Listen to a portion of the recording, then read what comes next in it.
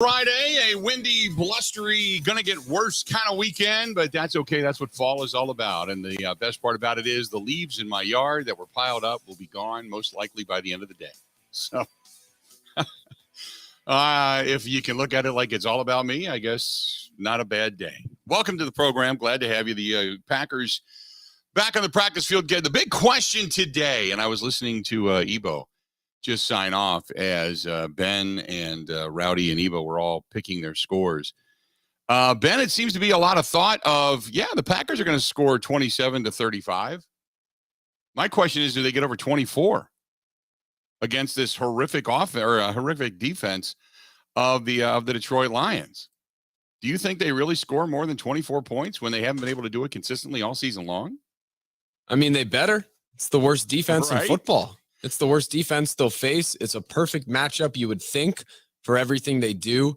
You'd hope they can play from ahead for once this season and get on a roll, maybe build upon the second half against Buffalo.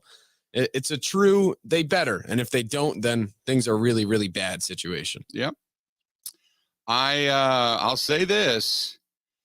If they don't score more than 24 and it's a close game, say 17-14, 2017, something like that, then there's no moral victory in all of this. There's no victory. It's a W, but it's one of those W's that just sticks a tiny one of those little dot bandages, those little dot Band-Aids on what is otherwise an open, gushing wound.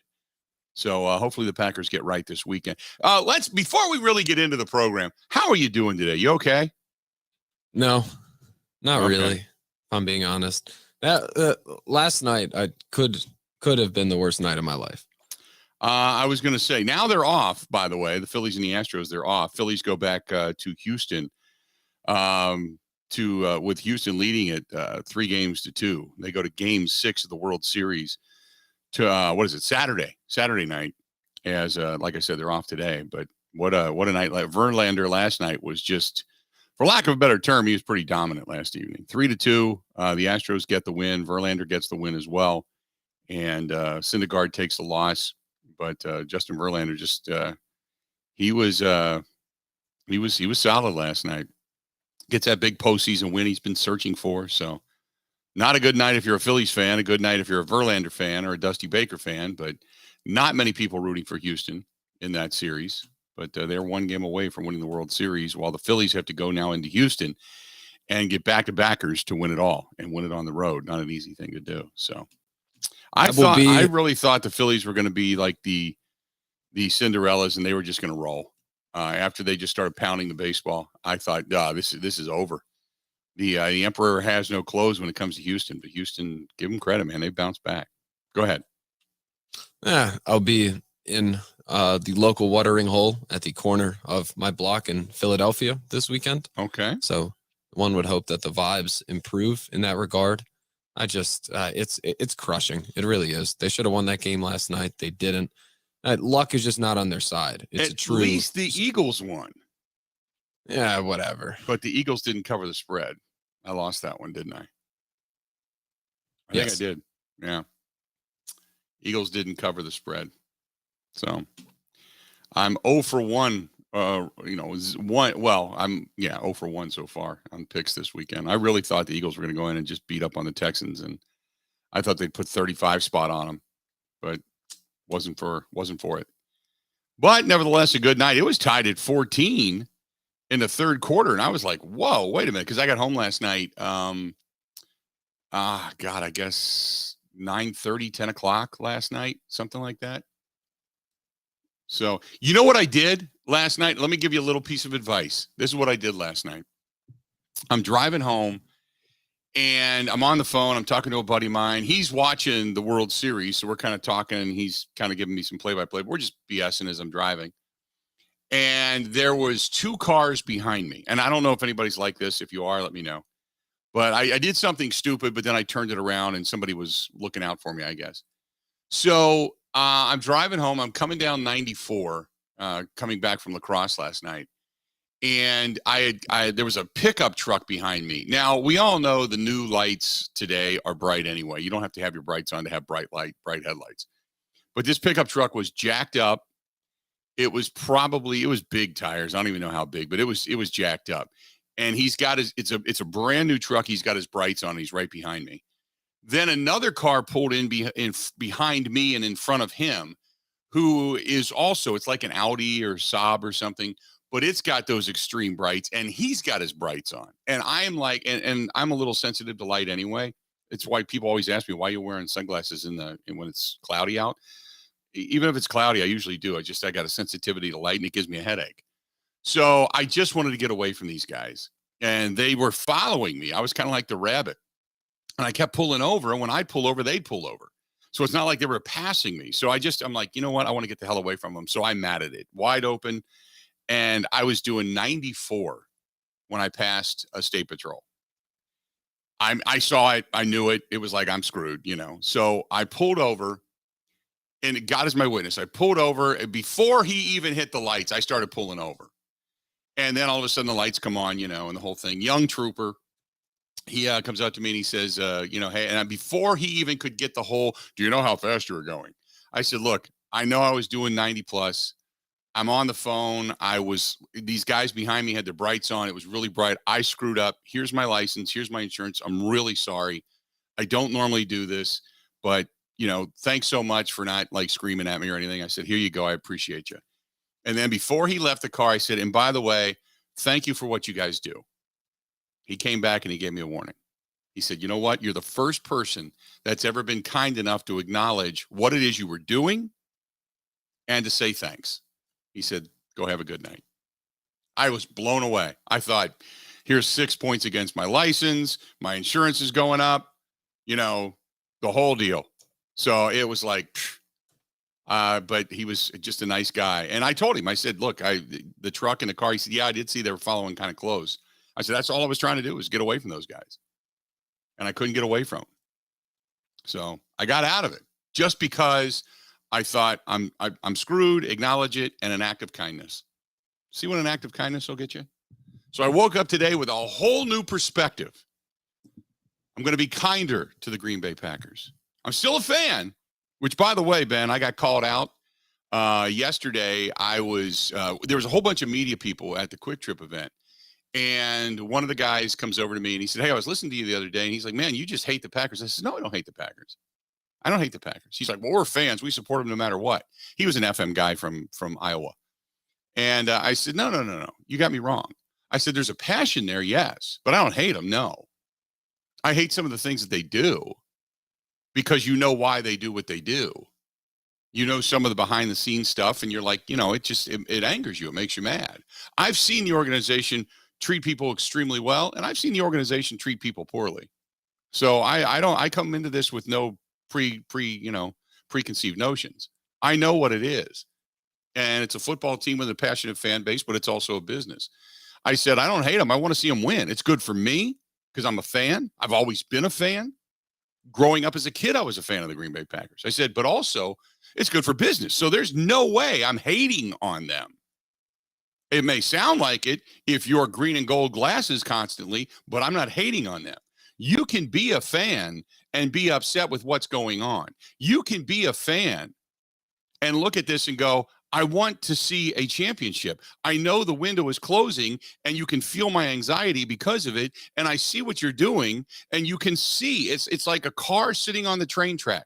The car's not a crash, but you can see the train coming and you know the train is going to hit the car and you can see it. So you're trying to do anything and everything you can to push the car out of the way, to say, no, if you can do this, this will help get the car out of the way. That's what I'm looking at. And then he was kind of like backing down. Okay, but my dad was a fan of Bart Starr's. I'm like, so was my dad. I grew up in Ohio. Every time the Packers were on, my mom and dad were like, you got to watch Bart Starr. Class guy. Paul Hornung was amazing. You go through the whole deal. And I was like just beyond sperm at that point. I had no idea, but I grew up a Packers fan. So no. Tell me it's not about fandom. It's about passion and it's about honesty. That's all there is to it. Ben, anything else today before we really get into the show? I'm all wound up.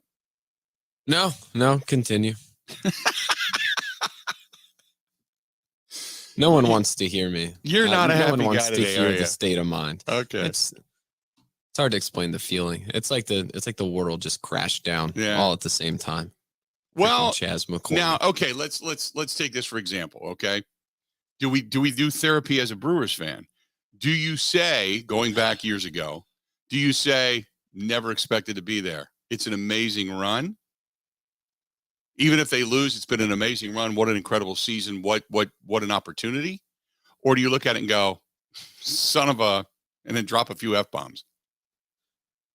Today, this morning, definitely the latter. Okay. As time goes on, you talk through it, but I don't know. I'm naturally a pretty pessimistic person, and pessimism was definitely proven true. Okay. Maybe come 3 months from now, I'll look at it differently, but Yeah. today could be one of the worst days of my life, and that's okay. You look at it as they didn't belong here, but when you get on the streak, you got to ride the streak. You got to see it through. You know, it's like, here's your opportunity. It's right there. And you don't know how long it's going to be until you're back again, because doing it in baseball is so difficult. But you're just hanging on. And I agree with you. It's tough. It's tough when you know you're right there and all you got to do is just hang on. And so, yeah, no, I get it. I get it. 877-867-16. There was something that Jeff Passan wrote. And I want to find it. Maybe I'll find it during the break regarding baseball. I got into this discussion yesterday too. It was fascinating, the whole Quick Trip day. But there was something fascinating in I was reading a Jeff Passan cut. What about the Phillies getting no hit 2 days ago? No. Because that happened too, Bill. No. This was this was, I think it was just a couple days ago, and I can't find it. I think it was Jeff Passan. It was about baseball. Oh, okay. I got it. So I want to bring you this when I come back, and we're going to talk a lot of Packers today. But it was one of the things that we've discussed throughout the season regarding the Milwaukee Brewers, and it is something that is a very, I guess, if you are a fan of baseball, it is an alarming statistic. And I thought, you know, and it's 100% correct. And it's something that Todd Rosiak, when we had Todd Rosiak on the program a while ago, Todd Rosiak brought this up, and it was a whole different perspective on what it is you and I and everybody else that's ever watched baseball kind of thought about the game.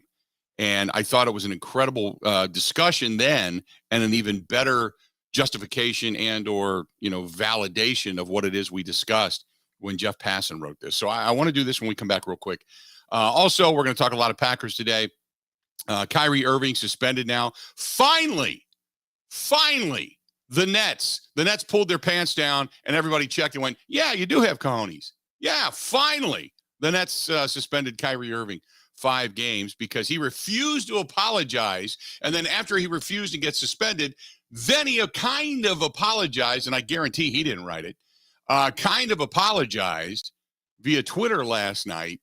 But again, it's obstinate stupidity, ignorance, and self-value over everything else. And Kyrie Irving has always been and always will be that, and he's never going to win anything. Let's do this, and I hope he ends up with the Lakers. Let's do this. We're going to go ahead and take a quick break. We're going to come back. We got a lot more of the Bill Michaels Show on a Friday. This portion of the program, as always, brought to you by our friends at Bud Light, the official beer sponsor of the Bill Michaels Sports Talk Network. We'll be right back.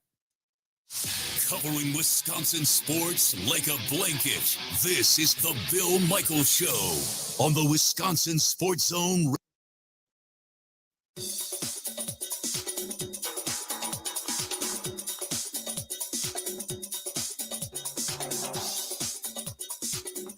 Bill Michaels will resume in 3 minutes.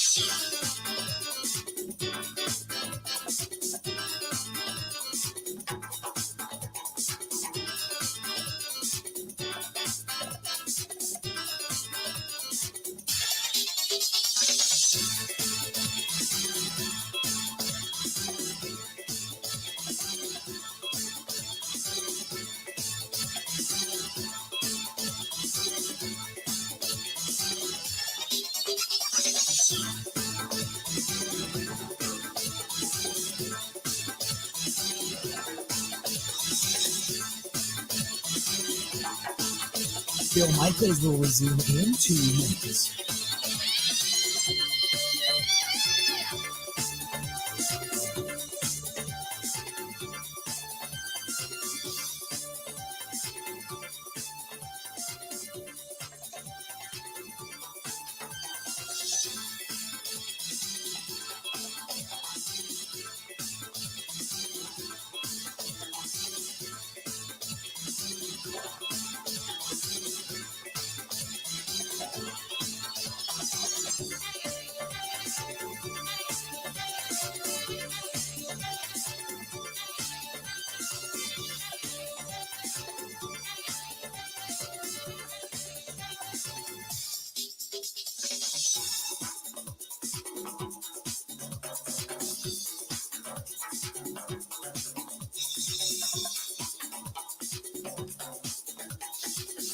Bill Michaels will resume in 1 minute.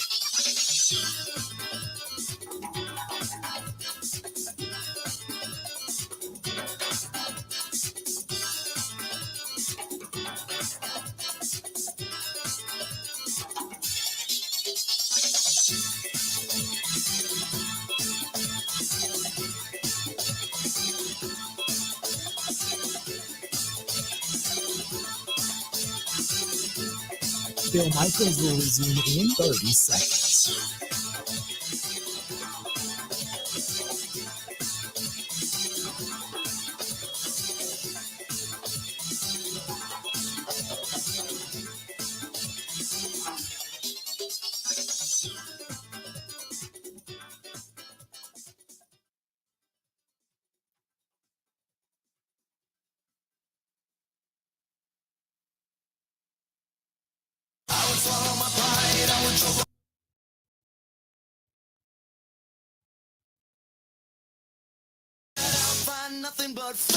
Welcome back to the program. We are glad you're with us today. This portion of the program brought to you by our friends at the Milwaukee Admirals. Admirals hockey is back, and they are looking for you to join them, whether it's for a single game, season tickets, some of the party zones, whatever it happens to be, promotional nights. Go to MilwaukeeAdmirals.com. That's MilwaukeeAdmirals.com. One of the things that I was reading the other day, and this was just, it popped up regarding Major League Baseball, and I don't want to dwell on this too long because we got a lot of Packers football to talk about. But Jeff Passan wrote, "Welcome to Major League Baseball 2022 style, where if you don't throw hard, you probably don't throw much at all. Gone with a few exceptions are the nibblers and the soft tossers, relics of a time when only the finest fastballs kissed 90 miles an hour. Replaced by live arms that reliably launch bolts. Back in 2008, the first year Major League Baseball tracked all pitch data. Pitchers threw 3 fastballs of 100 miles or more greater in the playoffs. This year, there have already been, now this was the other day before the game last night. This year, there have already been 164 pitches of 100 miles or more. And with Game 3 at Citizens Bank postponed because of rain in Philadelphia, the team's rest of their bullpens is only going to add to the list. It's not just the top-end arms or the elite relievers. The average starter is throwing 94.9 miles an hour this October. Relievers, even generally anonymous ones, are 95.9. It's everyone. In 2008, the postseason's hardest thrower was Bobby Jenks, whose fastball was 97.5 miles an hour. This postseason alone, 17 pitchers have faster average heaters than Jenks. 5 years ago, 27 of the 100 playoff pitchers sat above 95 miles an hour. This year, 68 out of 131. That's more than half. So we talk about hitting and how averages have gone down. And there was a really good piece, and I think it was written by, I was reading it might have been Baseball America. Baseball America, I'm attributing them, and I hope that's right. Baseball America was talking about velocity, spin rates, and the ability of miles per hour to catch up to fastballs and breaking balls. And one of the reasons, obviously, that we've seen a significant drop in batting average and OPS for that matter is because of the pitchers far outdistancing hitting at this point. If you have a pitcher on your team that throws 95 to 97 or 100, you covet that. Okay. Now you can't throw it on a string because, eventually major league hitters are going to catch up to it. But the ability to adjust has dropped significantly within the millimeter or the timing of a second. So what you used to be able to kind of think as you saw the pitch coming and you were able to look at kind of feel the location of where it would be and swing and put bat to ball. That ability has been reduced a lot, almost a full second, which is vital in the ability between the eyes, the mind, and the hands, and then the physicality of the body to react to a pitch. So in other words, pitchers have gotten so much better and are throwing so much faster that simply the human body doesn't have the ability to catch up to it on a consistent basis, which is the reason we're seeing batting averages and such drop so dramatically. And it's only going to get worse. That's the scary thing. It's only going to get worse because pitchers in these pitching labs are really kind of streamlining their deliveries, and they're creating a different snap in their arms, which is giving more velocity, more spin rate and such, also putting more movement on the baseball. Hitters don't have that ability to catch up. I'm a purist. I think the game is played a certain way. That's the way it should be played. I don't think it should be tinkered with. You either adapt, you catch up, or you don't survive, and better hitters are probably waiting in the minors to come up and find you, okay? And I'm a big believer in that. But at some point, when the average velocity reaches 97, 98 miles an hour on a consistent basis, hitters don't have the physical capability, especially with the way pitchers can hide the baseball through their delivery now. They don't have the capability to catch up, which means you're going to have to start doing things if you're Major League Baseball, like lowering the mound or moving the rubber back a foot. Instead of 60.6, it'll be 61.6 or something to that effect. Move it back to give batters that extra split second, that half a second to be able to read and react and catch up. And I thought it's a terrific article, but it's also very explanatory as to why the hitting in Major League Baseball has dropped. It also, though, does condemn the grip it and rip it mentality, because basically what a lot of hitting coaches have done, they've given up on the ability to place the baseball. They've given up on the ability. It used to be a guy that threw 88, 89 miles an hour and picked the corners. You could dip and go with the pitch, and because you had a little bit more time to react, you don't have that kind of ability in today's day and age, for the most part. And when you look at Major League Baseball and where they're going, the grip it and rip it mentality, it also has backfired on them, because even though statistically speaking, you can garner more runs and have more upside percentage-wise to hitting home runs, there's no doubt about that. But there is also another side of the game of being able to get to a starting pitcher, putting the ball in play, putting bat to ball. And they have kind of left the ability just to hit the baseball, just to put the ball in play, because all they are is launch angle, step, swing, hips, grip, rip, and that's it. That's all they're teaching. That's all you're doing right now. And so the art of actually hitting a baseball is also gone. So the combination of the two is what's really made baseball, in my opinion, a much more, for lack of a better term, a much more boring sport, because it's I think it's like 6.5 minutes for ball in play, wait. And think about that. If you just saw a quarterback tossing on the sideline for 6.5 minutes and then came in and ran a play and then went back over and then tossed on the sideline for 6.5 minutes and then came back in and ran a play. Think about the boringness of the game, but that's what we're witnessing in baseball. So anyway, it was just very interesting and kind of piqued my interest in, so I wanted to bring that to you. So there you go. 877-867-1670, 877-867-1670. Give us a shout. Again, we'd love to hear from you. You can also hit us up on Twitter at Bill_Michaels, at Bill_Michaels. You can find us there at Ben Z. Kenny. If you want to send a sympathy card, you can.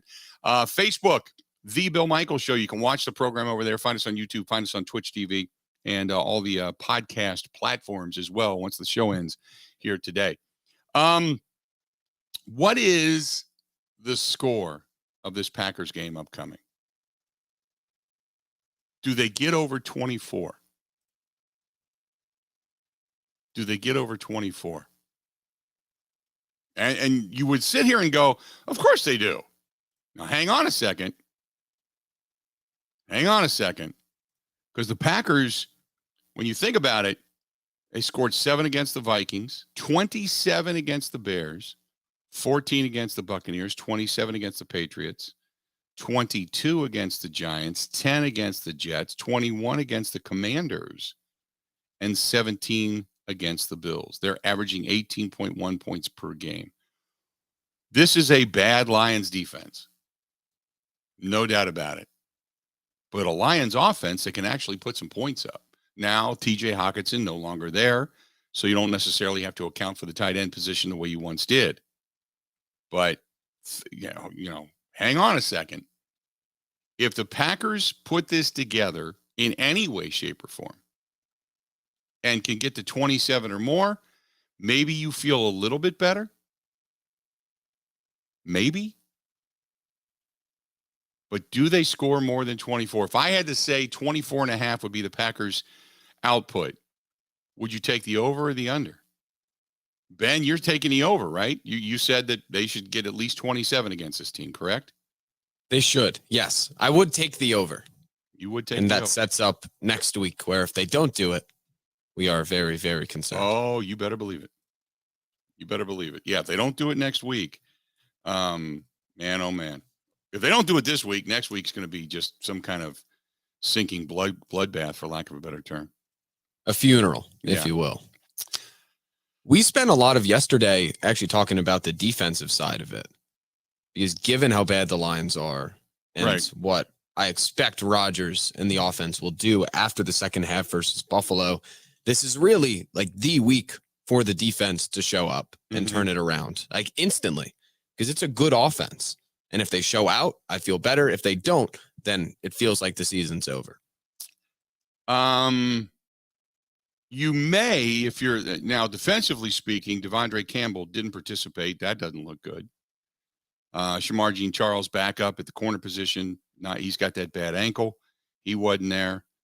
We know Rodgers has the thumb and he's been ailing a little bit. Preston Smith has that shoulder issue. He was back, but limited, which is good just getting back. But, you know, this defense is ailing. Now, here's the question. Do you get either side, Allen Lazard or Christian Watson? Christian Watson coming out of the concussion protocol. He was limited at practice, but I don't think he's going to be made available for this game. If he is, then that's awesome. That he was able to recover. His baseline was good and everything's great. That would be great. But I kind of get the suspicion that because he didn't practice on Wednesday, limited yesterday, wait and see what happens today. But they're pretty cautious when it comes to concussions. I would assume it's going to be one more week because you're going to need all hands on deck when you face the Cowboys. Not that you don't anyway. But Lazard with the shoulder issue, we'll see if he actually is able to come back and maybe add a little bit to this. Because you're not, Cobb's not going to be back anytime soon, obviously. So you're really thin, which means Romeo Doubs is, yet another coming out party, and running the football is what your operandi is going to be. And kind of hope that your offensive line is, and David Bakhtiari not practicing 2 days in a row. Now we'll see if he does today. But that, again, this is it. I enjoy David Bakhtiari while it lasts. I can't imagine that he's going to be back with his team next year. Can't imagine it. The day of saying Aaron has to have, Bakhtiari and Cobby and his guys on this team, those days are over. You need help, and you got to cut bait with some of this high end talent that really isn't getting you much. And like I said, Cobb is always, and I don't mean to knock Randall Cobb, but like Puxatawny Phil, you just waiting to see at what point in time Cobb's going to go down with an injury that's going to keep him out anywhere from 4 to 6 to 8, 10 games. Because that's just what he's been. It just happens. Jacob says 2 words, Kylan Hill. Well, who knows? Maybe he gives you a couple of big returns in the special teams and takes off and gives you a couple of scores that way. Maybe that'll get you over 24 points per game. Let's do this when we come back. Mike and Cudahy, Derek in Albany, New York. We'll get to you, both of you guys, when we come back. Stay tuned. We got a lot more of the Bill Michaels Show coming up next. Covering Wisconsin sports like a blanket. This is the Bill Michaels Show on the Wisconsin Sports Zone Radio Network. One of the worst things that you can hear, you have cancer. The worst is when you hear the words, your child has cancer. When a child is diagnosed with cancer, it changes their world. Sometimes they can't even do things that they really love, like playing soccer, riding a bike, going to prom, attending school. Children with cancer spend a lot of time away from others. I'm in the hospital, treatments, tired, nauseous, and they feel isolated. That's where Special Spaces Wisconsin steps in.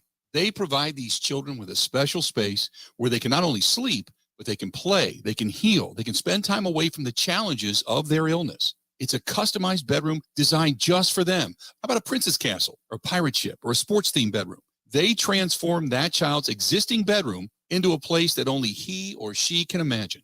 A place for them just to be a kid.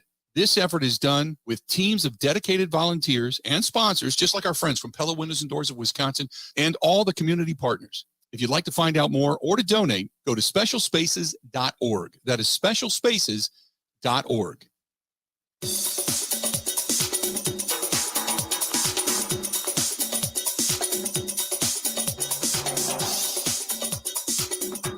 Bill Michaels will resume in 5 minutes.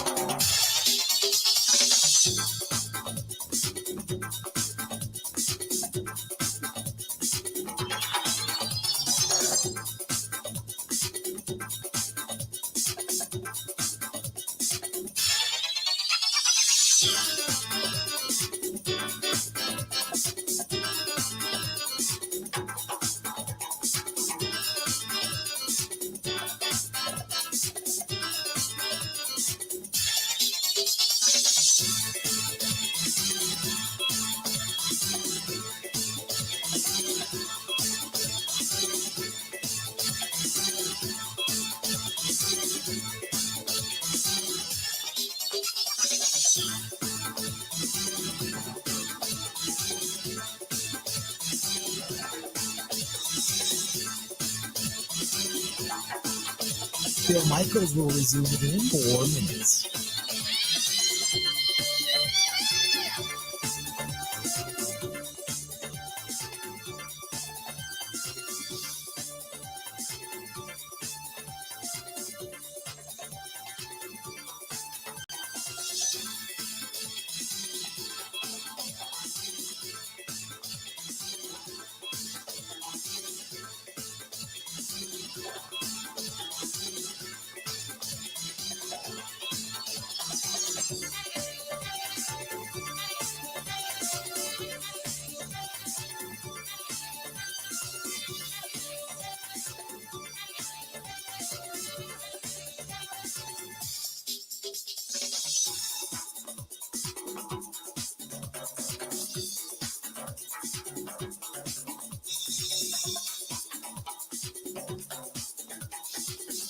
Bill Michaels will resume in 3 minutes.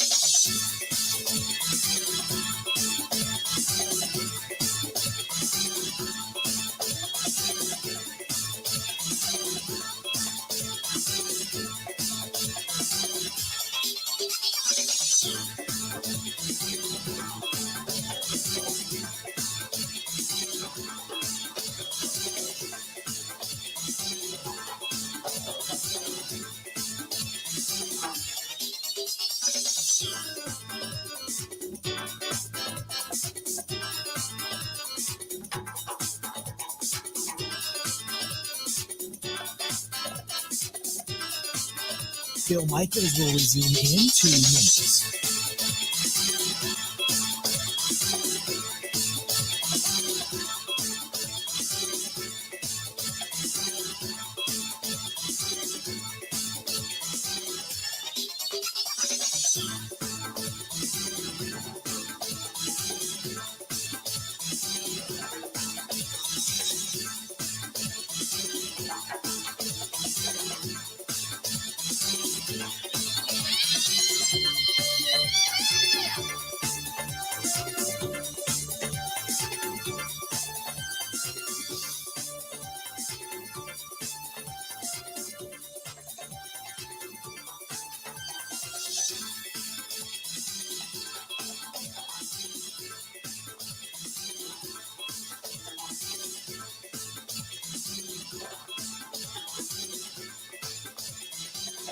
Bill Michaels will resume in 1 minute.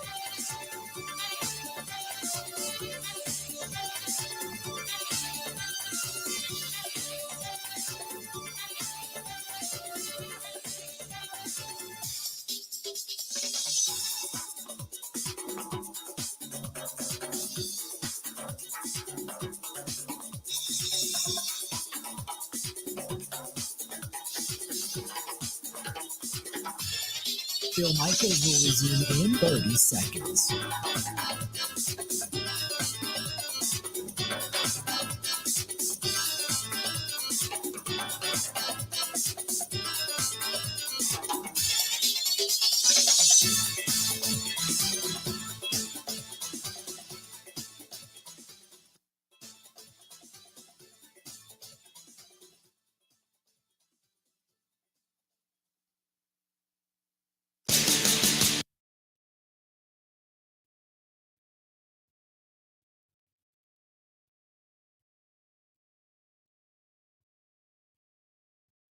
Welcome back to the program. We are enjoying the day today. It's gonna be a windy, blustery one outside. Nothing wrong with that. Hey, if you're looking for good Italian food on the west side of the Milwaukee area, with Waukesha is stop in today, tomorrow. You can check out the game on Sunday. Our friends at Albanese's Roadhouse. Whether you're getting carry out, take it home, sit in front of the tube, and watch the Packers hopefully knock off the Lions, or maybe just tonight, date night, casual night, family night, whatever it happens to be. Stop in Albanese's Roadhouse right there on Greenlawn Road, next to Menards and across the street from Home Depot. And you won't be sorry. Tell Joey too. I haven't been in there. I got to stop in the beach to get a drink and say hello. And it's right down the street from my house too. And I drive past all the time going, I need to stop in there. Haven't had a chance. Anyway, 877-867-1670, 877-867-1670. If you want to hit us up, feel free to go ahead and do so. Give us a shout. Let's get to it. Let's get back to the phone calls. Let's go to Mike listening to us in Cudahy. Mike, welcome to the program, man. What's going on? Hey, thank you, Bill. Happy TGIF to you. You too. Thank you. With this Lions game coming up, I've got the score 21-24. And if the Packers moving forward, Bill, from this game forward can play with the intensity that they did with the Buffalo game and just not throw the ball, just run it down their throats. That's pretty much, it's one dimensional, but that's all they got right now. And they can't keep anybody healthy. That's another thing with the receivers, and they're not on, there's the timing's wrong with the rookies. You can't just throw them into the fire and expect them to be all pro like Devontae Adams. You just can't do that. So, Right. And you got dead cap money coming up with Bakhtiari, and you have no leverage with getting any help for Rodgers, especially with the free agents and with the trade deadline that came and went. So I'm going to say this, you know what? I think the window of opportunity is almost just about shut. I mean, you got these 13-4, 13-3 records for the last few seasons, hosting the NFC title game in Lambeau, and you can't win it. What do you expect this team this year to do? I mean, I hate to be doom and gloom, but I got to be realistic about it. No, I agree. Last year was one of the years that I really thought this is it. Everything just set up in their favor. They even had the snow. They had there was nothing you couldn't have asked for if you were a Packers fan to win that game last year against San Francisco. And they came out and completely crapped the bed. And the two things I want to mention, Bill, before I let you go here, when Rodgers was sitting on the bench for 3 years behind Favre, nobody really leaned on him that much. And here he's asking these rookies to be like a Devontae Adams, and it's just, it's not going to happen. It's just, you can only expect so much out of these young guys. And Rodgers didn't even go to the OTAs to get on par with these receivers anyway. Mm-hmm. Correct. I thought it was wrong from the beginning. I agree. He's holding the Packers hostage because they're paying him $50 million. So it's kind of like 50-50. We want to invest in the future, but yet we're all in. You got to be one or the other, and it just looks like they're waffling to me. The other thing that was made, one of the general managers, I think we read the other day when the Packers did not make a deal, Rodgers, exactly what you just said, that Rodgers didn't want to come to OTAs, didn't want to go to mini camps, took all the money when he said it wasn't about the $50 million, but it clearly was. And so now the Packers are like, look, we can do so much, and I still think they should have made a deal, but we can only do so much. And you wanted all the money, you wanted this and that, and you wanted your guys here and Kabi here and Bakhtiari here, and we gave you everything you wanted. Now you got to go make something out of it. Have you really put Well, the effort in to make something out of it? You can use excuses, Bill, like they're not healthy, but it's the depth on the bench on each of their key positions. That's one of the problems. But the other one is this: Packers are throwing it right back in Rodgers' face, saying, "Yeah, we gave you the $50 million. We have no room to help you. You got to work with what you have. If you're that good." Granted, Rodgers can't pass and catch the ball here. Okay, it's half of the equation, but he needs to find somebody that he trusts. Hopefully sooner than later, and hopefully they can get on par while they're pounding the ball down people's throats. And thank God our running backs have remained healthy. That's another thing we got going here, but I don't know how long that's going to last. Nope. I 100% agree with you, man. Appreciate the phone call. Good stuff. I agree. I look, I think the Packers are a better team than what the record indicates, even though you are what your record is. I think they're a better personnel team. And I'll say it to the end of the season until we hear different. Something else has gone on behind the walls at 1265. I can't put my finger on it. I don't know what it is. I don't know if it's attitude. I don't know if it's division. I don't know, if it's something going on in the locker room, coaches. I don't know if there's a disconnect. I mean, Rodgers certainly paints a pretty good picture. When he goes on Pat McAfee, it's not like he's going in there going, hey, this is stupid, this is bad, that whatever. He's given some, in his way, he's given some backhanded shots to coaching.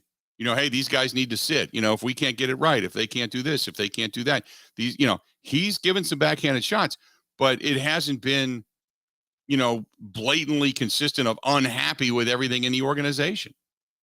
But there's something else going on behind the scenes. I just don't know what it is. Let's go to Derek listening to us in Albany, New York. Derek, how you doing today, man? What's up? Hey, Bill, I've spoken with you before and really enjoy your analysis, man. Sometimes, some people might think your analysis is terse or whatever. I think it's spot on, and I'm not trying to butter you up. I've been a Packer fan. I'm 64, man, so I got an elongated perspective of Packer history. And your rant the other day, about the Packers not procuring a wide receiver was classic, man. It was like old David Letterman. It was I loved it. It awesome. And you know what? Whoever your producer is right now, I know you remember this movie, Bill, because you're old enough to have seen it. In 1976, the movie Network. Yes. Remember the guy? He says, "Go to your windows right now Yes. and yell, I'm mad as hell, and I'm not going to take it anymore." Yep. Well, your guy who's running the board should take something from YouTube. I think it's like a minute and 25 in. Take that and use it as a soundbite or a hotkey, whatever, man. Yeah. That's exactly how some of us feel as Packer fans. Hey, I'm as optimistic as anybody, but I think you're spot on, Bill. I think something else is wrong, because if you look at the personnel of this team, we should be playing better than we are. And it's just so frustrating and disheartening. And, people that are close to us in our families, particularly women in our life, are like, oh, this is all irrational. It's just a game. It's just a game. But you know how it is, Billy. We're all little boys at heart, and we invest ourselves in this. That's why we listen to you. That's why we love sports. And it's disheartening. But, hey, I just want to let you know that I'll be listening most days as I do to DUZ going into your show, and really enjoy what you do. Appreciate it, man. Thanks so much. He drops off. You get on board. Albany, New York, checking in. As Packers fans are everywhere. You and I both know it. Go to the window. Yes. Open it. Yes. And stick your head out and yell, I'm as mad as hell, and I'm not going to take this anymore. There you go. That's it. Ben, keep it. Just put it on a hot button, man. We may have to use that. We may have to burn that up. Just use it over and over and over and again. 877-867-1670. 877-867-1670. You can also be a part of the program in the exact same way. Stay tuned. We got a lot more of the Bill Michaels Show coming up. You know what I'm doing tonight? Tonight, I'm going to a sipping taste test thing. I'm doing a whiskey thing tonight. And it is for a new bottle. I don't even know what the whole thing is, and I haven't really I've looked at the invitation, but I know where it is.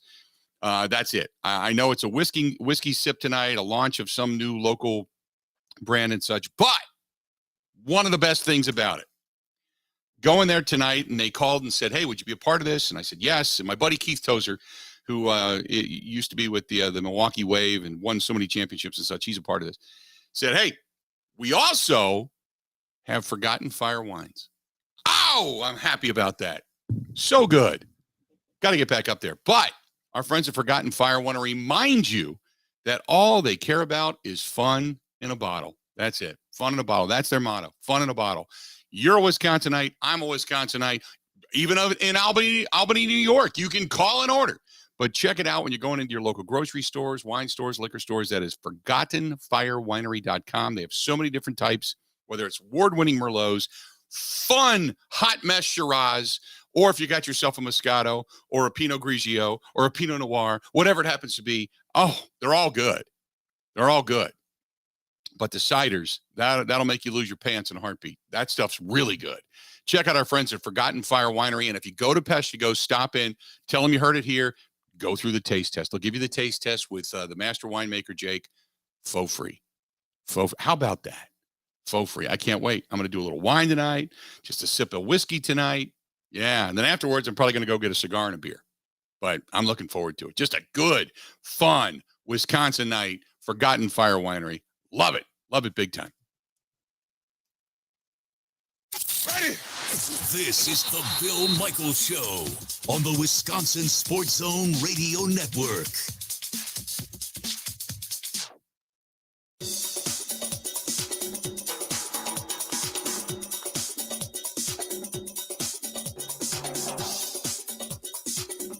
Bill Michaels will resume in 3 minutes.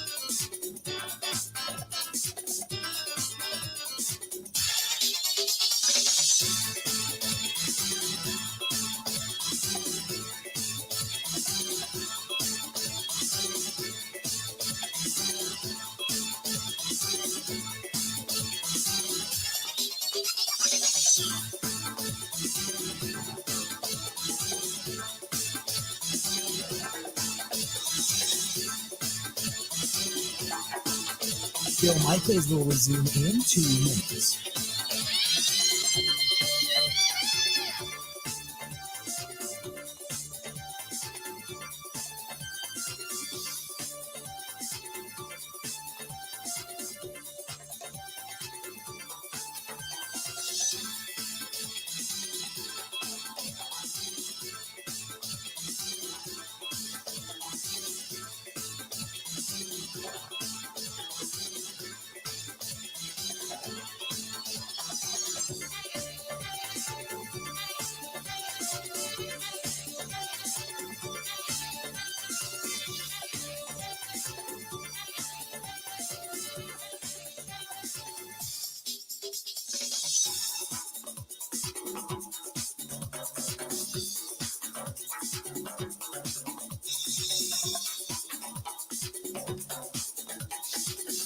Bill Michaels will resume in 1 minute.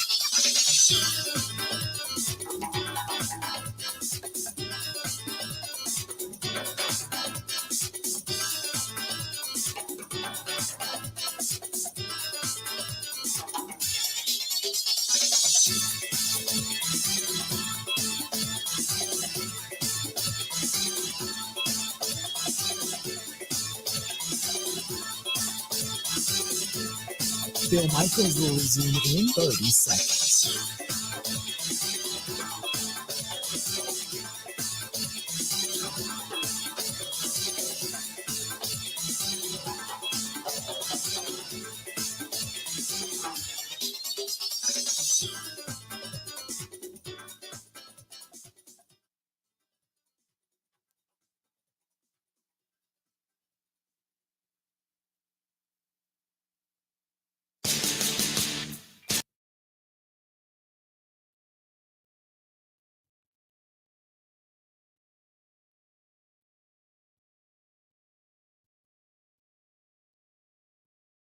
Good to have you back on a Friday.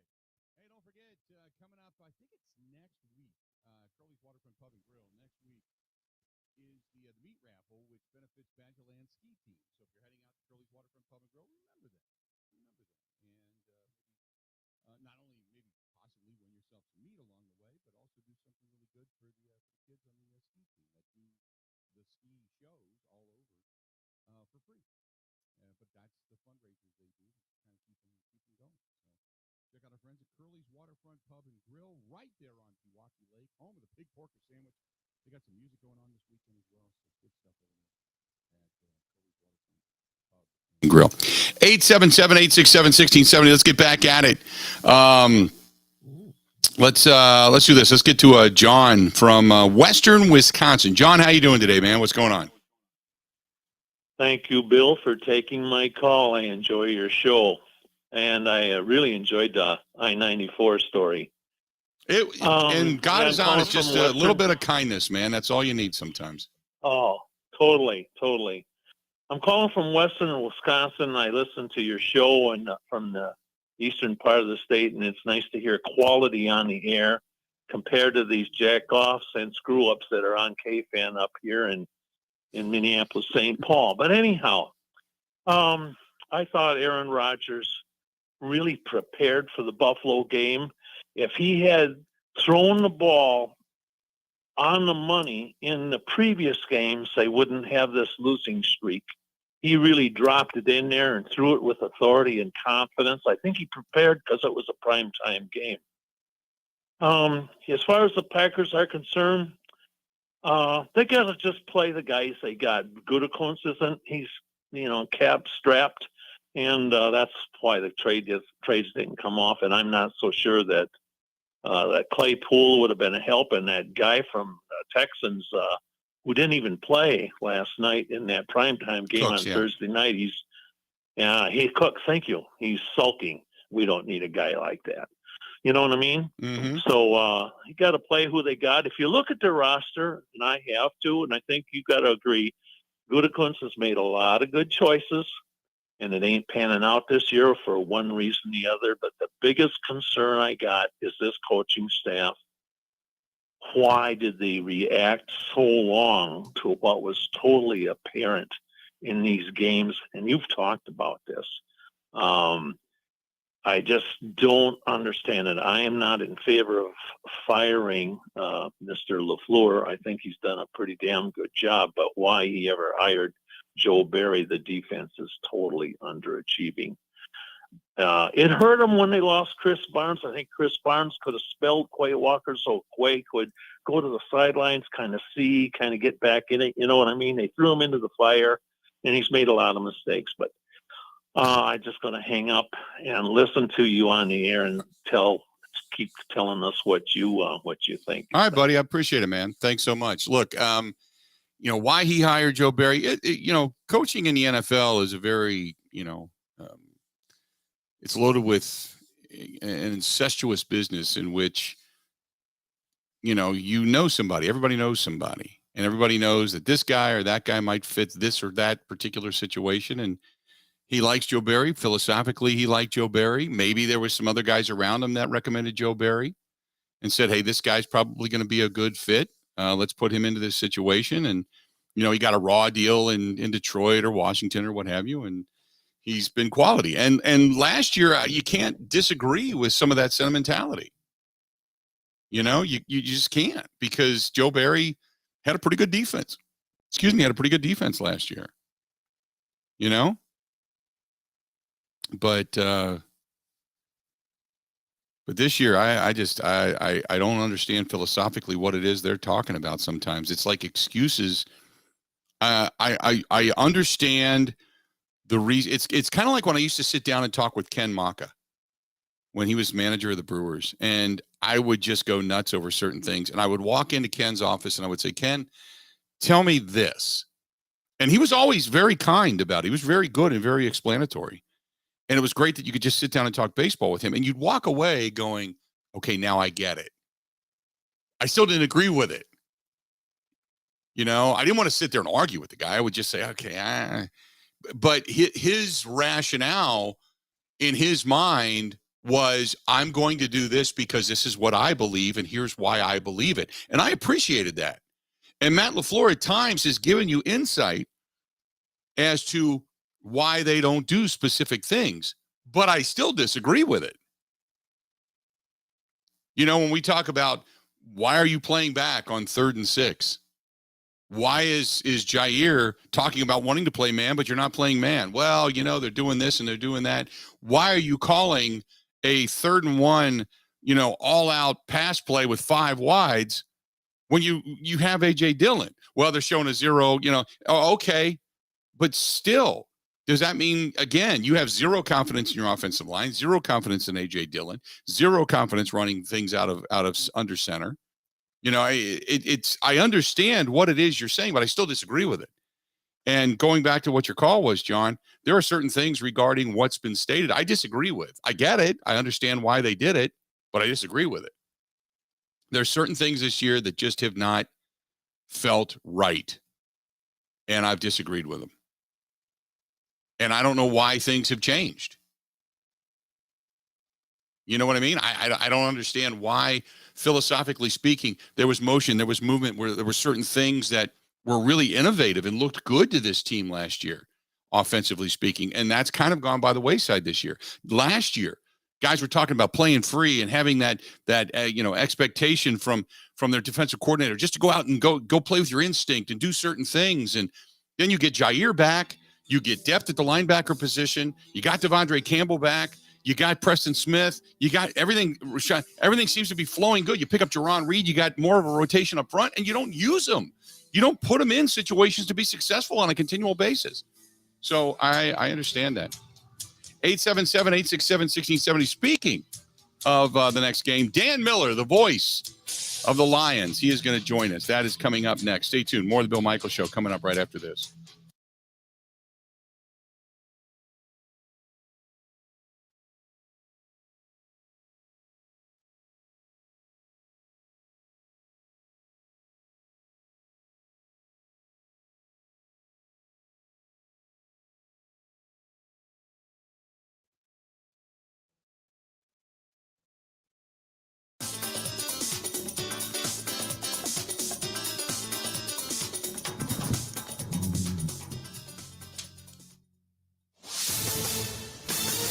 This is a Wisconsin Sports Zone update. Losers of 4 straight and sitting at 3-5 on the season, the Green Bay Packers go to Detroit this Sunday to take on the Lions. The Packers wide receiver room got a little boost as yesterday Christian Watson returned back to practice, and head coach Matt LaFleur said that could give them a boost on Sunday. I think you can give him everything. I think he's a super intelligent kid that works hard, and he does it in practice. So that gives us confidence that he's going to be able to do it in the game. We just got to get him through a game. He's kind of gotten snake bit a little bit, but he's working hard, and we'll see where he comes out of the protocol. Also back at practice for the Green and Gold was left guard Elton Jenkins. Kickoff Sunday from Ford Field is at noon. To Wisconsin football, interim head coach Jim Leonard said he has not had a chance to sit down with athletic director Chris McIntosh, but said he is looking forward to sitting down with him when the time is right to show him what he thinks it can be and should be. In the meantime, though, the Badgers are coming off their bye. They now welcome in the Maryland Terrapins tomorrow for an 11 o'clock kick at Camp Randall. Want to save even more at Fleet Farm? Well, now you can with Fleet Rewards. It's free to sign up, and there's no credit card required. Using Fleet Rewards is easy. Earn points every time you shop. Plus, get exclusive member offers, birthday and anniversary perks, free tire rotations, and more. Download the Fleet Farm app or create an account at fleetfarm.com/rewards to start earning points today. Fleet Farm, proudly serving the Midwest since 1955. The Milwaukee Bucks have tied the best start of their franchise history as they sit atop of the East, the only undefeated team in the NBA at 7-0. Coming off a 6-game homestand at the Pfizer Forum, the Bucks will hit the road. They're in Minnesota tonight to take on the Timberwolves for a 9 o'clock tip. And finally, with one exhibition game under their belt against UW Eau Claire, Wisconsin will open up their season Monday when they welcome in the South Dakota Coyotes to the Kohl Center for a 7:30 tip. For the Wisconsin Sports Zone Network, I'm Ebo.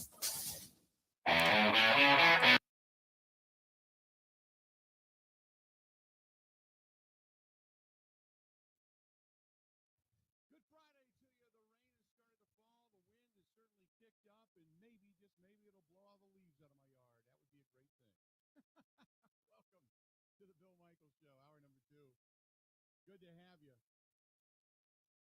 877-867-1670. If you want to hit us up a little bit later on, you can. Right now, we're going to talk some Packers Lions coming up this weekend. Over at Ford Field, both teams ailing tremendously. Joining us now on the hotline is our buddy Dan Miller, the voice of the Detroit Lions. Dan, I'll tell you this. I really thought this team was going to do some damage. They were going to be closing in on 500. They were kind of coming out of Hard Knocks, kind of a darling media wise, I guess, and sentimentality. What has gone so horrifically wrong to this team? Well, I mean, defense has been the biggest part of it, and they just haven't stopped anybody. And if you look at the first 4 weeks of the season, they led the NFL in scoring, but they couldn't get critical stops at critical times. Their defense has been a problem all year. They're at the bottom of the league in most major defensive statistics, and if you can't stop anybody, it puts all the pressure on your offense to be almost perfect, and that's been very difficult for them. They've been good at times. They've hit droughts at times.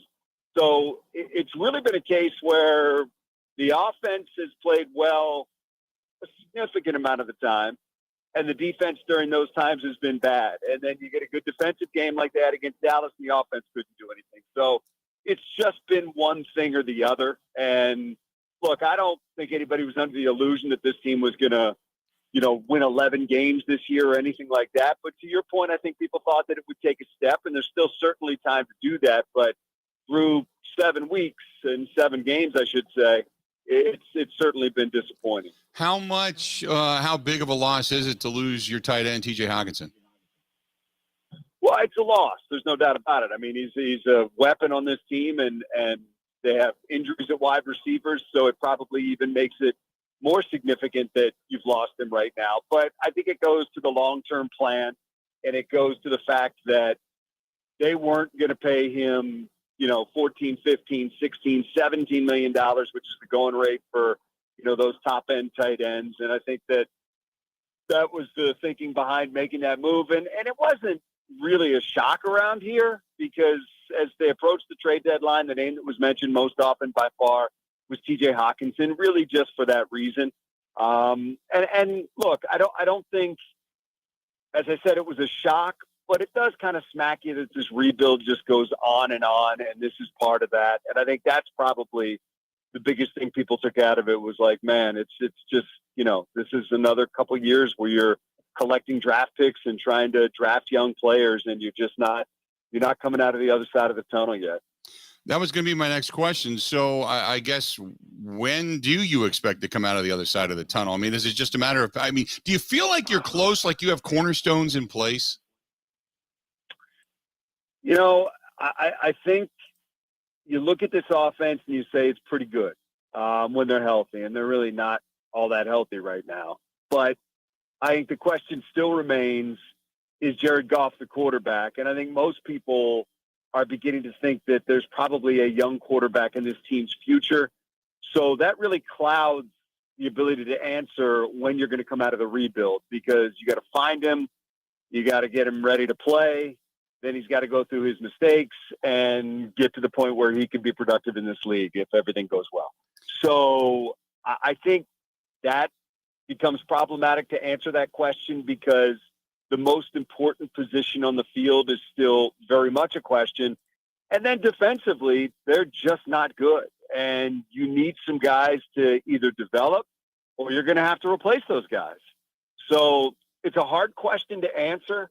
Do I see some guys that I think can be cornerstones? Sure. But at the same time, you've got to have other pieces. The offensive line's really good, and it should be together for a while. Amon-Ra St. Brown's really good. He should be here for a while. You hope that Aiden Hutchinson continues to develop. He should be here for a while.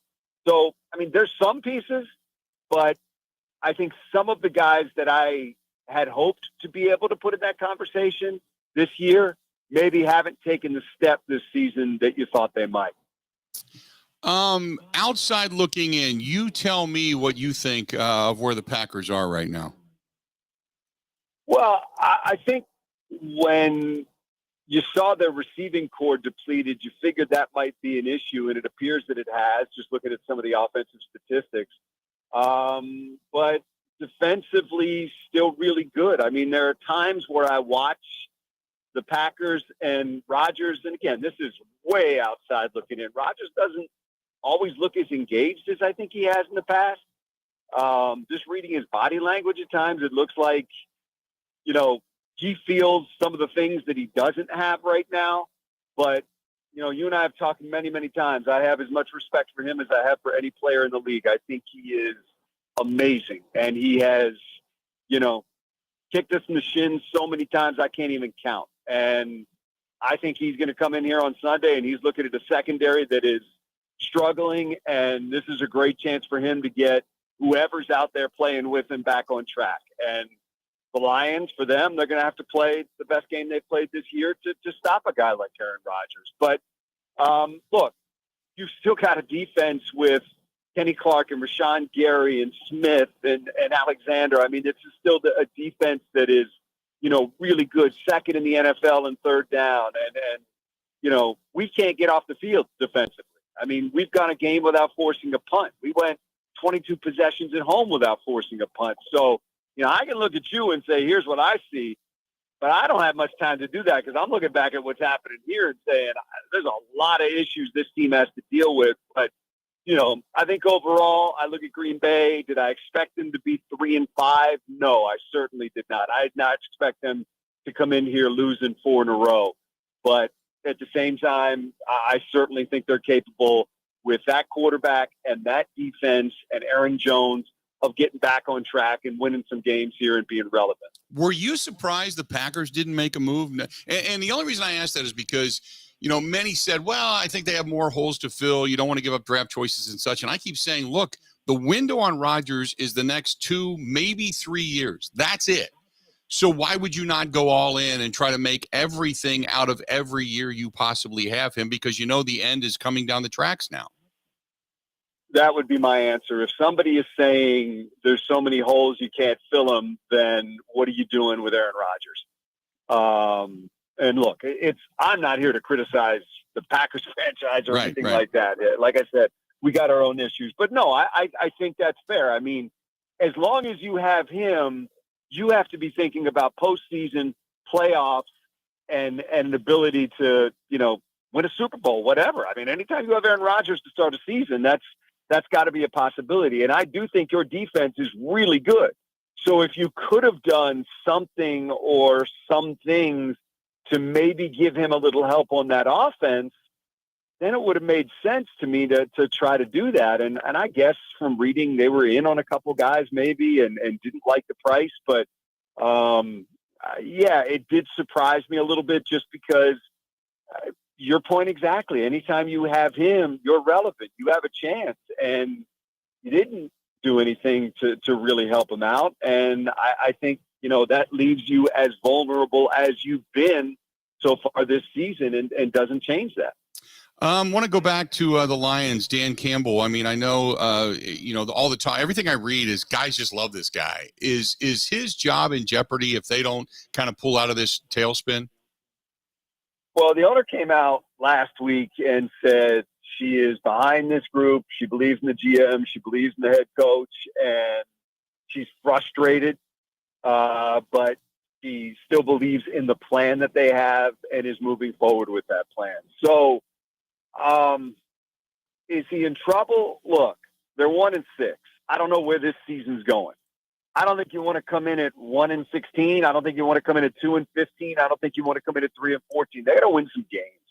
And if you don't, I don't know the answer to the question, but I think everything's on the table if you have that kind of season. So, look, I love the guy. I think he's great for the city, great for the franchise. The locker room loves him, but it's a bottom line business, and you have to win some games.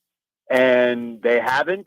And, some of the things they've done have not been indicative of good coaching. That's why you had a secondary coach that was fired on Monday. And that's got to change.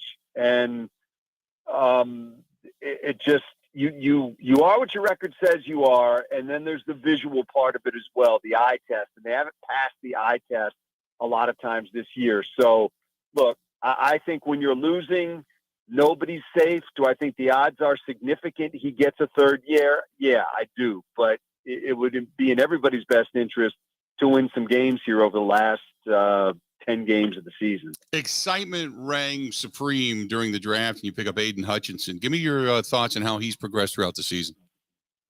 He always looks like a rookie. And I think a really good comp for him is Rashawn Gary. I mean, Rashawn Gary did not light the league on fire when he came in, but he sure looks good right now, and he's figuring things out. And It's not easy to be an edge rusher in this league where you go from college where you're just better than everybody to coming in here and every tackle you face is pretty darn good. And the 265-pound tight ends can block you as well. So I think Aiden has had moments where he's looked terrific. He's had moments where he's looked confused. But what you like about Aiden is he checks every box in terms of what you'd look for in a young player that has to put in the work to get better. And I think we've seen that. They've changed some of what he's done. They've gone from a 3-point stance to a 2-point stance. I think that's helped him. And I think that he is improving as the season goes on. But there's a lot to learn there. And I think he's going to be a heck of a player in this league. It just doesn't happen the second you hit the ground running in the NFL. And I think that's what you're seeing right now with him. With the offense that does have the ability to score, as you discussed a little bit earlier, I wonder because the Packers, even though they're good on third down, they've still been giving up points specifically in the second half of ball games, and their offense hasn't really been able to consistently get over 20 points per game all season long. I don't know whether to expect a high-scoring affair because the defenses are giving it up. I don't know whether to expect a 17-10 game. Anything specific you're kind of expecting out of this contest? Man, we're so inconsistent, it's hard to say. I mean, look, we went 8 quarters without scoring a touchdown. Then we scored 27 points in the first half against Miami and didn't score in the second half. So if you can figure that out, let me know because I appreciate the insight. Look, we're capable of putting up points, and we're certainly capable of giving up a lot of points. They're beat up at wide receiver right now. DJ Chark has been out. They've got Josh Reynolds, who has missed time this week. They just traded TJ Hawkinson. DeAndre Swift isn't particularly healthy. So those things add up to it being more challenging putting points on the board offensively. But, you just get the sense, too, that at some point, and it's just the way this league works, this team's going to play a game and they're going to beat somebody. And I don't know when that's going to be, but it's just the way that it goes in this league. You put a Sunday together offensively, defensively, they both show up and you go out there and you play. Will that be this weekend? I don't know. I mean, they've had opportunities. They very easily could have gone down to Dallas and beaten them. They're sitting on a 1-score game in the fourth quarter with the ball at the 1-yard line to take the lead and fumble.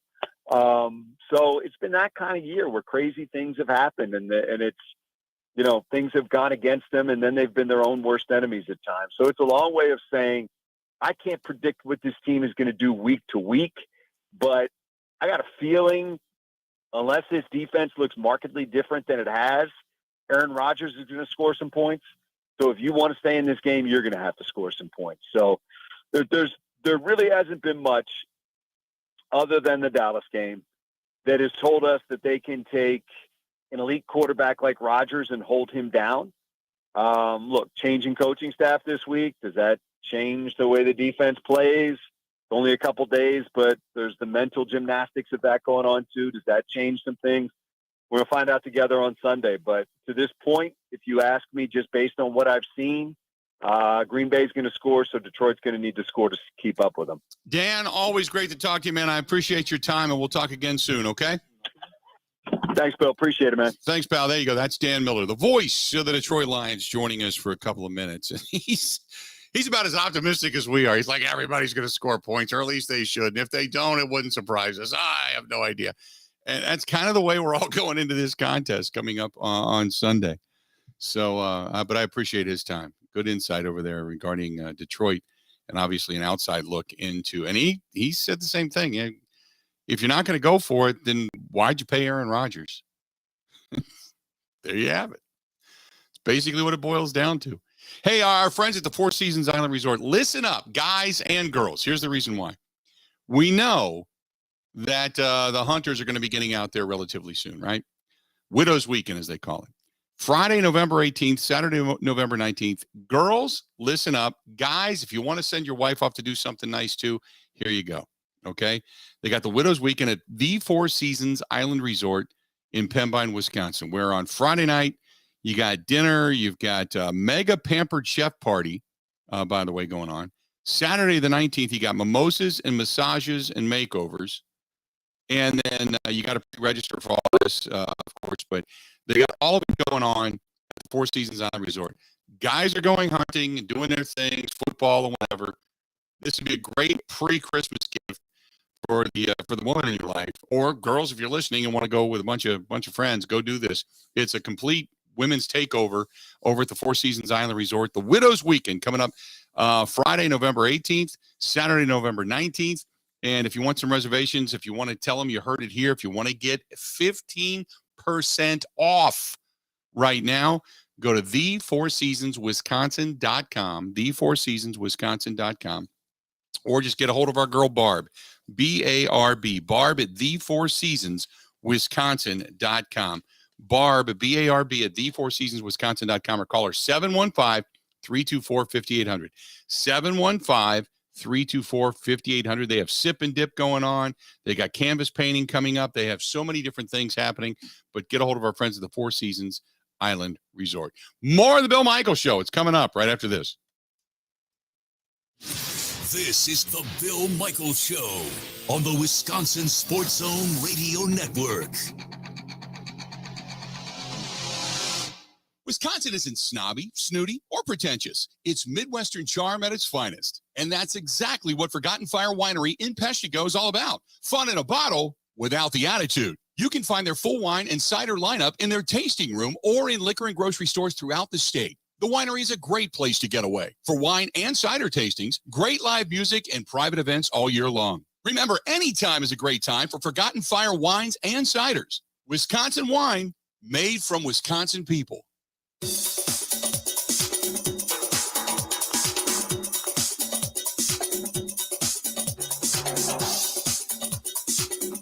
Bill Michaels will resume in 3 minutes.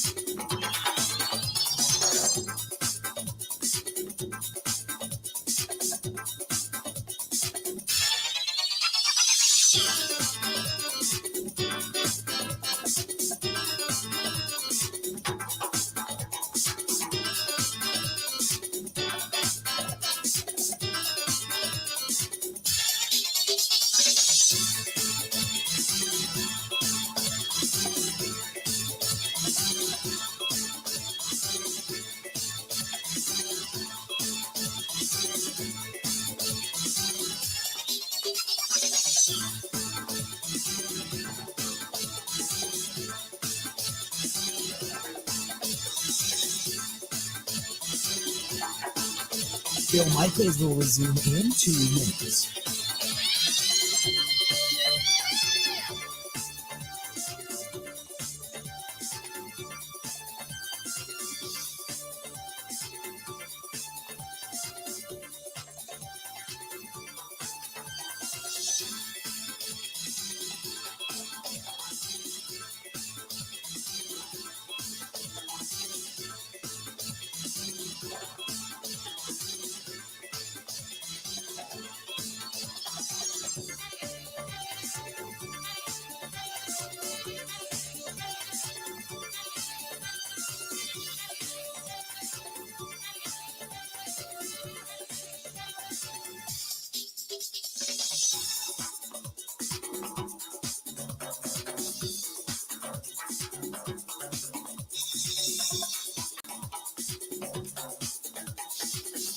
Bill Michaels will resume in 1 minute.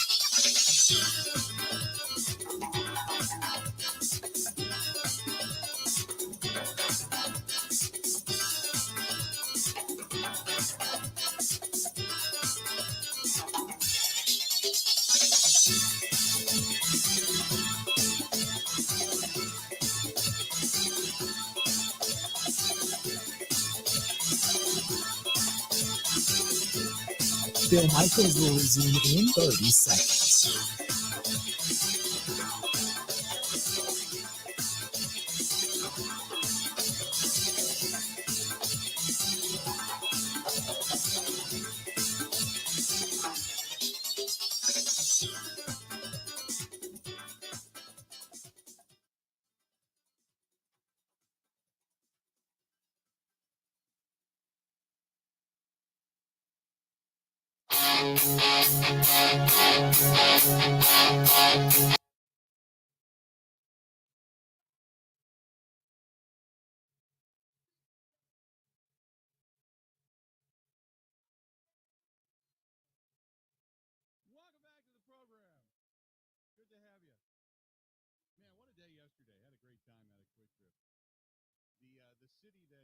That is Quick Trip in La Crosse, Wisconsin. And don't forget, they have the opening drive contest going on right now at Quick Trip. Stop in, use your Quick Rewards card, type it in, you're good to go.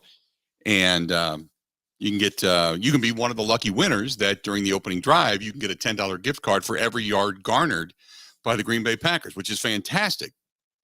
But it was interesting because yesterday I had drove there on Wednesday night after I got off the air, and I stopped into Quick Trip. And I do every day almost. And today I did not, but I almost every day I use Quick Trip for whatever reason. And whether it's gas or, I went in and got some lottery tickets. I think we're all hoping for the 1.2 million, which is a payout of close to $900 million. I don't even know what I would do with all that money. But regardless, I stopped in a Quick Trip and there was a gentleman there, and I had picked up one of the rib sandwiches. And I'm trying to eat a little bit healthier. I had a rib sandwich and a yogurt, which really is kind of counterproductive. And he had kind of recognized me and said hello. And we were just talking a little bit in line. And he listens every day. He's in La Crosse. And so he sends me a picture and says, "This is what I do at Quick Trip." And it's got a picture of him sitting in the back of the Quick Trip. And I don't know which one it is over in the La Crosse area, but he's sitting in the back of the Quick Trip at one of the chairs. And he's doing the scratch-off games. And he's got a beer. He bought a beer at Quick Trip, went to the back of the store, had the beer sitting there. I don't know if it was open or not. Couldn't tell. But he's doing the scratch-offs. So it got me thinking, we do so much with so many of our sponsors.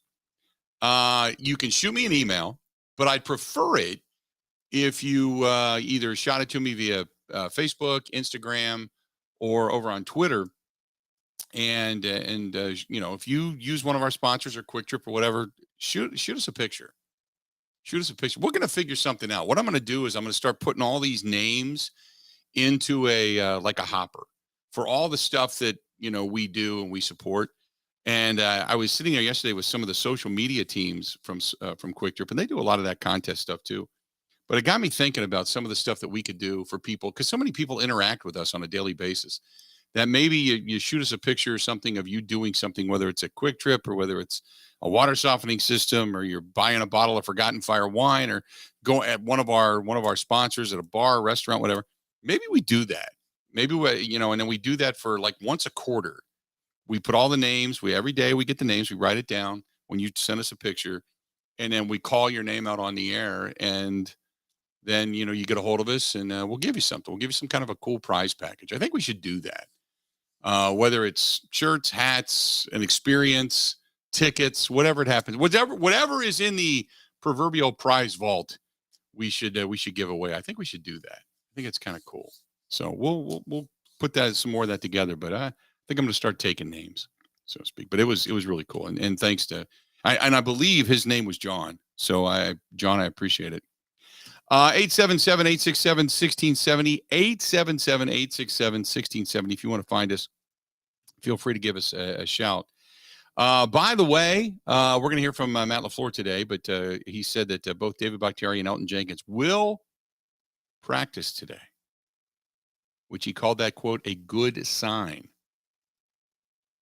But as we all know, doesn't really mean anything, because game day they could wake up, say they don't feel it, and then not play.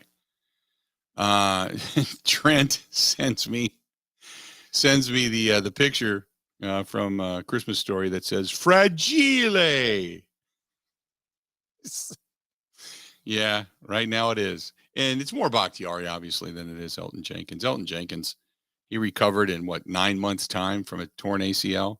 David Bakhtiari has been on and off now for going on 2 years and 10 months, or a year and 10 months, I guess.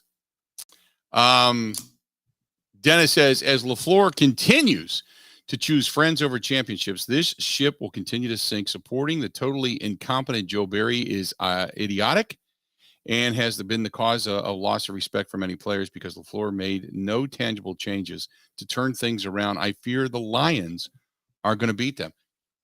Dennis? Okay, I'm going to get real close here because I'm looking at the camera. Dennis is watching. Between you and me, Dennis, I picked the Lions. I picked the Lions against the spread, the 3.5. I think it's going to be a close game. I hope I'm wrong. I hope you and I, come Monday, are sitting there eating crow going, you know what? Yeah, we were wrong. Packers put it all together. I hope that's what happens. But looking at reality, I'm crossing my fingers, man, but I'm picking the Lions. Lions can score, even though their offense has been somewhat, kind of on again, off again. Lions can score. And the Packers have not been able to do it on a consistent basis. So 877-867-1670, 877-867-1670. Find us. Love to hear from you. This was from Kit. Kit says, hey, Bill, listening here in the UP. I've been down to Peshigo. Oh, been down to Peshigo, by the way. Love Forgotten Fire Winery. But the biggest question is, will Aaron Rodgers begin to throw the ball at will around to anybody that's open rather than just always focusing on the receiver he feels has the best matchup? No. You would like to think. As a matter of fact, it was funny because I was watching that on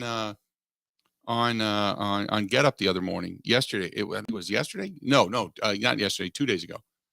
And they were talking about, Rodgers has the propensity to and we know that. But with this offense being the way it is, or lack thereof, that you necessarily can't. But one of the reasons he does focus on the matchup, one is that's the best available matchup. Two is the offensive line hasn't been good. He doesn't have a lot of time to go through 2 and 3 reads. It's like 1, 2, bang, back to the 1. That's it. He hasn't had the time, the consistent time, I might add. The consistent time to be able to go through his reads because the rush has been in his face so damn quick, which is part of the reason you understand why they've been in shotgun so much, because they're just trying to give him an extra second. But it's almost been counterintuitive, to be honest with you, for what they have. Brad says, replying to Daniel, Dennis, agreed totally because everybody sees it. But ones who need to don't. They just don't care.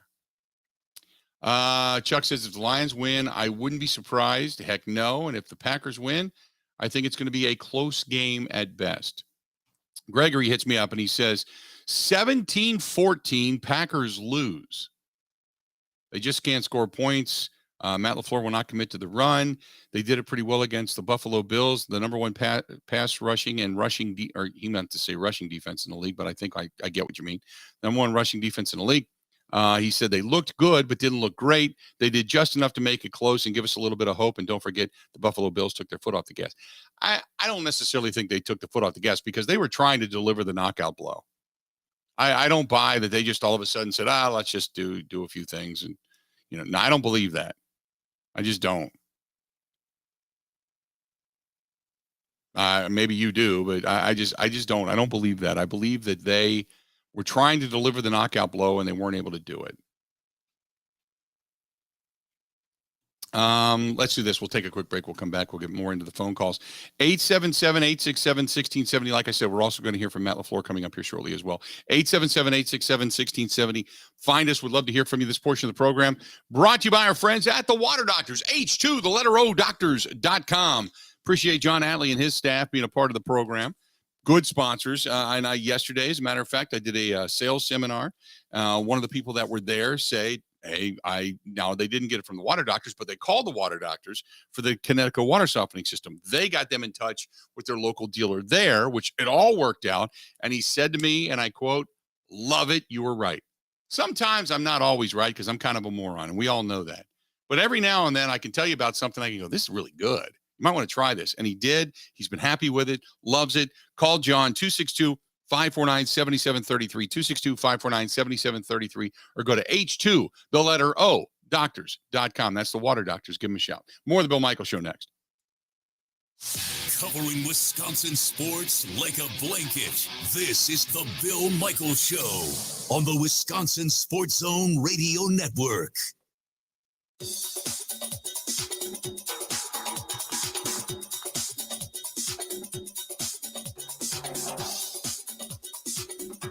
Bill Michaels will resume in 5 minutes.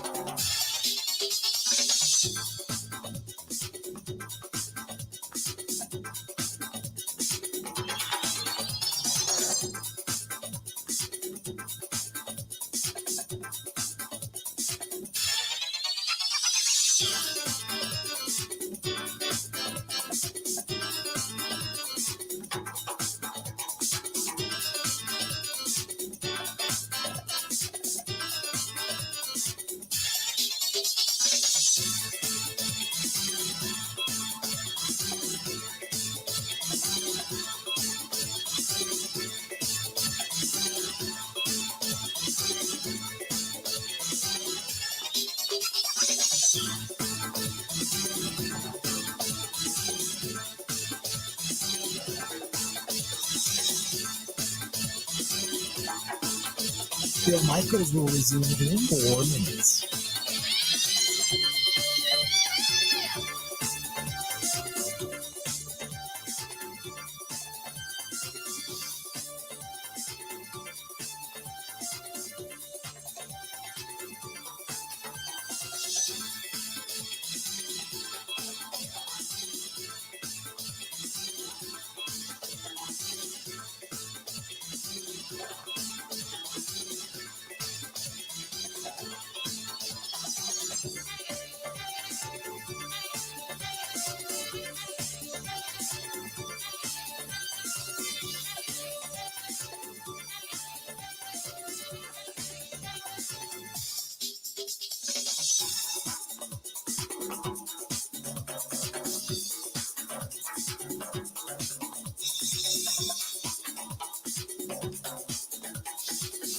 Bill Michaels will resume in 3 minutes.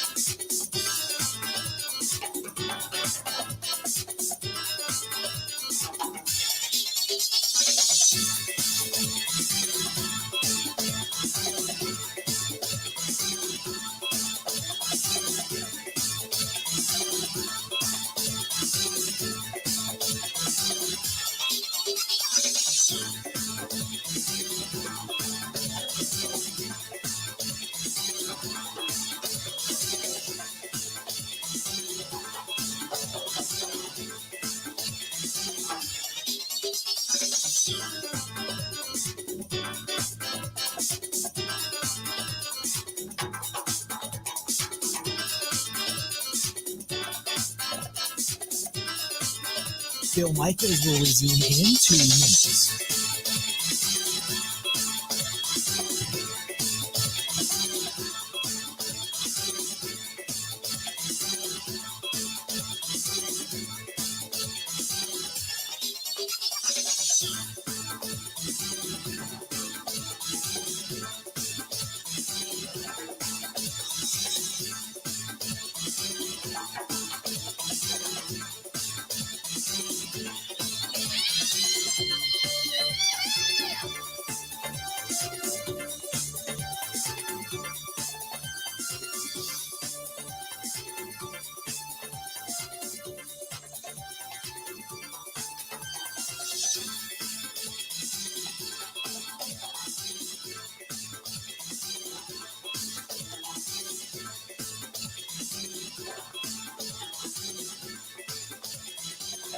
Bill Michaels will resume in 1 minute.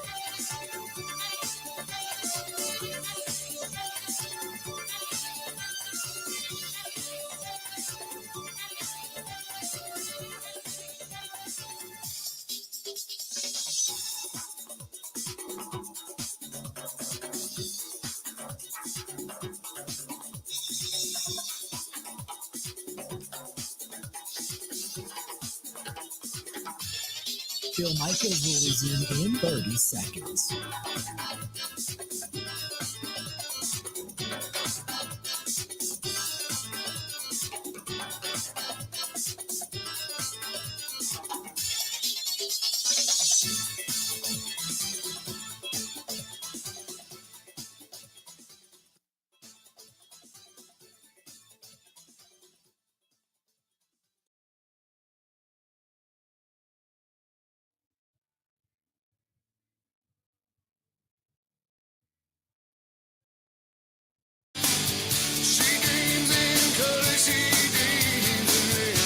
Got to say thanks to our friends at Lisa Lee Ortel Real Estate. And she can help you with all your real estate needs. Real estate is getting difficult right now because the rates are jumping and the housing market's slowing down. She can help you get out of or buy a new home.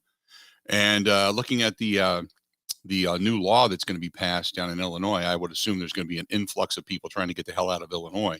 after the first of the year. But you can follow her over on Facebook. You can email her. Lisa Moves WI at gmail.com. Lisa Moves WI at gmail.com, or just give her a call. 414-617-6798. They got a team of experts that she works with, and they get you a 1% closing cost right now, a credit up to $3,000. And if you get some free mortgage refinancing along the way on loans that are closed this year. So a lot of good stuff going on there if you decide that you want to make that move, because they don't believe that the interest rates are going to stay high for long. So refi now and get yourself some cash or what have you, and then kind of go from there. Good stuff. By the way, thanks to Marty. Marty says, hey, what are you wearing today? Not that you're just staring at me, Marty, but I was yesterday when I was in La Crosse, there is a cigar lounge called the Briar Patch. And I did a sales seminar after we left the Quick Trip facility yesterday over at WKTY in the Midwest Family Broadcasting Studios. Went over there and sat down with the sales team, and we were doing some things, promotionally, so to speak, to promote sales in the business. And then afterwards they said, hey, we're going to stop over to a place called the Briar Patch. They would love to have you. Now, I've known of the Briar Patch. I've stopped in there a couple of times because, I'm a cigar enthusiast, right? But they got some cool hats. This is leather. I don't think you can see it real well, but it's leather. The leather patching and stuff on the hats, which is pretty nice. And then they had shirts that look good and fit good. And I love the microfiber shirts. So they had them sitting there. So I grabbed me a couple of those. But thanks to the gang over at the Briar Patch, man. Love that place. Every time I'm in La Crosse, I stop there. They should be a sponsor.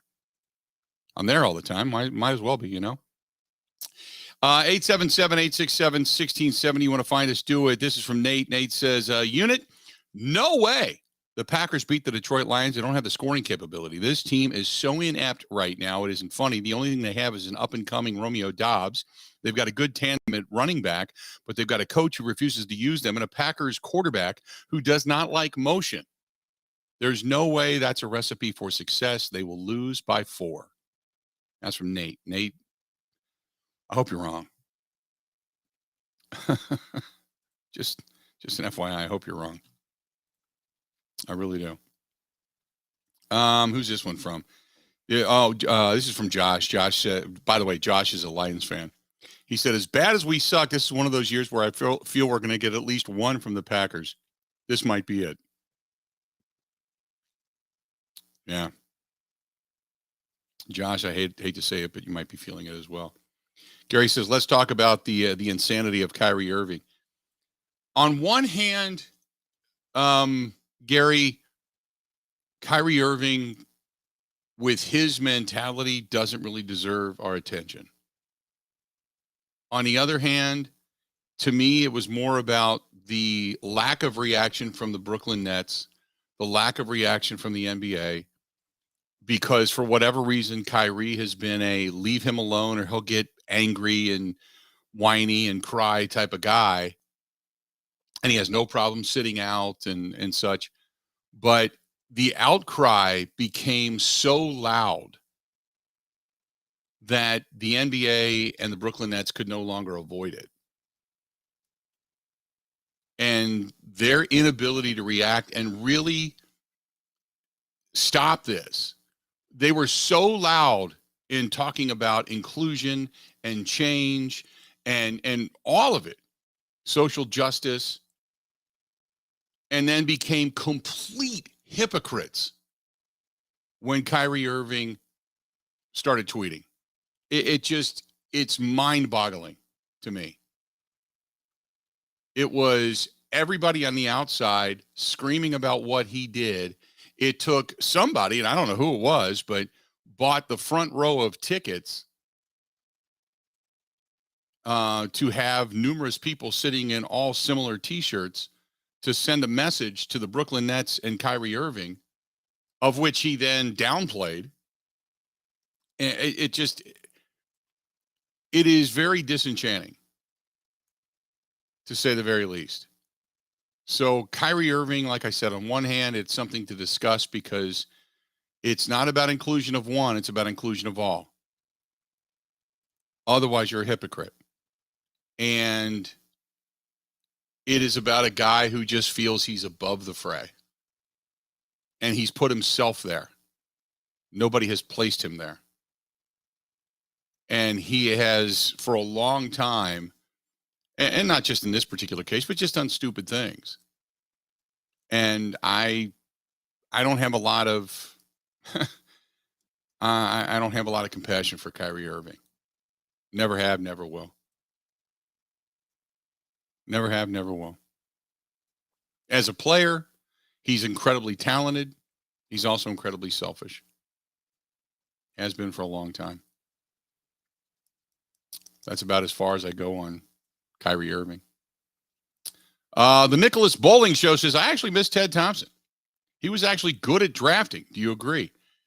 Ted had his moments. Don't get me wrong. What Ted did early on, okay? What Ted did early on, okay, let's think about this for a minute, okay? Because what Ted did was he picked up Aaron Rodgers, he picked up Nick Collins. He knew he needed a secondary, and he also knew he needed more weapons. So remember, he got Brady Papinga and Junius Costin, and he took a shot, But his first couple of, and remember that year, what do you have, like 11 or 12 picks? His first year of 2005, he had Will Whitaker, Marvell Underwood was another one, right? So his first year was really good. His second year, he thought, here we go. We need guys up the middle, right? So you took the natural. That was A.J. Hawk. And had A.J. Hawk not been the 5th overall pick, A.J. Hawk would have had been a second or a third round draft choice. He'd have been looked at as just a tremendous Green Bay Packer for the durability and the longevity and what he did and what he had. He just came with a lot of pressure because he was 5th overall. But they went out and got him. They picked up Darren College, picked up Greg Jennings, remember. Jason Spitz was formidable. There was Will Blackman, Tony Mall, Johnny Jolly. I mean, he just started saying, okay, we're going to go with, at that time, best available. Some guys panned out. Some guys didn't. Johnny Jolly was a force. He just got into trouble. But there was Tony Mall, who was a good backup. There was Darren College, who was a starter on the offensive line for quite some time. Jason Spitz, who was a guard, who was a starter and good backup for a while. Then he started, and then they were kind of building something, right? They started to, see these guys come to fruition. Picked up Mason Crosby the next year, but the next year is when he started to go, oh, I'm a little smarter than the average bear, right? I'm going to take Justin Harrell. And we all went, what? Now, by the time he got off the stage inside the atrium for draft day, for the party, everybody was convinced Justin Harrell was the next coming of Reggie White. He never turned out to be, obviously, but he did get James Jones in that draft. Alan Barber was a tackle, and, David Clowney was, bad wide receiver, and Corey Hall and such, and Desmond Bishop. You talk about a guy that, Brad Jones looked like Tarzan, played like Jane, came out a year later.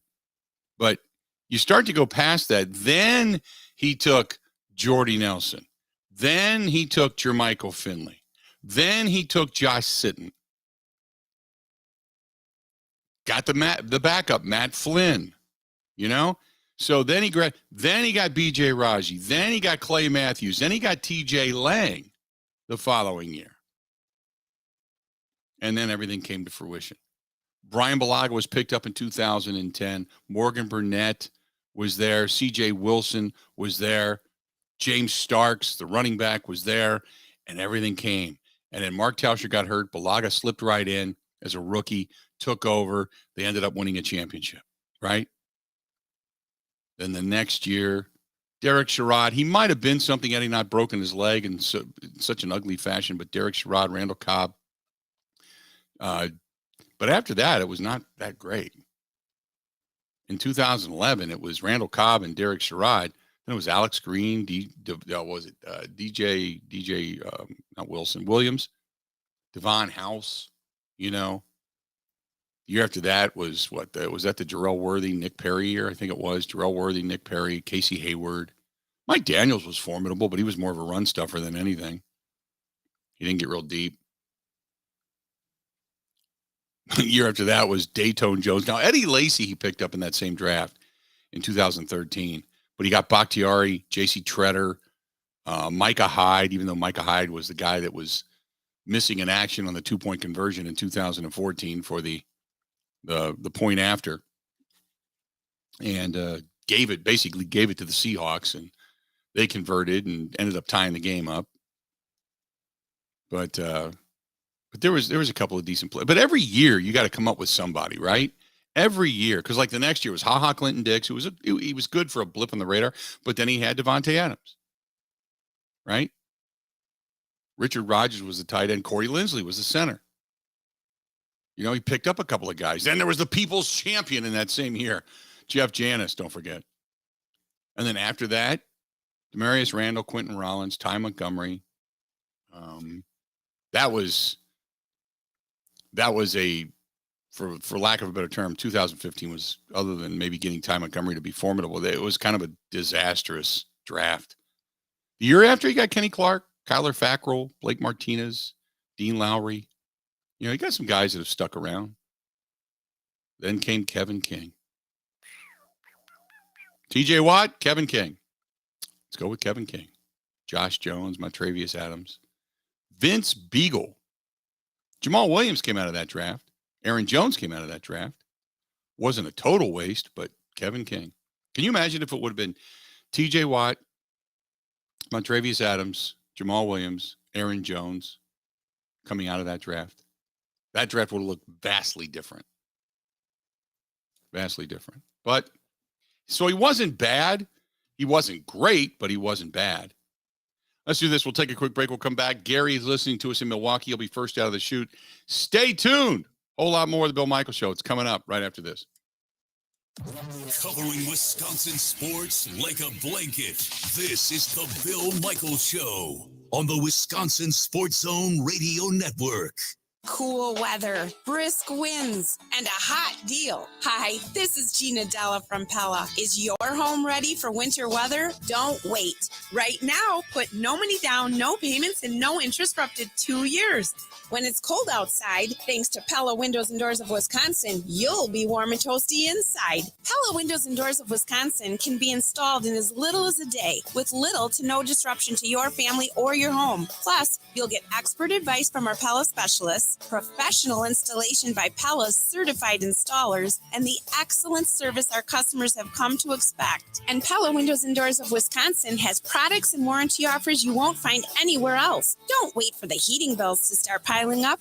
Right now, put no money down, no payments, and no interest for up to 2 years at Pella Windows and Doors of Wisconsin. Visit PellaWI.com today. Expires 11/30/2022. Certain exclusions and restrictions apply. See showroom for details.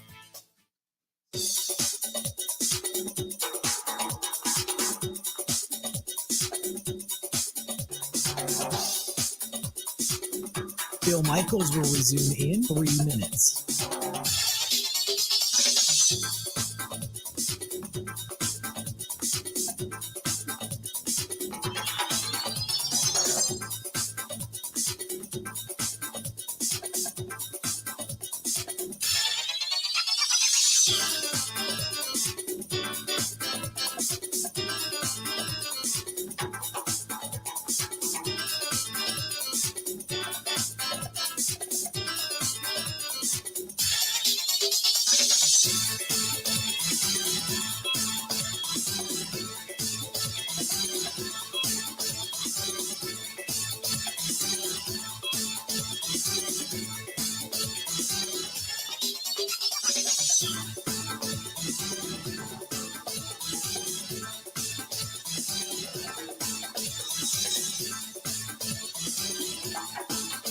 Bill Michaels will resume in 2 minutes.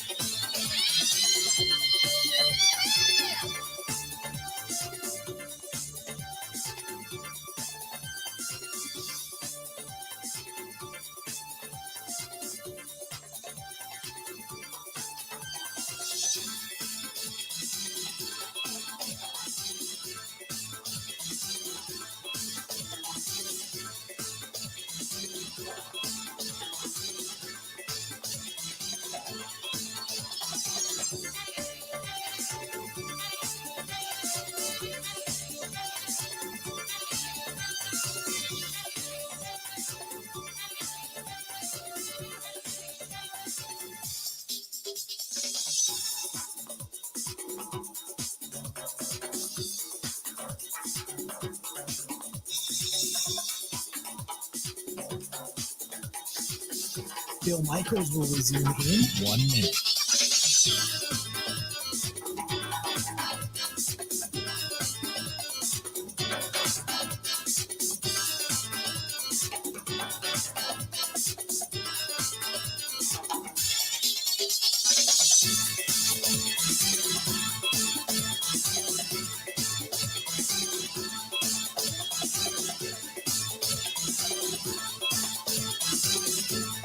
Bill Michaels will resume in 30 seconds.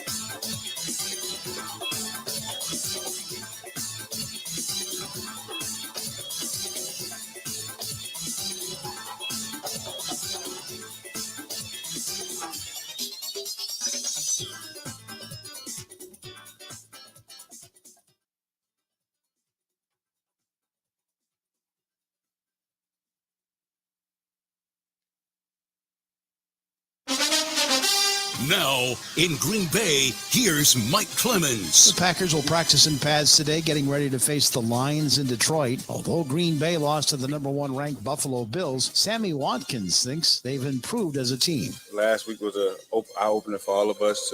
We really a good team. We can put up points. We can play with the best, arguably the best team in the NFL. And now is this week to go to Detroit and try to do what we did last week, but get a win and play well on both sides of the ball, all phases of the ball. And I think this is the best week to do it. Going to Detroit, and the Lions pretty good team, but we got to go and play our game and execute. And I think we can squeeze out a win. On offense, the Lions are scoring an average of 30 points or more per game at Ford Field, but they've lost 5 in a row, and they fired their secondary coach after ranking dead last in pass defense in the league. And this week, they face Aaron Rodgers. Lions head coach Dan Campbell. Well, we all know what kind of quarterback he is. You know, it's the same song and dance. He's seen every look you can see. He's always 3 steps ahead. He's mobile. He can move in the pocket. We know the damage that can be done with him. And so certainly trying to close the pocket in on him will go a long way. And we got to challenge these receivers. I asked Rodgers if the Lions are any different under Dan Campbell. They play hard. You know, obviously their offense has scored a lot of points at home. So I think they average like 35 or so at home. So they've scored on everybody too. So we're going to obviously have to come out and score some points on Sunday. Packers head coach Matt LaFleur. They beat us last year in Ford Field at their place in the last game of the regular season. So, you know, you can throw the records out the window, in my opinion. I mean, it's the NFL. It doesn't matter who you play. You don't play your best, you're going to get your ass kicked. That's Matt LaFleur. In Green Bay, I'm Mike Clemens on The Bill Michaels Show.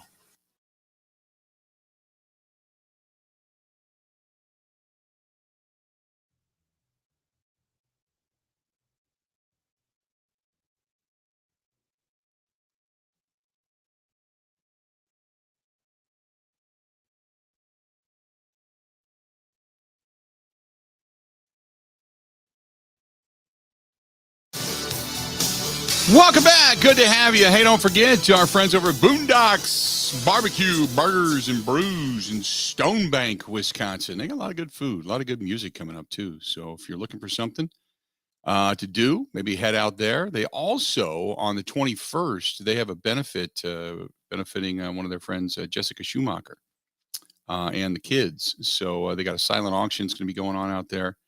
So there's... They got a heart, too. They do a lot of good things at Boondocks. Boondocks Barbecue, Burgers, and Brews. They've obviously got, they're opening up for the Packers games and such. You can go over there and get some breakfast. You can get some good food, get some appetizers. A lot of space, a lot of televisions. So check out our friends at Boondocks. Boondocks Barbecue, Burgers, and Brews on County Road K in Oconomowoc. And tell them we said hi. Good people, good stuff. Back to the phones. Let's go to Gary listening to us in Milwaukee. Gary, how you doing, man? What's going on?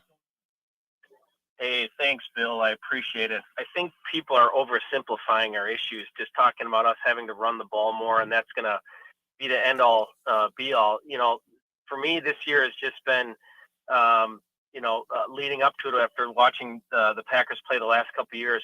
We've really struggled offensively over the last few years. I realize Rodgers' numbers have been great, but when you look at the number of points we're scoring, it just hasn't been there. I watch football all weekend. I see other team schemes. I see guys get wide open. When's the last time you've seen Aaron Rodgers throw a ball to a guy where he's got, 3, 4, 5 yards of space around him? It just hasn't happened. I think that really comes down to the lack of resources we've gotten on the offensive end over the last 5 years. outside of Devontae Adams and our two running backs, could you see anybody starting at any other team in the NFL and being an impact player over the last couple of years? I just don't see it, and I think that's a lot of where this problem is. So running the ball more, getting Jones the ball more, that's not going to solve the problem. I think the problem is we just need to get better assets, and I don't see that happening this year. And, Rodgers alluded to it last year when he said he didn't want to be a part of a rebuild, and I think that's clearly what we're in. We just happen to have one of the best quarterbacks in the NFL while we're starting to rebuild. Yeah, no, I appreciate the phone call, Gary. Thanks for hanging, man. Yeah, I don't think you're in a total rebuild. I think what you're doing is you're for whatever reason, you tried to retool your weaponry. Your defense is supposedly good on paper. It just doesn't come together. Like I said, there's still something just innately wrong behind the scenes, but the guessing of Sammy Watkins and company it's to this point it's been wrong. We're at the unofficial halfway point of the season and it's been wrong. Got a lot more coming up. Stay tuned. More of the Bill Michaels Show hitting you right after this.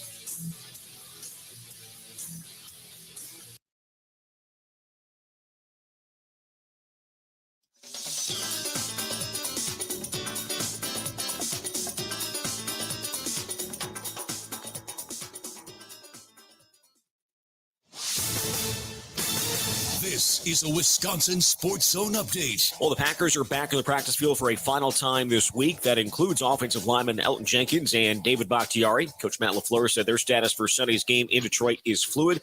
Al Lazar's status also up in the air. Wide receivers been battling a shoulder injury, but did practice on a limited basis this week. Packers could use all the help they can get as they sit at 3-5, facing what many would consider a must-win at this point in the season. But Aaron Rodgers pushed back on the idea that there's a do-or-die situation. Not really. I don't think it ever needs to feel like that. I mean, there's a little bit more urgency, I think, as the season gets into November. Obviously, the weather's changing, which is usually in our favor. And if we can just get a couple of these, I think, we could start to become that dangerous team that we believed at the beginning of the season we could be. Again, it'll be the Packers and Lions on Sunday in Detroit. Turning to the Badgers, they're going to be hosting Maryland tomorrow at Camp Randall Stadium.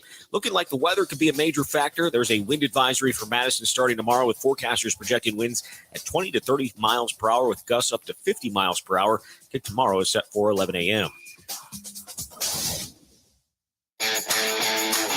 Want to save even more at Fleet Farm? Well, now you can with Fleet Rewards. It's free to sign up, and there's no credit card required. Using Fleet Rewards is easy. Earn points every time you shop. Plus, get exclusive member offers, birthday and anniversary perks, free tire rotations, and more. Download the Fleet Farm app or create an account at fleetfarm.com/rewards to start earning points today. Fleet Farm, proudly serving the Midwest since 1955.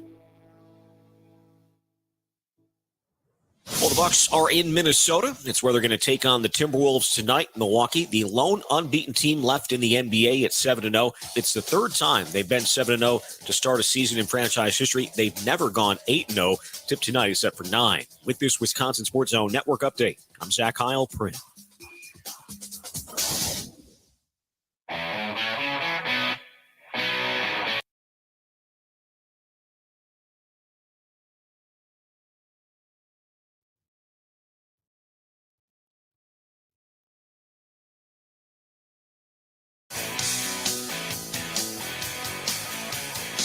Third hour of the Bill Michaels Show, and we are glad you're here. Thanks so much for tuning us in. Appreciate it. Appreciate it a lot. This is from Bill. Bill says, "Don't forget to turn the clocks back this week. Can we turn it back to 2010 when the Packers were good?" Bill, I wish. Yeah, I can't believe clocks go back already. It's like this year just flew by, didn't it? Certainly did. Aren't they trying to take away daylight savings time? Or is this not daylight savings? I never can understand that. They're trying to. Some people just want it removed altogether, But then again, the argument's going to be, well, which one do you stay on? I just wonder whether people in our world will forget how to operate a clock. Classrooms. There's not one in this room, but you remember fifth grade, fourth grade classrooms across the country. Right. They have clocks. Got to know how to work them. Yep. Remember, I don't know if you remember this or not, but in like when I was in high school, the clocks were, they were like in the wall. So I don't even know how they adjusted them. I don't know if it was something automatic or what, but it was the old, you could hear them click, click, click, click, click, click, when the class was silent, and it was almost like they were mechanical of some kind, and more so, more industrial mechanical is what I'm talking about. I don't even know how they adjusted them back then.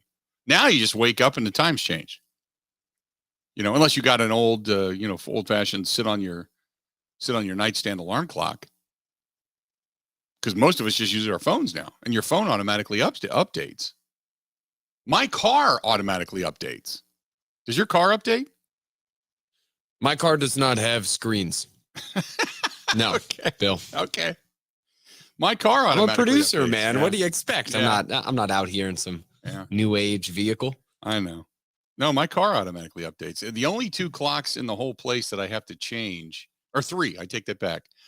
I've got a giant wall clock in the main level in the living room area, more of a decorative piece than anything, but I do got to adjust that. And then I've got the Harley Davidson bar and shield clock and the neon clock down in the bar. And that's the only 2 clocks I really have to adjust. It used to be, I remember getting up on that Sunday morning and my mom would say, okay, we got to get the clocks, turn your clock. Then I have the little old fashioned alarm clock with the bells. I'd be changing that. My sister's changing hers. The wall clock that I had that had the Bengals helmet, I had to change that.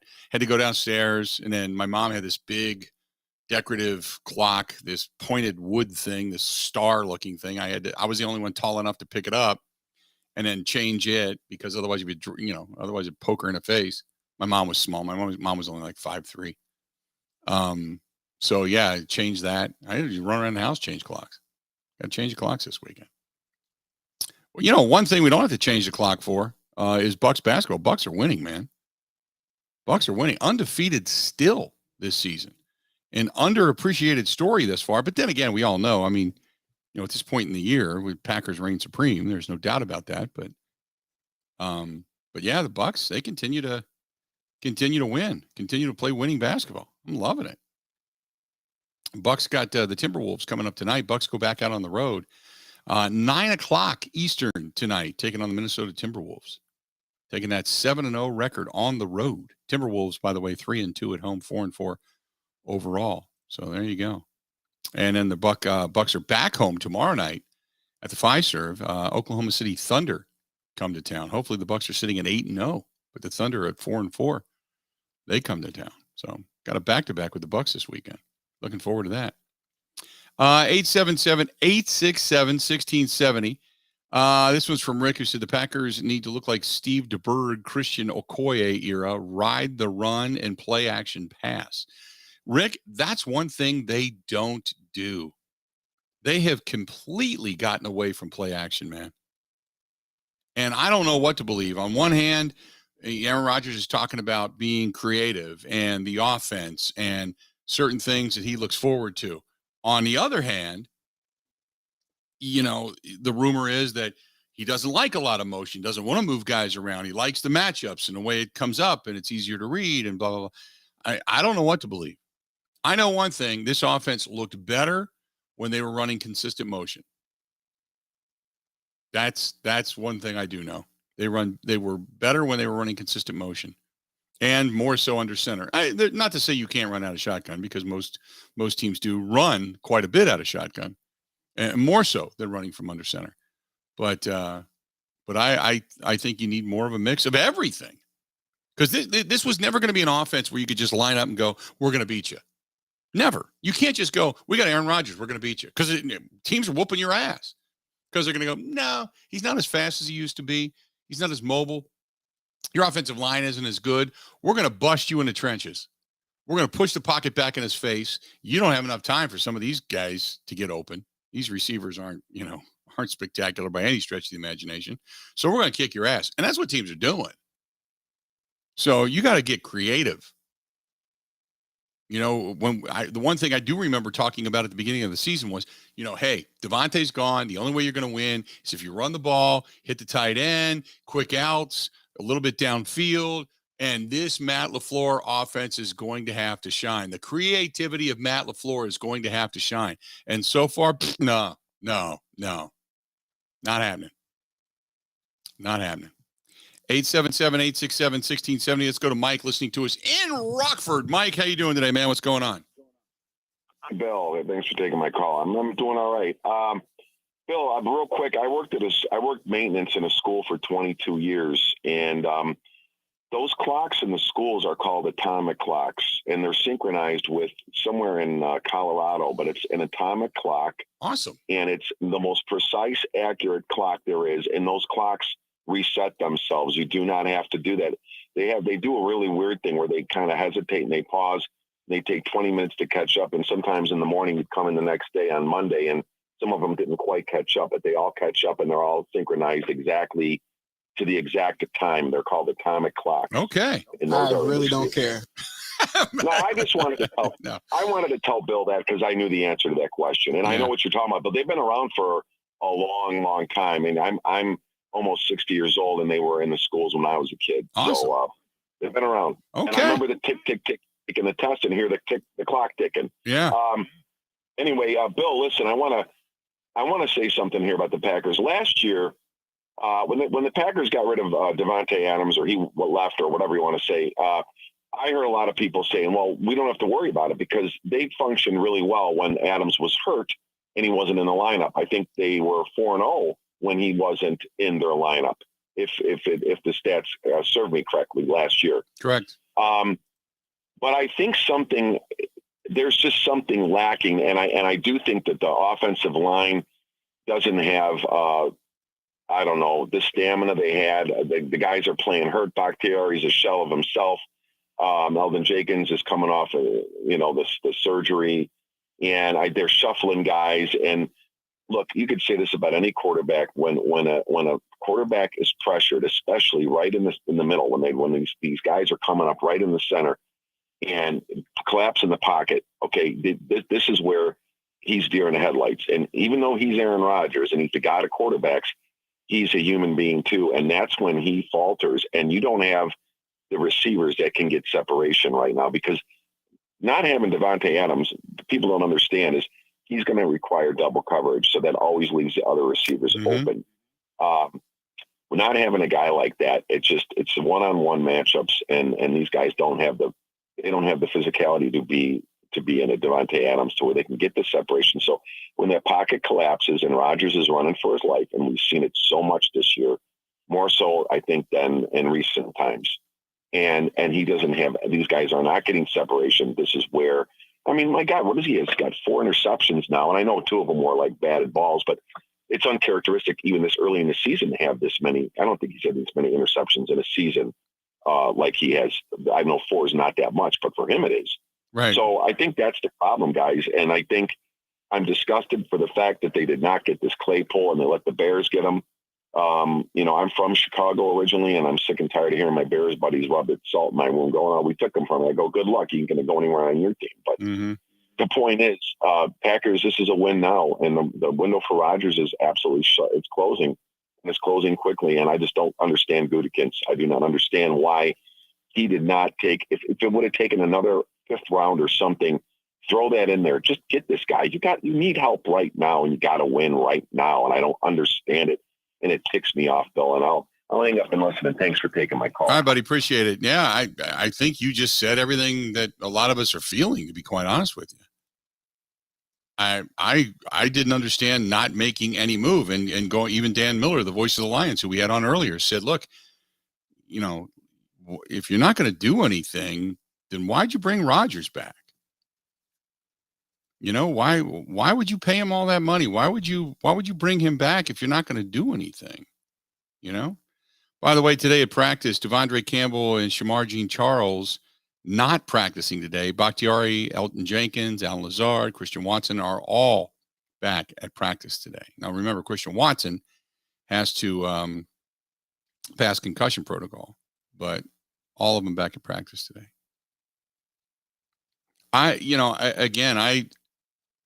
We can beat the dead horse. Nothing's walking through the door. But I agree with you. I just don't understand why you brought, why you paid the money for Aaron Rodgers. The sentiment seems to be, and you tell me, but the sentiment seems to be that they did it just to do it, just to appease Rodgers, just to appease the fan base. But they're not gonna. They're still on track for the future, and they'll ride it out with Rodgers because otherwise they took such a beating from Rodgers about, the beginning of last year that they didn't want to PR wise look bad. I can't believe that's true. I don't want to believe that's true, first and foremost, but I can't believe that's true because that would be the dumbest thing franchise wise to say, we're going to go ahead and throw a couple of years away just because we don't want people mad at us, but we're really not going to put anything into it because, we don't want to. We just want to get through the next couple of years and move on to Jordan Love because we believe he's the answer, which I still don't believe he's the answer. But, I don't believe, I can't believe that. I'm learning more and more lately that there are conspiracy things that go on behind the scenes. I like to look at things on their face and say, this is kind of what it is, and then be able to decipher my own information. But I'm with a lot of you. I don't understand why you would do that and then not make a move. It's kind of baffling to me. 877-867-1670. Chime in if you feel free to do so. Our friends over at New Mail Medical, treating guys with ED all over the state of Wisconsin, well beyond the borders.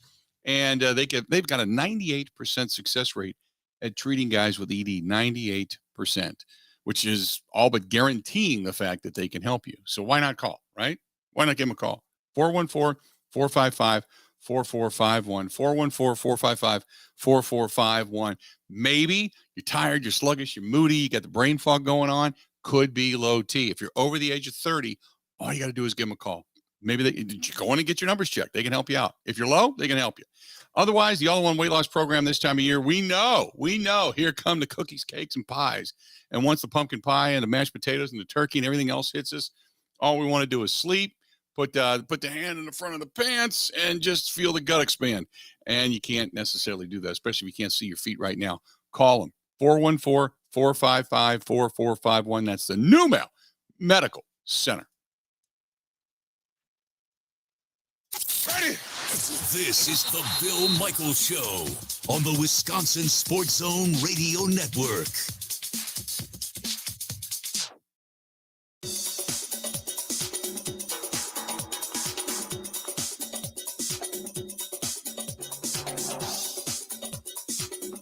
Bill Michaels will resume in 3 minutes.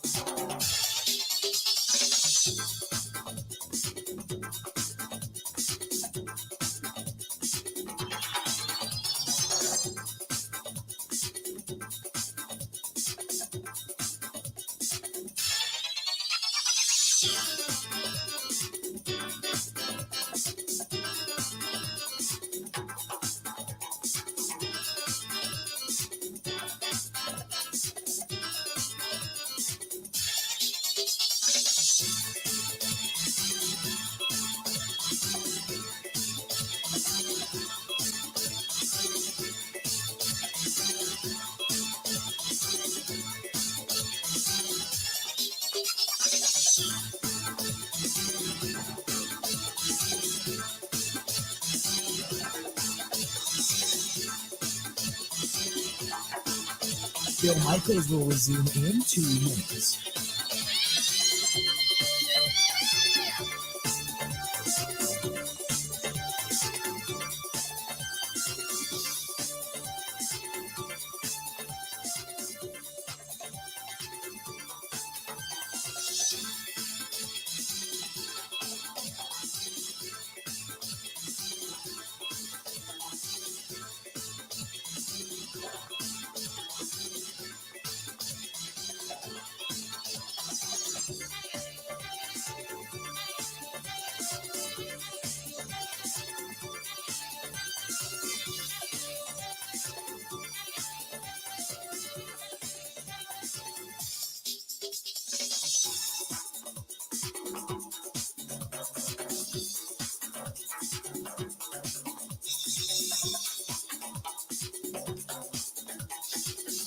Bill Michaels will resume in 1 minute.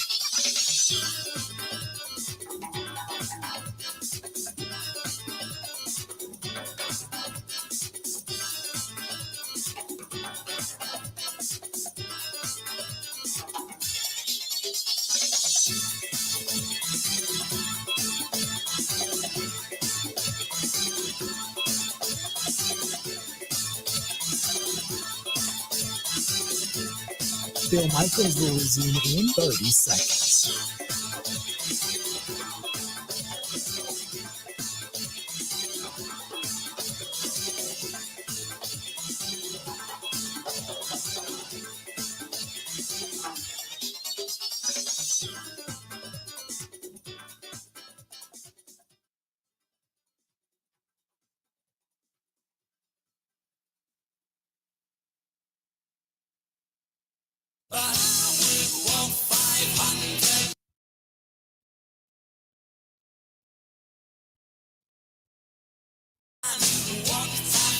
Good to have you. A piece of news and notes coming out of NASCAR. I'll tell you about that coming up here in just a minute. Speaking of racing, our friends at Great Lakes Dragaway reminding you 2023 passes. They're available now. Go to GreatLakesDragaway.com for the speed demon in your life. Again, GreatLakesDragaway.com. Jimmy Johnson made the announcement that he's going to be running a limited schedule next year, starting with the Daytona 500, and incredibly excited to be returning to NASCAR. Look forward to building upon the combined legacy of our team. He's going to be a part of Petty GMS. So he's coming back. He hasn't had a lot of success over in the IndyCar side of things. So you've got Tony Stewart, or not Tony Stewart, Jimmy Johnson. Thank you very much. Coming back to NASCAR on a limited basis. There you have it. This is from Dominic. Dominic says, "What are the Packers' chances if they do make it to the postseason?" Look, I'll say this: when it comes to getting to the postseason, if they do make it, that means they fixed a lot of things. Then I feel that they would actually have a chance, because that means they were starting to roll in the right direction, right? Because let's just say it takes 9 wins to get there. You got 6 wins to go. 6 out of the next 6 out of the next 9? I think it's where they're at. Yeah, I mean, I'd take that in a heartbeat. That means the Packers are actually trending in the right direction. You probably figure they get a win over the Lions, maybe a win over the Titans, maybe a win over the Cowboys, Bears. I mean, out of the 6 out of the next 9, you can say 2 against the Lions. Maybe they beat the Vikings at Lambeau Field, where they split with them on the season. They get the Bears again. Well, there's 4 wins. 5th win, maybe they beat the Rams. Rams aren't a very good football team. Maybe they knock off the Rams and say beat the Titans or the Cowboys at home. One of those 2. Most likely the Titans, but maybe they gear up for Mike McCarthy. They get amped up for him. One of those. That's 6 wins. That means they lose to the Cowboys, the Eagles, and the Dolphins the rest of the way. All 3 very good teams. And all 3 most likely playoff-bound teams. So it could happen, but that means they're trending in the right direction. So I don't, and it would also mean they would win their last 2 contests. So they'd be trending in the right direction anyway, heading into the postseason. I'm not putting it past them. I just think that, by the last look that we had, last time we saw this team on the field, the last 2 times for that matter, they weren't very good. Maybe they figured some things out, but they weren't very good. So, but that's Dominic. That's the reason I'd say they have a legitimate shot, because they'd at least be trending in the right direction. Let's say they lose to, say, the Vikings, but they knock off the Cowboys. Let's say they give the Eagles the first loss. I don't think that could happen, but let's say they go into Philadelphia and they give the Eagles their first loss. And they beat actually a good team, is my point. Because rival teams, for as good as rival teams can be, much like the Vikings right now, for as good as they can be, it's a rivalry game.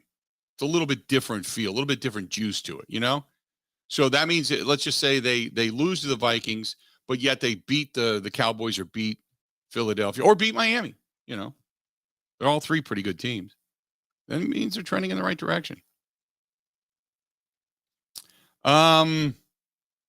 This is from Goodrich.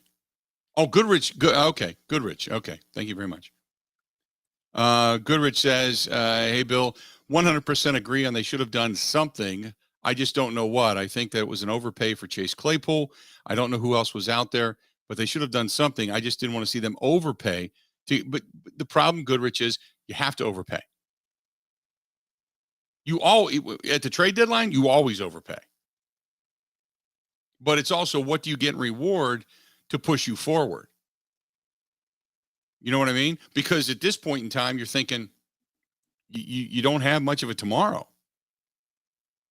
And I'm not really that bent out of shape about giving up draft choices that necessarily haven't been successful. I would much rather want a proven commodity, somebody that's already been there, done that, and has played pretty well versus the unknown.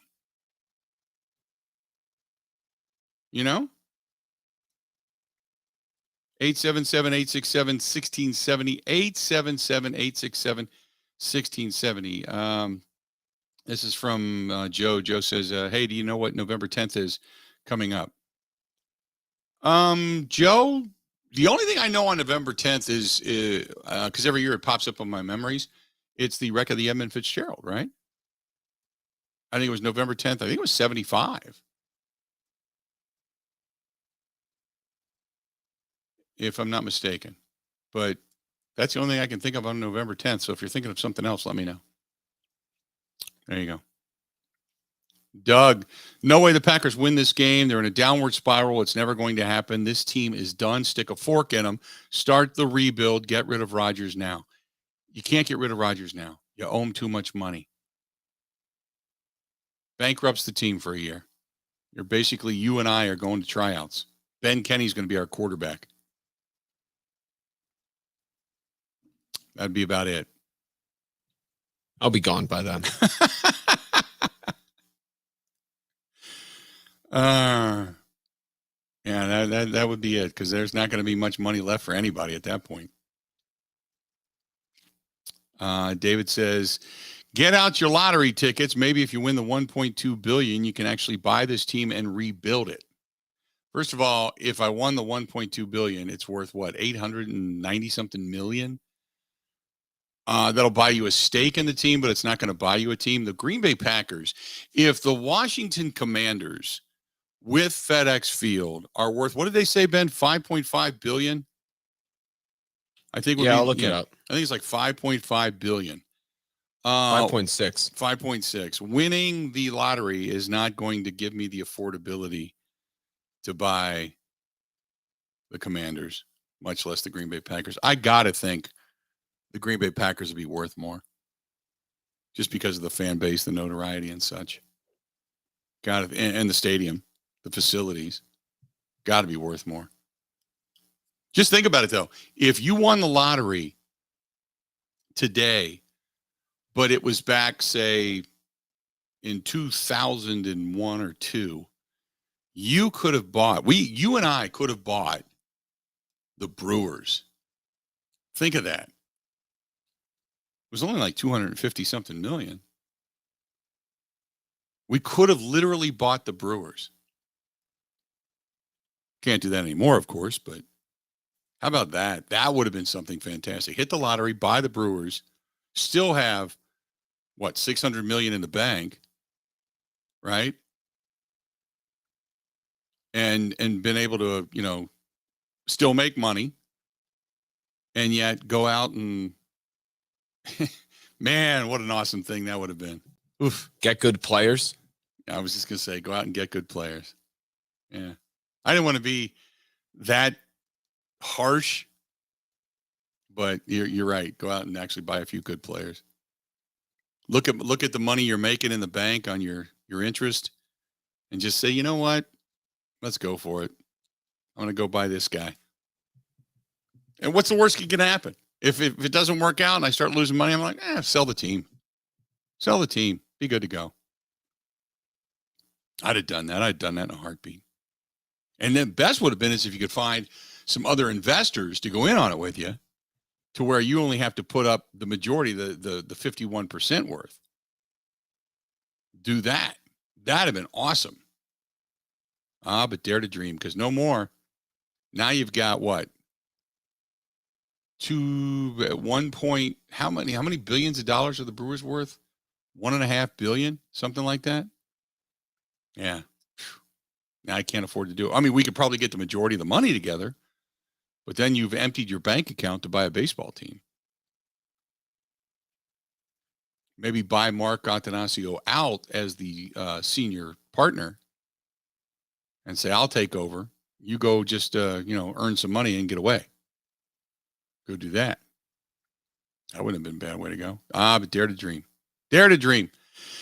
Real quick, Diane says, with the $849 million, the first thing I would not buy is a sports franchise. Too many headaches. I would probably buy something smaller, like one of the small baseball teams here in the state of Wisconsin. Just have some fun and be family friendly. That's from Diane. Diane, thank you for the email. Hey, Diane, teach their own, man. I get it. Appreciate that. Appreciate it.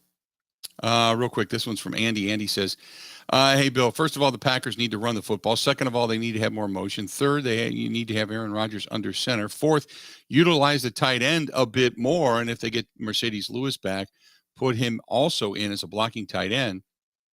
Therefore, it gives Rodgers a little bit more time. Noted. And Chuck says, did you ever pick up the Elijah Craig whiskey you were talking about? They've got the private barrel selection out right now, and it's not too pricey at about $90 a bottle. I don't know. You know what? I saw the day we did the bourbon and whiskey thing, I saw the Elijah Craig stuff. Isn't it about $80 a bottle at, I want to say Woodman's or Total Wine? One of the two. I saw an ad come up not that long ago for that. But one of the two had that single barrel, private barrel, whatever it was, that pick. And I think it was about $80 a bottle. So 90, I'm not bad. I'd still think about that. No doubt. 877-867-1670. Hit us up. More of the Bill Michael Show. It's all coming up next. Ready? This is the Bill Michael Show on the Wisconsin Sports Zone Radio Network. Life's about taking the road less traveled, and doing it in style, well, that makes it even better. Take the Tahoe. This November, Potawatomi is giving away not one, but 2 Chevy Tahoes. Just play with your club card and you could win a brand new Chevy Tahoe or your share of over $400,000 in cash and prizes. Your win is waiting. Take the Tahoe. Only at Potawatomi. Visit paysbig.com/Tahoe for more. Must be 21 years old and a club member to play.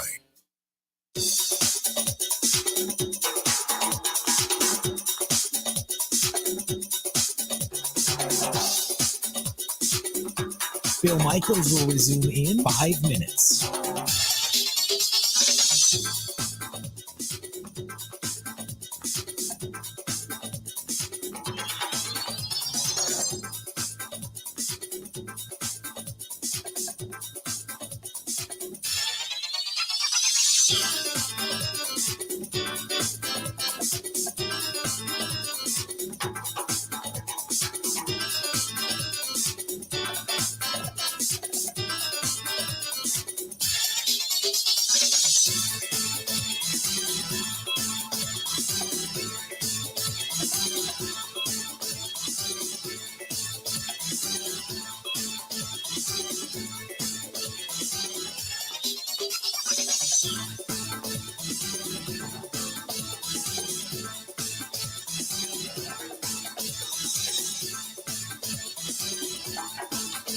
Bill Michaels will resume in 4 minutes.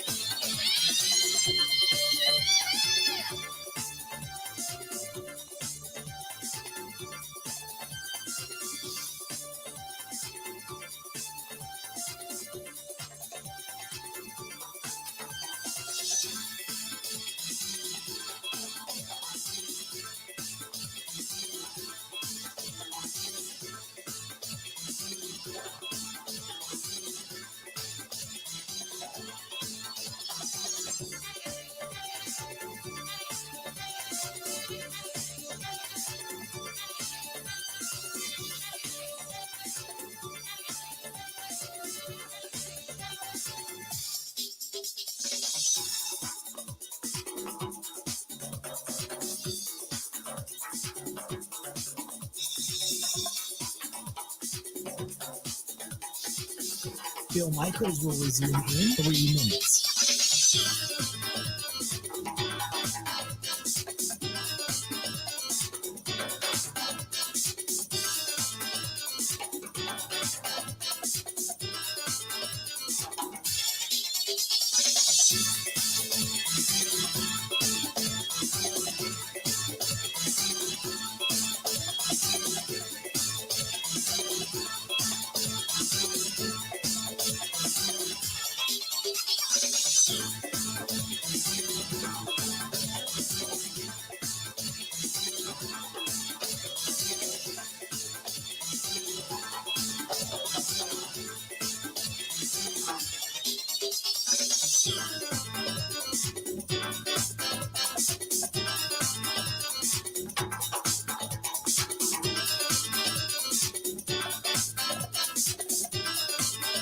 Bill Michaels will resume in 2 minutes.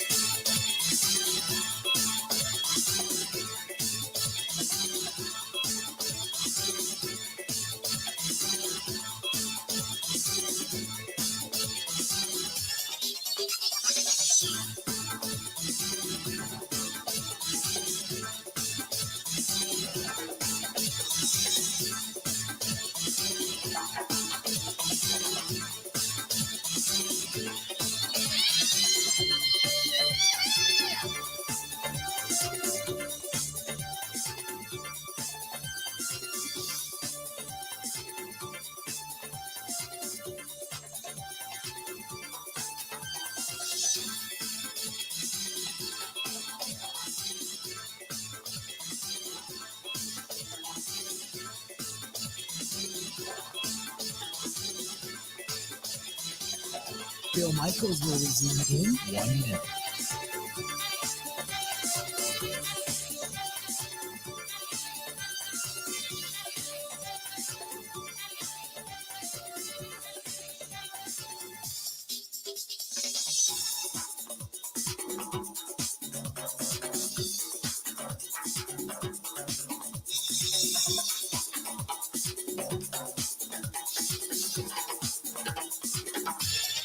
Bill Michaels will resume in 30 seconds.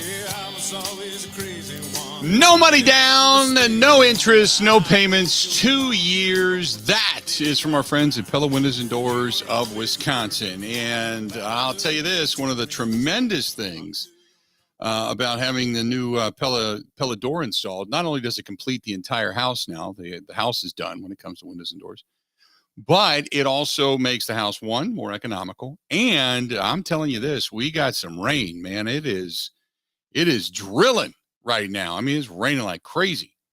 And I see that, there's a lot more coming. It's going to rain and be nasty and windy and stuff for the next coming days. And we're just getting on the front edge of this thing as some of the scattered rain showers have just come through the area. And there's still a whole lot more coming up out of the Gulf of Mexico. So anyway, my point being is that I just went downstairs. I get up and I walk sometimes during the program just to get up and move. And I was downstairs and the rain is just pounding the rain. And I can see the leaves pounding up against the house, up against that window. And just to see, I just walk over and I just feel next to it. And sure enough, it's, the inside temperature is the inside temperature. It's not cold. It's not nasty. Nothing against the glass. I love that thing. I love Pella Windows and Doors of Wisconsin, and you can too. Zero money down, zero payment, zero interest the next 2 years. Go to PellaWI.com. That is PellaWI.com and see for yourself. Or just call them 855-PELLA-WI. That's 855-PELLA-WI. Again, 855-PELLA-WI. Here's one other side note for today. The Ben Kenny is ailing after watching the Philadelphia Phillies lose last night. And Ben, And the I night know, before. and the night before, when they got no hit. which was just ugly. And I know you're Combined ailing. no hitter, though. Doesn't count. So, you asked the question, what's the most heart-wrenching, depressing sporting event you've ever watched? I would think if I'm a Brewers fan sitting here, I'm probably saying the 1982 World Series. If I'm a Packers fan, I got to be thinking 2014 playoff game in Seattle, and the way that thing just kind of got frittered away. I guess I'm thinking specific game. Yeah. Much of my following on Twitter is obviously Badger people. So Right. the first one they all came up with a bunch of old Rose Bowls, but mainly the Duke National title. Yeah. Yeah, that was tough. There's that feeling where you'll probably never get back there. I was just gonna bring that one up. Boy, that's a great question. Mine was last night, for the record. There's a lot of games I'd have to think. Brett Favre's last game in a Packers uniform, Packers, Giants, NFC Championship game at Lambeau Field. The Giants had beaten Dallas. Otherwise, the Packers would have had to travel to Dallas. Packers sitting there waiting. They watched the Giants knock off Dallas. I remember I was texting with a buddy of mine who said, "Oh my God, the Packers are going to the Super Bowl." And it was it was right up there with one of the coldest games, postseason games ever played. One of, not the, but one of. And I'll never forget that interception. Favre trying to force the ball to Donald Driver. Never forget it. And then missed kicks, and we're all sitting down in the atrium. We're waiting for this big celebration because they moved our postgame show, myself and Brian Noble, they moved the postgame show from up at Curly's Pub down to the atrium because it was going to be such a massive crowd. Everybody expected them to win. I'll never forget that. And I was Carol Meekins from Channel 4, was with Mike Jacobs. They were getting ready to go live to do the news there and part of the celebration. And, all of that was going on. I remember Carol was jumping up and down, literally jumping up and down and excited. And it's like, oh my God, there's another chance to win this ball game. This is awesome. And, you just watched it all get frittered away. And it was such, we had an extended post-game show too, because we all just believed they were going to win. It was going to be this coverage of the Packers going to the Super Bowl. And, the depression, holy mackerel. Now I know when the Packers went to San Diego and lost to Denver, that might be one of the worst because you just expected to win. That was a game in which it was like, just roll the helmets out and you're going to walk away with another title. But that game, I think a lot of sticks out in a lot of Packers fans' minds. But that Seattle game, the Bostic going up, trying to grab the onside kick, when all he had to do was stay where he was and block, and it was going to fall into the arms of Jordy Nelson. I'll never forget that. Julius Peppers telling Morgan Burnett to go down. Never forget that. I to this day, I'm like, oh my God, they would have won a title. I firmly believe they were going to win a championship. So those are some of them. You're right. The Wisconsin Duke game. Glenn Robinson missing a turnaround 11-footer to watch the Bucks fall out of the Eastern Conference playoffs to lose to the Philadelphia 76ers. The Sixers go on to play Shaq and Kobe in the finals. I wanted to see that desperately. That never happened. The NLCS, when the Brewers were just blown out, couldn't hit a ball worth a damn against the Dodgers. That was heartbreaking. The loss to the Washington Nationals. Personally, as a kid, I go back to the Super Bowl and Cincinnati and San Francisco. And that was when Tim Krumrie broke the leg. And the night before the game, they found Stanley Wilson face down in a pile of blow in Miami. And that kind of shot that one all to hell. So I'm dealing with a lot of heartbreak over here, Ben. Yeah, I guess conjured sorry up for some bringing disappointment. It's a theme. It's raining. I don't know. Yeah. The weather perfectly encaptures my mood right now. Oh my! It's also I'm not thinking along the lines of, big important games where it ends up being a blowout. Yeah. Like when the Phillies got no hit, that sucked. But it wasn't heart-wrenching. They got dominated. Right. They just had a couple walks and never stood a chance. Given how last night went down, it's the instant heart-wrenching part, which the Bostic thing definitely applies. Or the refs and Coach K fixing the game. Oh, geez. Yeah, that too. The prevalent theory. I agree. Rodney says, Bill, I was at the Broncos-Packers Super Bowl game. That was the toughest. David says the Seattle game was like a betting parlay in Vegas, literally a flow chart of pratfalls needed to happen, and every one of them did. Like I said, I'll never forget that.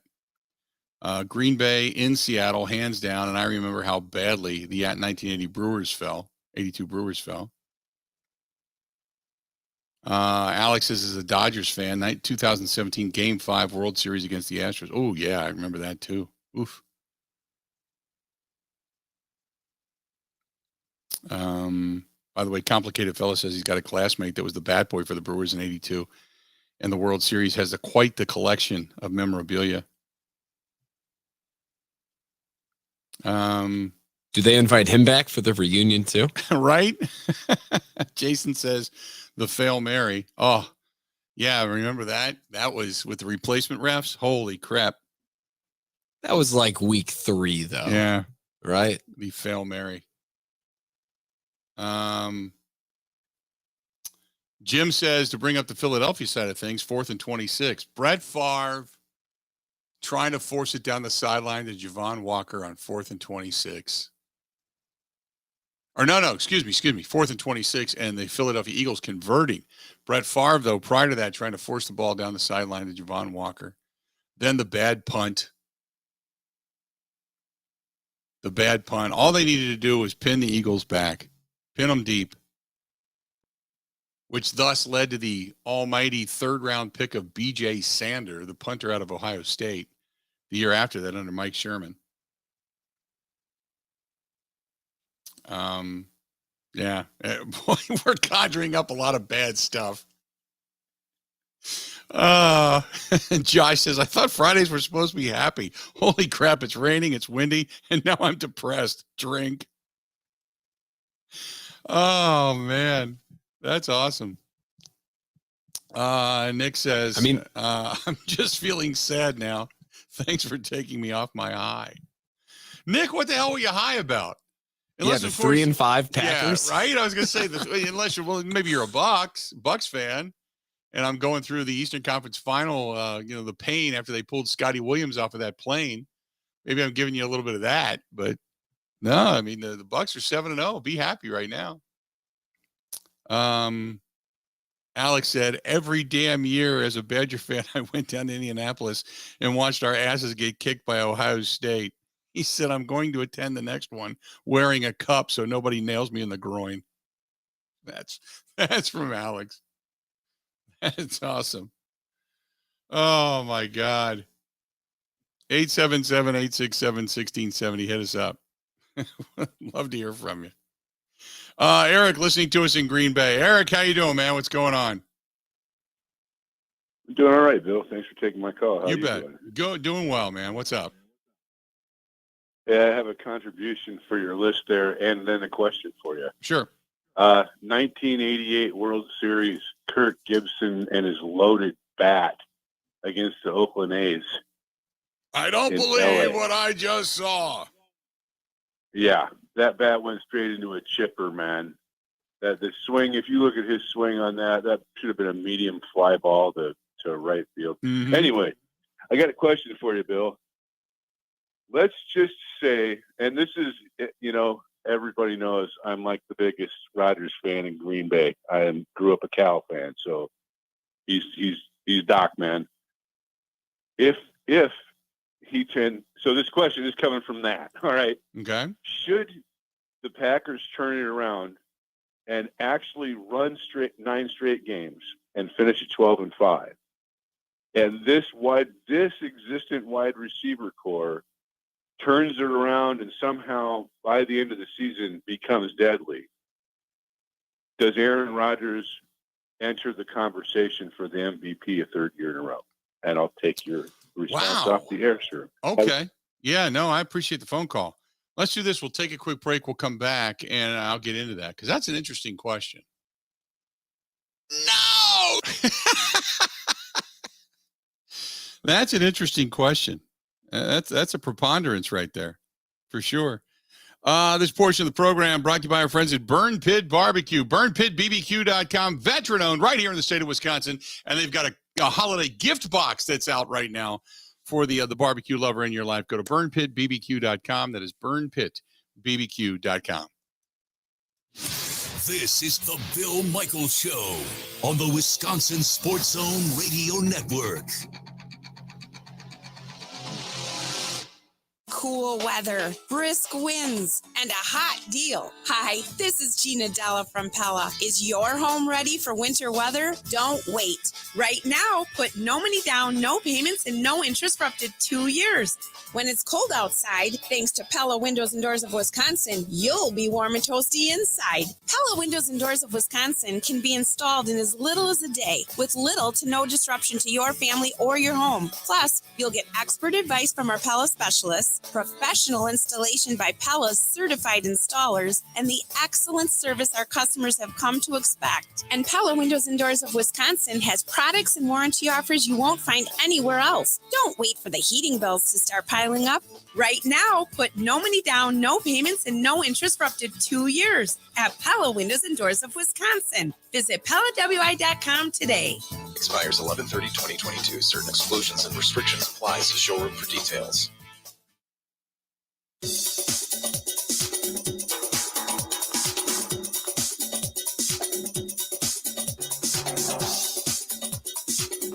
Bill Michaels will resume in 3 minutes.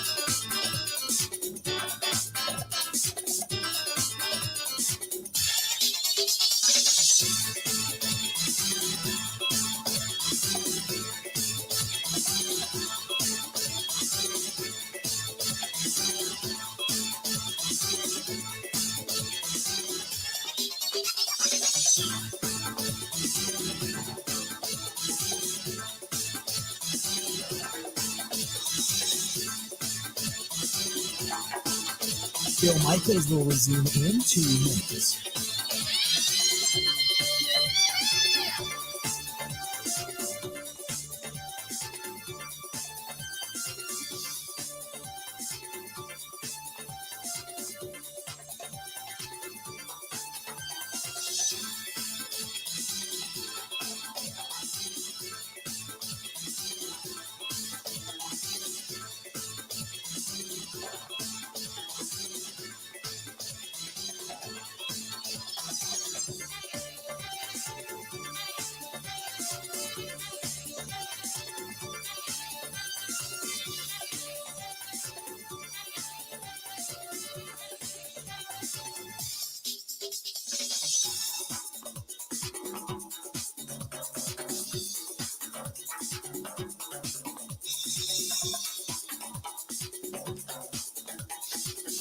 Bill Michaels will resume in 1 minute.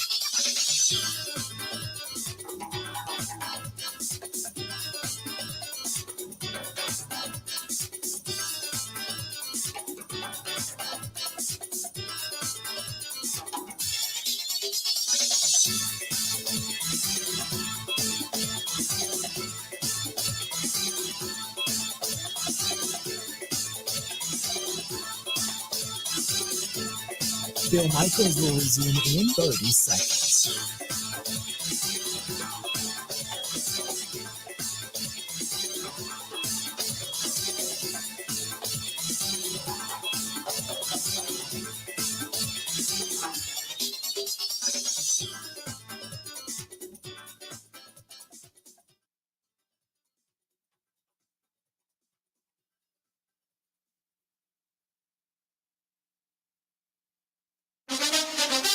Now, in Green Bay, here's Mike Clemens. It's the Packers and the Lions Sunday at noon at Ford Field. The game will be covered nationwide on Fox. With the season at the halfway mark, the Packers are going to have to rely on their younger receivers like rookie Samori Toure, who Aaron Rodgers nicknamed Captain Casual during training camp. I've seen his practice habits improve. I nicknamed him Captain Casual in training camp as a way to maybe encourage him to start practicing with a little different type of tempo, practicing like a pro. And I don't think he really appreciated that nickname. I mean, who would? Toure, who caught a touchdown against the Bills, spoke to reporters yesterday. I mean, once the nickname came up, who would? You don't want to be known as that guy who's, casual. So, one of the greatest quarterbacks thinking you're casual. So I'm like, if that's what they think of me, I got to change something. In Detroit, the Lions traded away tight end T.J. Hawkinson to the Vikings. Will that change their offense? Head coach Dan Campbell. Not necessarily. I mean, certainly there'll be things that we'll do there that'll revolve around the other players more than what he was to an extent. But we're going to still do what we do, if that makes sense. Lions quarterback Jared Goff has put points on the board, but they'll definitely miss Hawkinson's size and speed. Matt LaFleur. They've got a great scheme. I think they have a lot of complementary plays. I think Jared's playing at a really high level, and they got playmakers on the perimeter. So I think you got to prepare for it much in the same light, but understand that he is a hell of a player. That's Packers head coach Matt LaFleur. In Green Bay, I'm Mike Clemens on the Bill Michaels Show.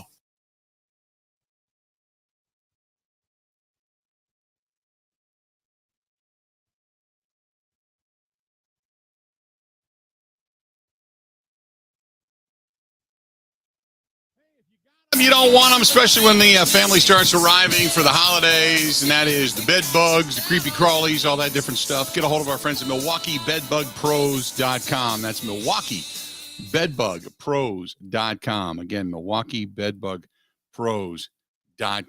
And give them a shout, whether it's, to get rid of what's there or do preventative. 414-877-5811.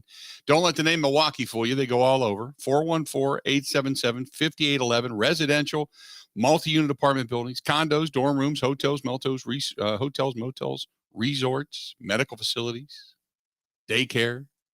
Or if you got the in-laws coming, you just want them to be all bit up and itchy. There you go. MilwaukeeBedBugPros.com. That's MilwaukeeBedBugPros.com. Good stuff. The question before we went to the top of the commercial break was, let's just say the Packers do make it to the postseason, reel off, say 8 or 9 in a row, and get there, and things change. Do we then look at this and say Aaron Rodgers would vault himself back into the discussion of MVP? So, Ben, if we had to pick an MVP, kind of the top 5 right now, who would we go after? Josh Allen, right? I think we can consider him an MVP. Jalen Hurts. Jalen Hurts is probably in the mix right now. Geno Smith. Geno Smith has vaulted himself into that discussion. Even with a record of 5-3, he certainly he's going to win comeback player of the year. But if this team reaches the postseason, he might be the MVP before it's all said and done. I'd agree with you. Lamar. Do you think Lamar Jackson's in the MVP hunt right now? Yeah, it's also kind of projection where, as the season goes along, you figure they'll win games and he'll put up a lot of numbers. It feels like Josh Allen and Jalen Hurts have separated themselves, and then Mahomes as well. Yeah, I was going to say, is Patrick Mahomes, Josh Allen, would you say, on a team that is failing, but he has had a tremendous season, would you put Joe Burrow there? 3rd highest rated quarterback in the National Football League?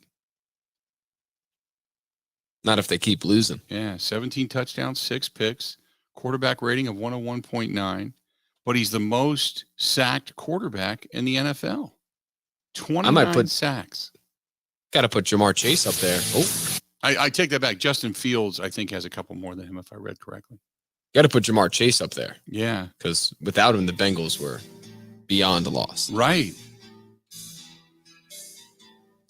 Yeah. And the thing about it is with Geno Smith, He's got a quarterback rating of 107.2, 8 games, and a 72.7 completion percentage. That's like just unheard of. Man, good stuff. Let's do this. We're going to take a quick break. We're going to come back. And next hour, Mike Clemens is going to be joining us coming up here in about 15 minutes. Stay tuned. Whole lot more of the Bill Michaels Show coming up right after this.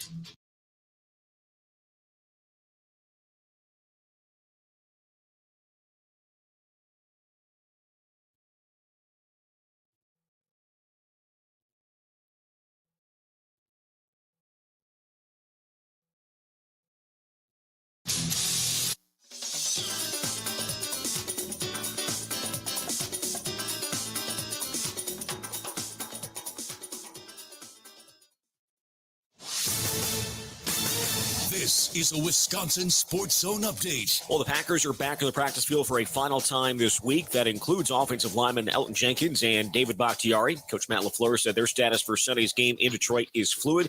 Al Lazar's status also up in the air. Wide receivers have been battling a shoulder injury, but did practice on a limited basis this week. Packers could use all the help they can get as they sit at 3-5, facing what many would consider a must-win at this point in the season. But Aaron Rodgers pushed back on the idea that there's a do-or-die situation. Not really. I don't think it ever needs to feel like that. I mean, there's a little bit more urgency, I think, as the season gets into November. Obviously, the weather's changing, which is usually in our favor. And if we can just get a couple of these, I think, we could start to become that dangerous team that we believed at the beginning of the season we could be. Again, it'll be the Packers and Lions on Sunday in Detroit. Turning to the Badgers, they're going to be hosting Maryland tomorrow at Camp Randall Stadium. Looking like the weather could be a major factor. There's a wind advisory for Madison starting tomorrow, with forecasters projecting winds at 20 to 30 miles per hour with gusts up to 50 miles per hour. Kick tomorrow is set for 11 a.m. Want to save even more at Fleet Farm? Well, now you can with Fleet Rewards. It's free to sign up, and there's no credit card required. Using Fleet Rewards is easy. Earn points every time you shop. Plus, get exclusive member offers, birthday and anniversary perks, free tire rotations, and more. Download the Fleet Farm app or create an account at fleetfarm.com/rewards to start earning points today. Fleet Farm, proudly serving the Midwest since 1955. Well, the Bucs are in Minnesota. It's where they're going to take on the Timberwolves tonight. Milwaukee, the lone unbeaten team left in the NBA at 7-0. It's the third time they've been 7-0 to start a season in franchise history. They've never gone 8-0. Tip tonight is set for 9. With this Wisconsin Sports Zone Network update, I'm Zach Heil-Print.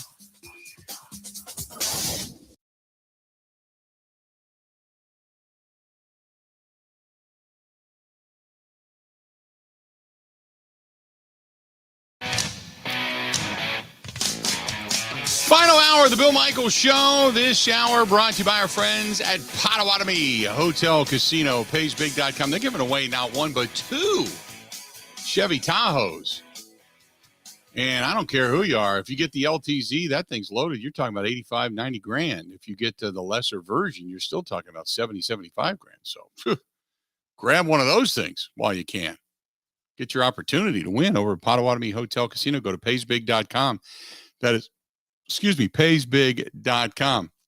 So we were sitting here talking before about, let's just say the Packers get it done, right? Let's say the Packers roll through the rest of the schedule, that they get a win on Sunday, and that really kind of launches them for the remainder of the season. Aaron Rodgers right now based as the 9th best quarterback in the National Football League, quarterback rating of 94.5. He's behind Tua, Patrick Mahomes, Jalen Hurts, which Tua we got to throw into the mix too. 12 touchdowns, only 3 picks in the season. Then again, he's played one less game than many have because he missed a few with the concussion. Patrick Mahomes, 7 games in, 109.5 quarterback rating, 20 touchdowns, 5 picks, halfway through the season. Rodgers right now would project out as we sit here today at about 30 touchdowns and 8 picks on the season, which would still be a really good season for him, but not a normal season for him. He's only thrown for 1,800 yards. 1,800 even. This will be the first year that he doesn't throw for more than 4,000 in as long as I can remember. He's always been a 4,200 to 4,500 guy. But he would be less, we'll say, quite a bit less. Last year he threw 441. The last time he threw in a full season was 2015 when he threw for 38-21.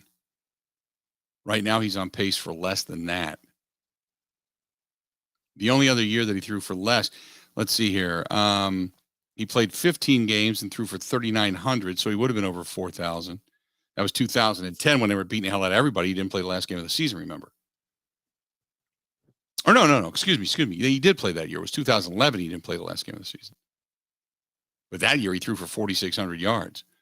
So 4,000, 4,000, 4,000, 4,000, 4,000. Then he got hurt in 2013. Then 4,000, 3,800 in 2015 with a 16-game schedule. Then 4,000.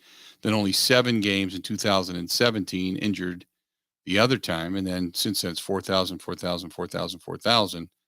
And he's on pace to throw for 36, which would be a career low for him.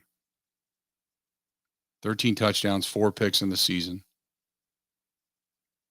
And sacked 17 times. Numbers that are not going to be standing out when you talk. He's not going to win the MVP. I'll tell you why. And here's the other reason. Even if they come back and they start winning a bunch of football games, because they have stunk the first half of the year. That's the reason why. And because he's won it the past couple of years. So he's not going to get votes in that direction either, because people are going to say, nah, we're not going to give it to him either. Especially when you talk about a guy like Geno Smith, who's having a tremendous season. Obviously, Josh Allen is having a tremendous season. Patrick Mahomes is having a really good season. Tua finally gets the weapons. Now he shows what he can do. And when you talk about quarterback rating, he's got a 112.7 quarterback rating. But even though he's only thrown for 1,600 yards. Right now, Joe Burrow is thrown for the most yardage in the National Football League at 23-29. So I just think Rodgers would have, unless they just went crazy in the passing game and suddenly Rodgers was on the same page and just obliterated the second half of the season. I don't think he's even in the hunt for an MVP. I don't even think he'd get a mention. 877-867-1670. Ben, to you, if he ended up with 4,200 yards and 40 touchdowns and again, we're talking crazy because it's not going to happen. But even if he does, it's not going to happen, right? Yeah, no chance. I mean, he has set his own bar so high. Plus, you know how numbers in the NFL are. Yeah. Like the passing, rushing, everything is crazy now. It's also, I think if this team makes the playoffs, I think it'll be due in large part to the defense turning into a top 5 unit, if they do. It's like the Brewers and the bullpen thing. I mentioned this yesterday. We talked about getting a bat at the deadline. At the end of the day, the reason the Brewers missed the playoffs is because they blew like 12, 13 saves down the stretch of the season. Right. The bullpen just couldn't get it done. That's how I view this defense. So even if they make it, I don't think it'll be because he goes crazy. Yeah, I don't think that's going to happen. Rick says, hey, Bill, did you see that Brady's going to eclipse the 100,000-yard passing mark this week? How wild is that? When I was a kid, we never thought anybody would surpass Fran Tarkington. Yeah, I mean, obviously he's played until he's 45. So, I mean, that has something to do with it.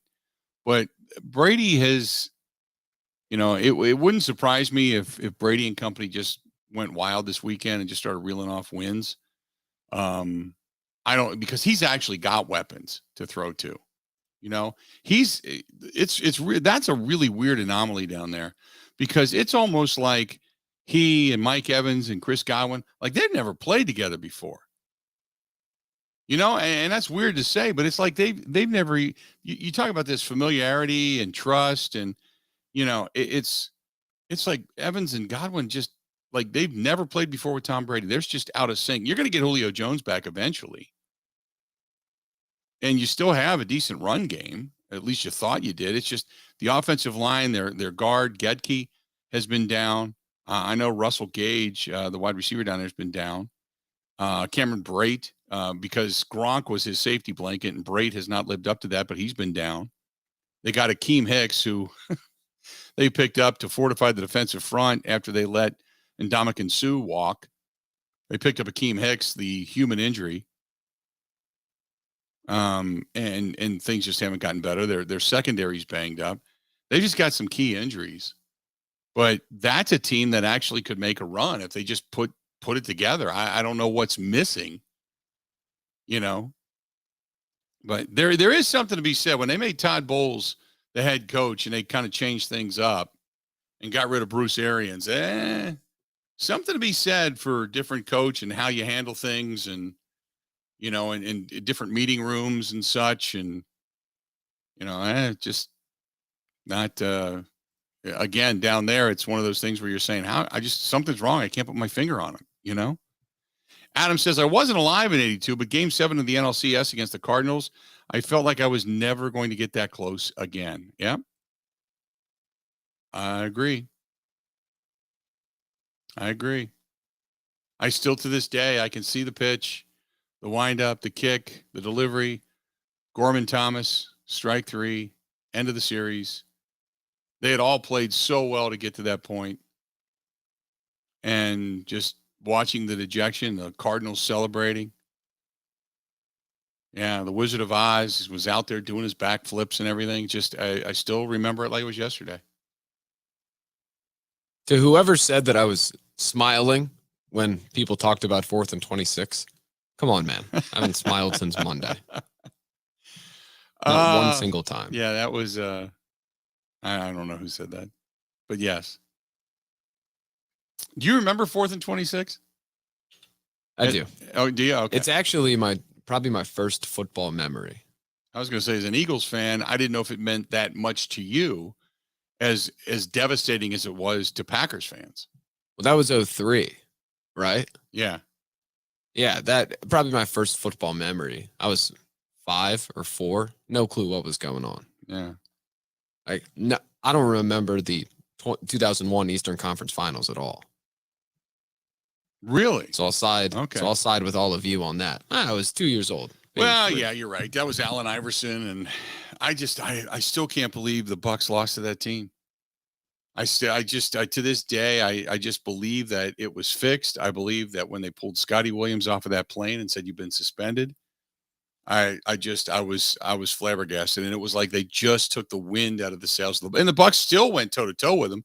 And Glenn Robinson, who usually could hit a turnaround 10-foot jumper in his sleep for whatever reason, took it and banged it like he was, angry at the backboard, and it fell short. And then after that, it was all history. And then you had Ivory, and they got the matchup they wanted. They did not want Milwaukee, even though Milwaukee had the big 3 and Ray Allen and company, Ray Allen and Big Dog Robinson and Sam Cassell. And then they had a really good supporting cast, but I still think they wanted Iverson in Philadelphia against Shaq and Kobe out in LA, 2 big markets, a lot of star power there, a lot of recognition. 2 good guys versus the 1 bad guy. They had the ultimate matchup, and that's what they wanted. Still believe that. Yeah, except Eric Snow is not leading a team in the finals. No. I'll agree no with disrespect to Eric Snow. No, I'll agree with that. 877-867-1670. Ronald says, by the way, don't forget Brady's personal issues are affecting his play and motivation. You can see it on his face. He did a press conference, was it yesterday or the day before? And he looked a little thin. He looked drawn, and he looks sad. Now, you're not winning, you're not going to be happy. But he did not look confident. He looked sad. That's the best way I can describe it. The most, I can get into all the, the intricate adjectives, but he just looked sad. I was sitting there watching the guy do this press conference, and I'm like, that's a man that looks sad and beaten down. Like this is it. This is it. He came back 1 year too long. 877-867-1670. Coming up next, Mike Clemens going to join us the rest of the way. We're going to talk with Mike about this team and about what's coming up this weekend for the Packers against Detroit. This portion of the program brought to you by our friends at Kunes, Kunes, KunesRV.com. That is KunesRV.com, Wisconsin's fastest growing RV dealership in the state. Thanks to them on the automotive side as well. Can't say how much we appreciate all their support, not only for the show, but for veterans and everything we've been doing over the last few months in regards to traveling around, doing different events. We needed a truck, and they said, come and get it. Come and get it, my brother. And they supported us and supported veterans as well. So thanks so much to Kunes Automotive as well. Go to shopkunes.com. That's shop, Kunes, shopkunes.com, or go to kunesrv.com. More of the Bill Michaels Show. Mike Clemens coming up next. Covering Wisconsin sports like a blanket. This is the Bill Michaels Show on the Wisconsin Sports Zone Radio Network. Cool weather, brisk winds, and a hot deal. Hi, this is Gina Della from Pella. Is your home ready for winter weather? Don't wait. Right now, put no money down, no payments, and no interest for up to 2 years. When it's cold outside, thanks to Pella Windows and Doors of Wisconsin, you'll be warm and toasty inside. Pella Windows and Doors of Wisconsin can be installed in as little as a day, with little to no disruption to your family or your home. Plus, you'll get expert advice from our Pella specialists, professional installation by Pella's certified installers, and the excellent service our customers have come to expect. And Pella Windows and Doors of Wisconsin has products and warranty offers you won't find anywhere else. Don't wait for the heating bills to start piling up. Right now, put no money down, no payments, and no interest for up to 2 years at Pella Windows and Doors of Wisconsin. Visit PellaWI.com today. Expires 11/30/2022. Certain exclusions and restrictions apply. See showroom for details.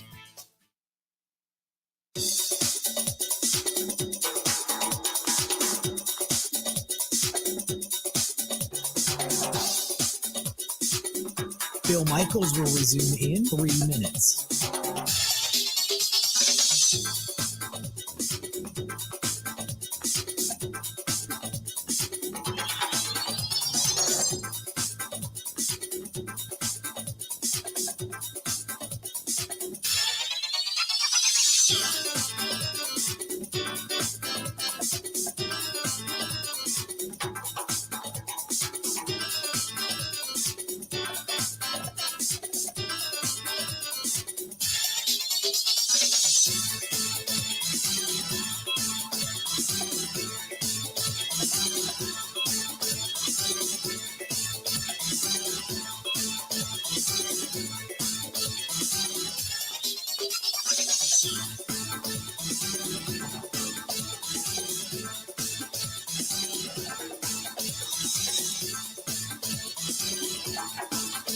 Bill Michaels will resume in 2 minutes.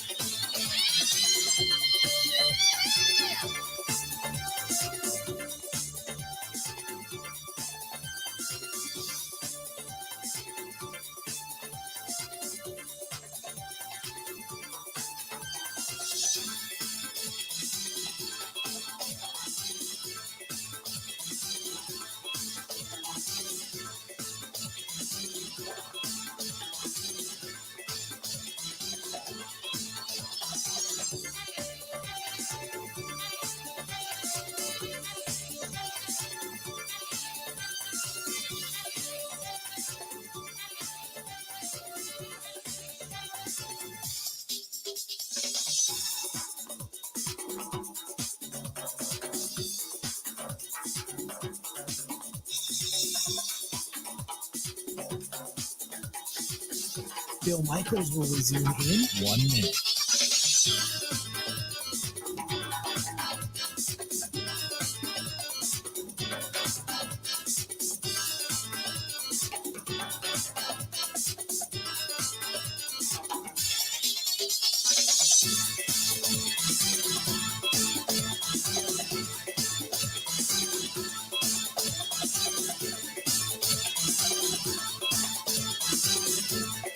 Bill Michaels will resume in 30 seconds.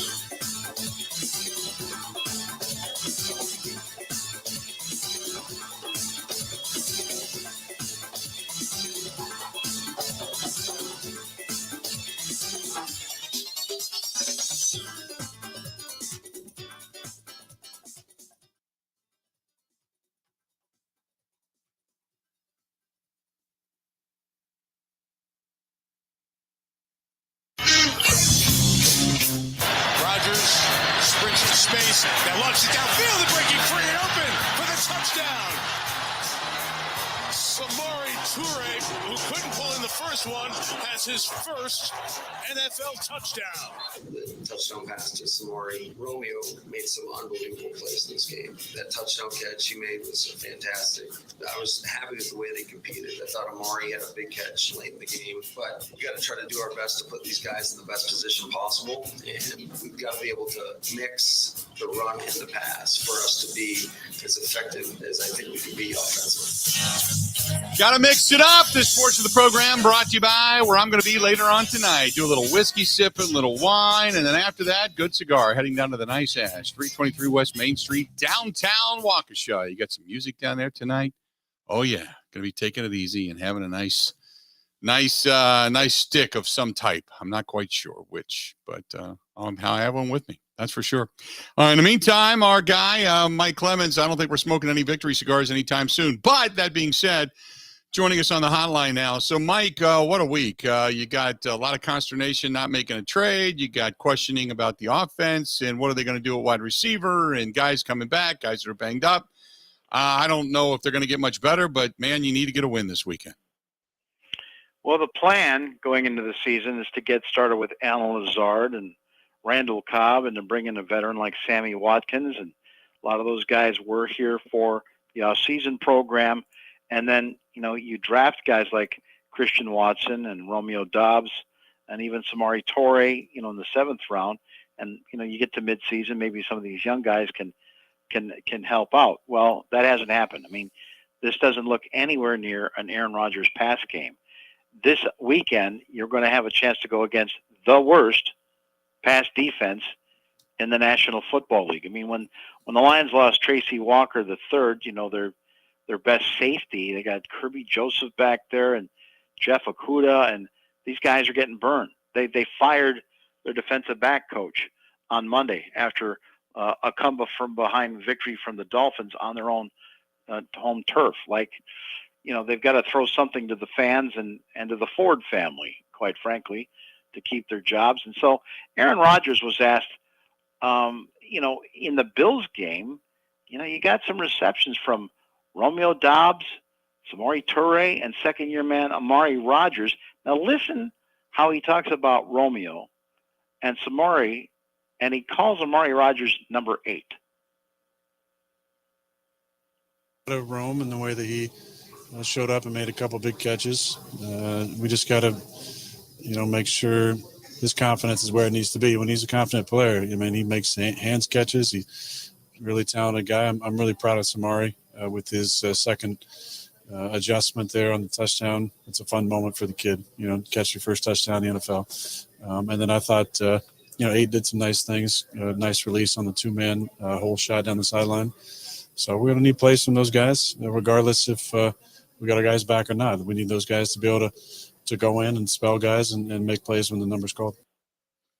The Amari Rodgers thing, Mike, Kylan Hill comes back. I don't know if you use him right away as a returner, but nevertheless, what do you do with him? Yeah, well, with Kylan Hill, they released Patrick Taylor as the 3rd running back. He'd been playing on special teams, brought him back the next day when he cleared waivers onto practice squad. But Kylan is a guy that they like as the returner. So, Amari Rodgers, this kid, his father's T. Martin, a Tennessee quarterback, a coach, all over the place, the pro and the college level, a coach who was coaching Randall Cobb. And when Amari was, 8 or 9 years old, there was his buddy Randall Cobb in college, learning from his dad as a receivers coach. This kid's got all this stuff in front of him, this football life kind of erasing. And this was the guy that Aaron Rodgers was at. Here he is as a 3rd-round pick out of Clemson. By now, he should be a guy, a weapon. And 4 weeks ago, Aaron Rodgers was asked about how's Amari Rodgers doing in his progress. Aaron, what's your outlook on Amari Rodgers and where he fits on this offense? Because last year he was pretty non-existent, and then last week he didn't get out there for an offensive snap. Yeah, he's returning for us right now. That's all I got on that. There you go. Is he just in the Aaron Rodgers, I'm not throwing to you doghouse? Yeah, and I'm trying to figure it out. So, Amari Rodgers made himself available, was it yesterday?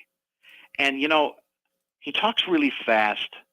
He talks the company line.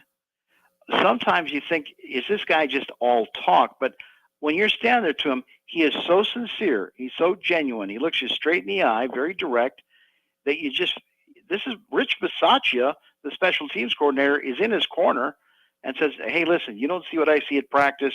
And I know the 2 or 3 mistakes he's had with muff punts and dropped a touchdown, all that, but we still think that at some point this kid's going to break. So you talk to Amari Rodgers and just about his presence, his status so far in Green Bay. Yeah, able to be a part of a team, an organization like this with the winning history, but it's been a learning process. It's been 2 years of learning and getting ready for my time comes. To go out there and do it right. So that's what I've been doing. I've been gathering information, learning as much as I can from the vets that we can, so that when it is my time, I'm ready to go out there and execute. Okay, I understand that he's going out. And he's looking for his time to execute, and he's looking for his time, and it's like, you know what? You're in green. We're looking at our watches. Your time was like last month. Right. I'm okay. Okay. I mean, look at the injury report. Your time is now, dude. And he says, I'm doing every. He talks about during training camp, he was telling the Athletic, Matt at the Athletic, like, oh yeah, I found a chiropractor in the off season that helped me, get through some of the stuff that I suffered last year. And I got this. He's got like 8 guys, working on him. And when you ask him about, you've got this football family. Geez, your dad is T. Martin. And he says, yeah, I'm even talking to the Packers team psychiatrist to get through this stuff. The right people around me, I have great family members that's talking the right things to me, psychiatrists that's talking to me as well. So it's been a learning process. It's been 2 years of learning and getting ready for, my time comes, to go out there and do it right. So that's what I've been doing. I've been gathering information, learning as much as I can from the vets that we can, so that, when it is my time, I'm ready to go out there and execute. Especially in the mental part, the mental aspect. I feel like my confidence is still at its highest level. If I make a couple mistakes, that happens. Like I said, it's an imperfect game. You just can't lose faith in yourself. You can't lose confidence. You just got to keep going, keep moving forward, and continue to grow. And it'll break, it'll come. And, I still believe that wholeheartedly. And, I'm going to keep pushing until that time comes. Mike, I think he's a guy that just needs greener pastures at this point, to be quite honest with you. But the wide receiving core, they're vital to this team having any kind of success moving forward, whether it's with him or without him. I mean, it's to the point now where you're just almost desperate, just looking for anybody to start stepping up and make plays. Yeah, and the Chase Claypool deal, the Packers, Tuesday morning, the day of the deadline, reportedly had a second-round pick in front of the Steelers and Mike Tomlin. Mike Tomlin had been trying to get rid of Chase Claypool. Chase Claypool is a temperamental case at times. And they were looking to get rid of him. When the Bears came up with what they thought was a better second-round pick and all, that's when they pulled the trigger.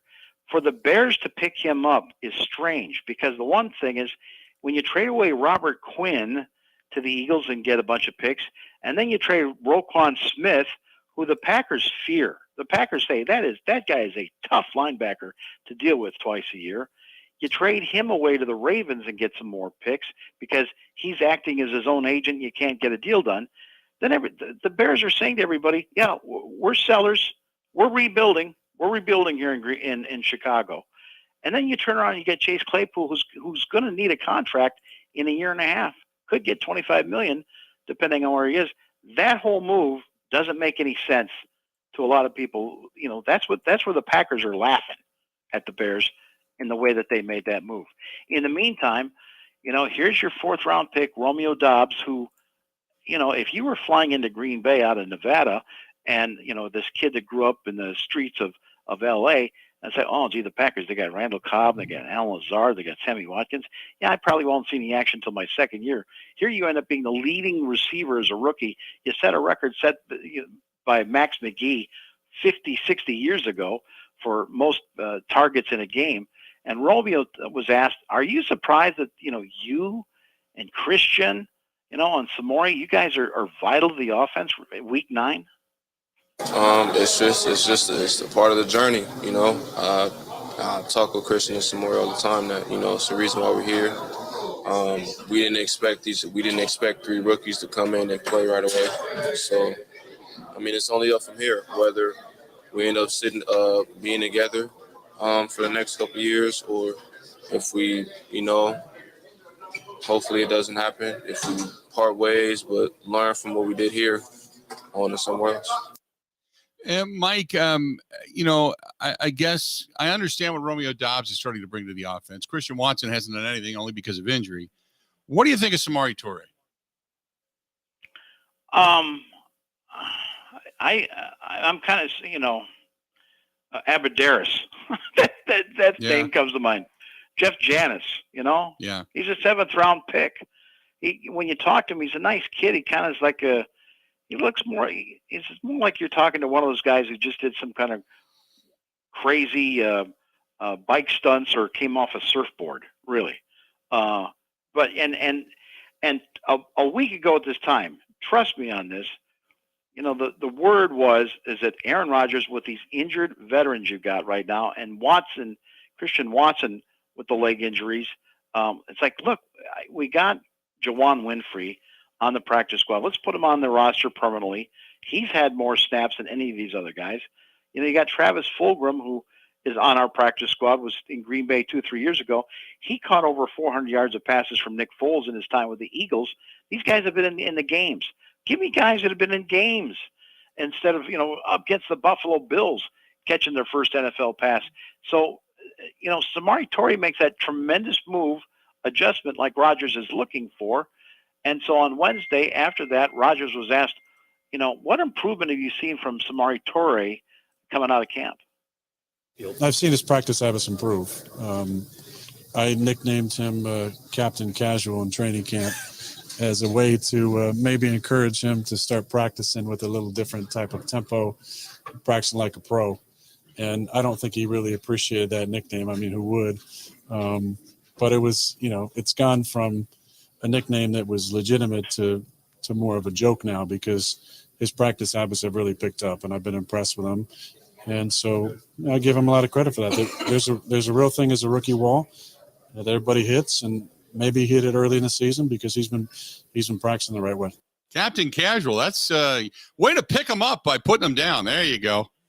Well, that's the whole thing, because the very next day after Rodgers says that, guess what all the questions were for LaFleur and the assistant coaches? It's like hashtag Captain Casual. You're a 22-year-old kid that transferred from Montana to Nebraska so that maybe someone would get a look at you. And, by gosh, here you get picked on the 3rd day in the 7th round by the Green Bay Packers. So, you get your foot in the door. And now you got this Hall of Famer calling you Captain Casual. And it's a hashtag on social media. If you're Jason Vrabel, the receivers coach, it's like, 12, you're not doing me any favors here, man. Let me right. Let's build this kid's confidence up a little bit, man. And because you know what Brian Gutekunst is saying. We've seen Winfree, Aaron. Winfree's an undrafted guy. Put the drafted guys in, because give them some reps, give them some snaps, give them 2 or 3 games, and we'll all see if they're actually can be better in a month than those guys that you just named off. And when it comes to Toure, he was asked, what's your reaction to hear Aaron Rodgers telling the media he's calling you Captain Casual? Once the nickname came up, who would? You don't want to be known as that guy who's, casual. So, one of the greatest quarterbacks thinking you're casual. So I'm like, all right, if that's what they think of me, I got to change something. Yeah.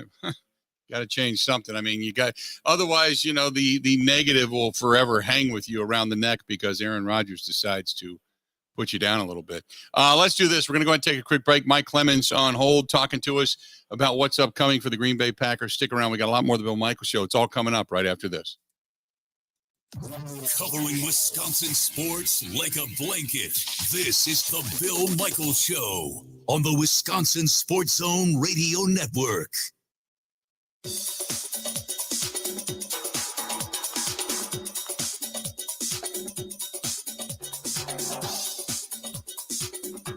Bill Michaels will resume in 5 minutes.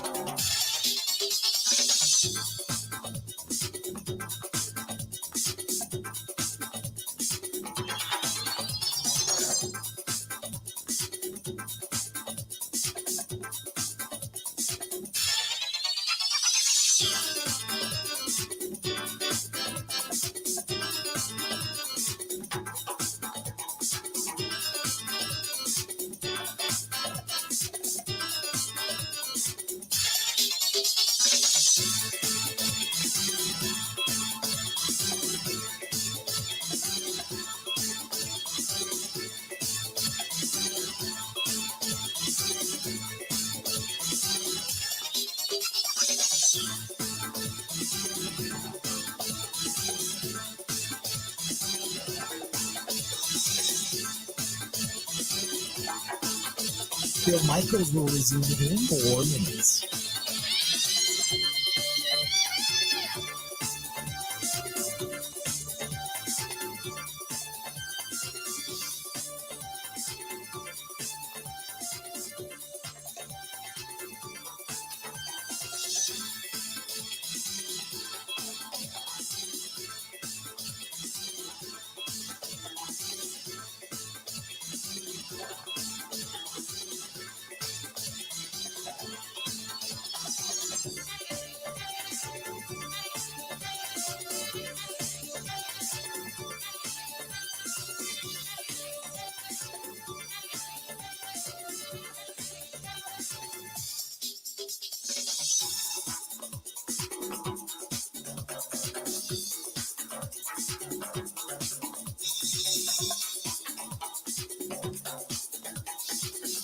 Bill Michaels will resume in 3 minutes.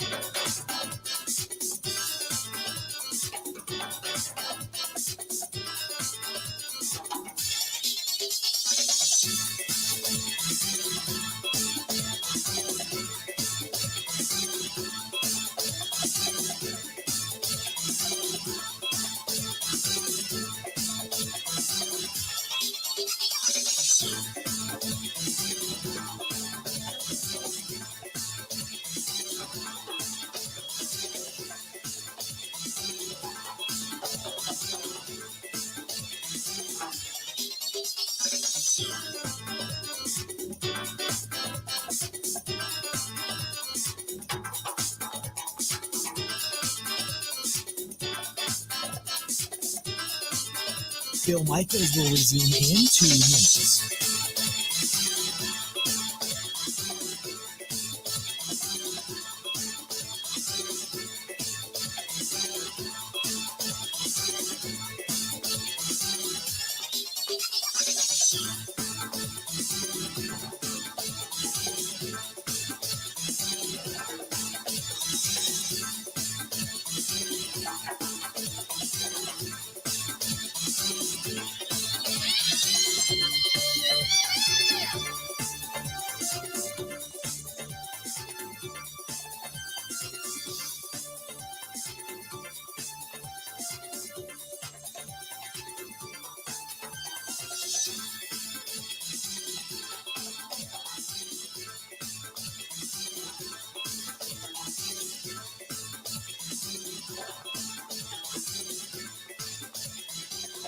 Bill Michaels will resume in 1 minute.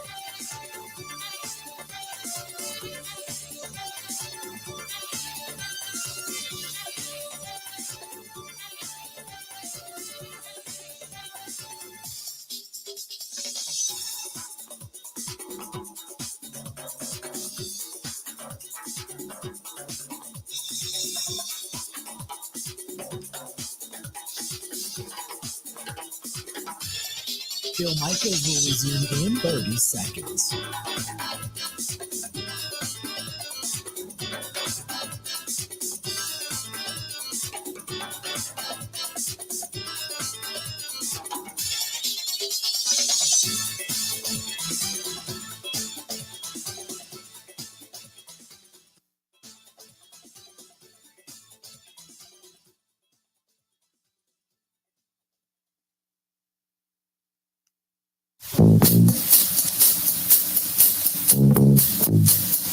He's awaiting the punt at his own 12-yard line. And it's a fake! It's a fake! And Detroit has it! It's C.J. Moore back in Detroit, signed off the Houston practice squad this week, and what a gutsy call by Dan Campbell. Matt, on Sunday, Lions are up 24-17 with about a minute before the half. and they go with a fake punt. Does Dan like to roll the dice a couple times a game like that? Yeah, I think they've had 2 fake punts this year, and then I know they had a surprise onside week 1. You know, we got a lot of trick plays a year ago when we played them, so I think the antenna's got to be up, really in every phase. Welcome back. Those are the words of Matt LaFleur as the Lions just kind of pulling out the stops. They have nothing to lose at this point.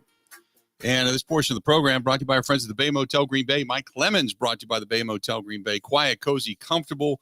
And they got it going on over there, only about a mile from Lambeau Field, as a matter of fact. And you can give them a buzz. Go to baymotelgreenbay.com. That is baymotelgreenbay.com. Or you can call them direct, 920-494-3441. Bay Family Restaurant with home-style cooking, good stuff, 7 days a week. That famous chili over there. Call them again, 920-494-3441. Talking to Mike Clemens. So, Mike, look, they have nothing to lose. I mean, they know their season's pretty much done at this point. The Lions do. And so, you know, you look at Dan Campbell. And Dan Campbell, I mean, you know, like you said before, they make some moves because they got to save some other jobs over there. But guys really like Dan Campbell. He doesn't have success. And we heard from Dan Miller earlier today that says eventually the record's going to come into play if he doesn't start winning. But it seems like guys over there really like him. Yeah, there's an honesty about him. He is who he is. He's a character, but he does have a lot of heart. There's no question about that. So even the media is going easy on him for now. Eventually, though, when you're 1-6, he only had 3 wins last year. Everybody thought he'd be maybe by 500 at this point, and they're scoring a lot of points. But there's all these, there's these typical Lions breakdowns. The difference between this Lions team and the Matt Patricia team, or some of the Lions teams that you and I have covered for the last 20 years, is they were like third quarter quitters. It'd get to be about the end of the third quarter, and then you just see them lie down there on the turf at Ford Field and take a nap. And the fans would even leave her. But the fans are, in the last 5 years, downtown Detroit is more vibrant. The fan base gets there earlier and stays longer and keeps the seats filled up. And I keep thinking about Lions fans or somebody in Michigan, like maybe if they bought the team and got them out of the Ford family's hands, maybe that change would make a difference. Except, what's Powerball up to now? 1.5 billion? Something like that, yeah. Yeah, you'd have to win that 3 times to buy the Lions. They're still valued at over $4 billion. Mm-hmm. The Ford family, William Ford, bought them in 1964 when they actually had a winning record. They were 7-5-1 or something like that. They had Alex Karras on the defensive line, Right. and Earl Morrall was one of their quarterbacks, and Pat Studstill was wide receiver. Yeah, he bought them for $4.5 million in 1964. Wow. That's amazing, cool. Yep, that's amazing. So Dan Campbell is up like 24-17 over the Miami Dolphins, and then the Dolphins shut him down. Tariq Hill is running deep passes for Tua, and they end up losing the game 31-27 in front of their hometown crowd last Sunday. So the next morning, the team announces that they're firing their defensive back coach, Aubrey Pleasant, one of the guys they brought in when he brought in all those guys like Mark Brunell, these former players, as his coaching staff. Aubrey Pleasant was a Badgers safety back in 2008 and has worked his ranks up through the NFL. So Dan Campbell was asked, when did you make the decision to fire your defensive back coach? Really, I mean, this morning, thought about it a long time last night. Obviously didn't sleep and thought about it some more, and then woke up this morning and just felt like this was a decision we had to make. Something else? Did Aubrey do something to? Listen, I think that it's all encompassing after 7 weeks. It just, with where we're at, and there again, I just think something needed to change. Do you think that you have the players to be successful to? I do. I mean, I still believe in the guys that we have. I think that I know what we have on the back end, and I think they're good enough to help us compete and win. We just we got to see if we can get them going even a little bit better. Mike, what is the Hawkinson trade mean? I mean, we heard from Dan Campbell or Dan Miller earlier, who basically said, look, they didn't want to do it, but they weren't going to pay him in the offseason, so it's time to move on. Yeah, and why weren't they going to pay him? Is it the Ford family that's only going to pay so much in terms of signing bonuses? You know, what's the problem with the Lions? Is it still the Ford family? Is that really the end of the line? Because there's so many of these franchises that can turn around in 2 or 3 years, and you know, they make these trades, and it's like the GM Brad Holmes, like, dude, do you really think you're even going to be here a year or two from now for these, you know, draft picks you're trying to get back? 3 years ago in 2019, they draft Hutchinson with the 8th pick overall, first number 1 pick, and people, you know, the analysts are saying, oh, what a great pick, 6'5", 250 pounds. This guy is probably going to be the next Hall of Famer for the Detroit Lions. And now you're sending him to a team in your division for a 2nd-round pick and a 3rd-round pick. And the Lions had to give the Vikings a couple of picks too, a 4th round for next year and a conditional in 2024. So I want folks to listen. You know, maybe you need to appreciate how the Packers keep it going year to year and do it through the draft and not through some of these stupid moves. This is Brad Holmes on the field Wednesday taking questions from reporters about why did you trade Hockenson to the Vikings? You know, there's a lot of variables and factors that go into these decisions, and players being acquired, that's exciting, you know, exciting for the fans, exciting, you know, so, but draft picks, that's not exciting right now. So it's not draft season. So I don't think anyone gives a damn about any draft picks that we get. So yeah, so it's just, I mean, and I understand that, but, you know, but I think it was a good move for both sides, and I'm glad it got done. Hey, Brian, if you're still in the build phase, and I think people probably realize that by what you did in free agency and the draft as well. Yeah. So what is the timeline now then? When could fans actually expect this team to get out of the build phase and actually make the postseason? Because you probably think next year you might have to draft a quarterback. Yeah. Well, you know, that's a good question. By any means, we don't go into the season thinking, oh, well, we're in build, so let's let the foot off the gas and let's just lose games. I mean, we're working hard every single day to win as many games as possible. We still got 10 games left, and that's what we're working hard to do. And so that just because we're in that phase of rebuilding doesn't mean that we can go out, work as hard as we can, compete, and win some games. But what is the realistic, like, I mean, would you say 2024 is when you guys would, like, could you answer that? Like 2023, when's the realistic? We are going to compete every single day. You know, I think I told you guys from the get-go, we're not putting some timestamp angle on this thing and saying, you know, we're not going to be good this time, but we'll be good. You know, we're working at it every single day. We're scouring the waiver wire of the league, you know, looking at potential opportunities that might make sense to bolster our roster, and that's what we continue to do. Mike, you know, I get what they're trying to do, but you know, Jared Goff has got to be going, what the hell? You take away one of my weapons, now what? Jared Goff, who was traded from the Rams to the Lions, came in to talk to reporters, and he said, yeah, I think this sucks. Now, the Lions edited that part out, but here was the rest of his answer to his reaction to finding out his tight end had just been traded to an NFC North team, the Vikings. Not being able to be around him. But yeah, I wish him the best, and I know he'll be successful and do his thing, and happy for him, you know, and hope everything works out for him. But if you guys have any questions about the Green Bay Packers, I'd love to answer them. Yeah, that, in other words, I don't want to talk about it anymore. I'm already getting into trouble. And then now Hockenson over with the Vikings, which makes them that much better. And he's in that beautiful new Vikings facility, you know, and that's another thing that the Lions have. They're still way behind in terms of the facility and the offices and, you know, the machines, the trainers and everything. And so Hockenson had spent the day, walked around the new facility, his jaw open, and talked to Kirk Cousins for over an hour and a half. And then they had a press conference for him up in Minnesota. Super communicative, you know, just a great guy to have in the locker room, you know, I mean, just a guy that can lead a team somewhere, you know, and that's really what we're here to do is go somewhere and win some games. And so, you know, that's kind of the first time I've been able to say that. So I'm pretty excited. I really am. Had to catch himself though. Okay, yeah, had to stop. We're excited to win games. By the way, I've never been excited to win a game. You know, okay, whatever. So the bottom line is tight end to tight end. Packers need to have their weapons, and one of the things we forget about is what Robert Tonyan, Mercedes-Lewis and company can do, but this is a must-win on their side. Sure is. 4 straight losses. Unbelievable.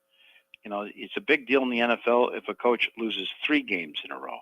I will give credit to the Packers players as the week wore on, more than came out from, behind their shells. Maybe it's after that I saw some of the things that happened on trade day.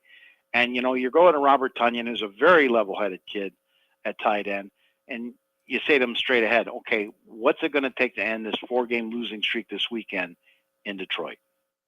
It just takes one. It takes one win to get back rolling, get back feeling good, and get, everyone back on the right track. The people in this room, in this locker room, all have it. So I'm not really too worried about them getting down on themselves or making a big deal about it. I think we have the right men in this room to just go out there and just kind of, next game, next play.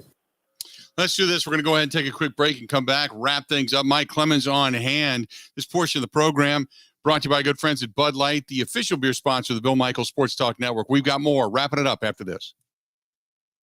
Ready? This is the Bill Michaels Show on the Wisconsin Sports Zone Radio Network. Gifts. We got to get gifts. The soup makers, the grillers, the kids, the breakfast connoisseurs, even the pets in our lives. Wait, don't panic. Go to ShoseyFamilyBeef.com. That's ShoseyFamilyBeef.com. One of the worst things that you can hear, you have cancer. The worst is when you hear the words, your child has cancer. When a child is diagnosed with cancer, it changes their world. Sometimes they can't even do things that they really love, like playing soccer, riding a bike, going to prom, attending school.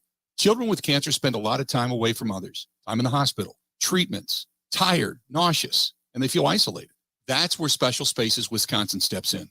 They provide these children with a special space where they can not only sleep, but they can play, they can heal, they can spend time away from the challenges of their illness. It's a customized bedroom designed just for them. How about a princess castle or pirate ship or a sports-themed bedroom? They transform that child's existing bedroom into a place that only he or she can imagine, a place for them just to be a kid. This effort is done with teams of dedicated volunteers and sponsors, just like our friends from Pella Windows and Doors of Wisconsin and all the community partners. If you'd like to find out more or to donate, go to specialspaces.org. That is specialspaces.org.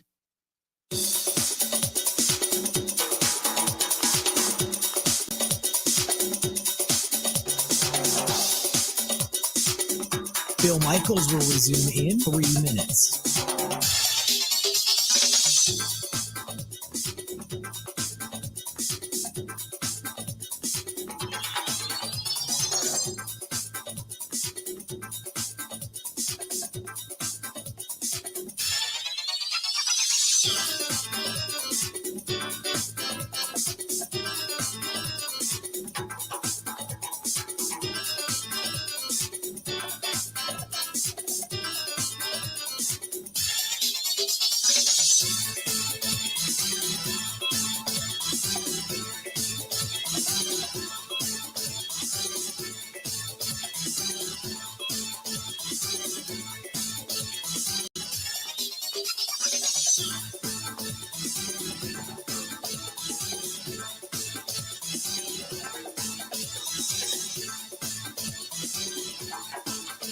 Bill Michaels will resume in 2 minutes.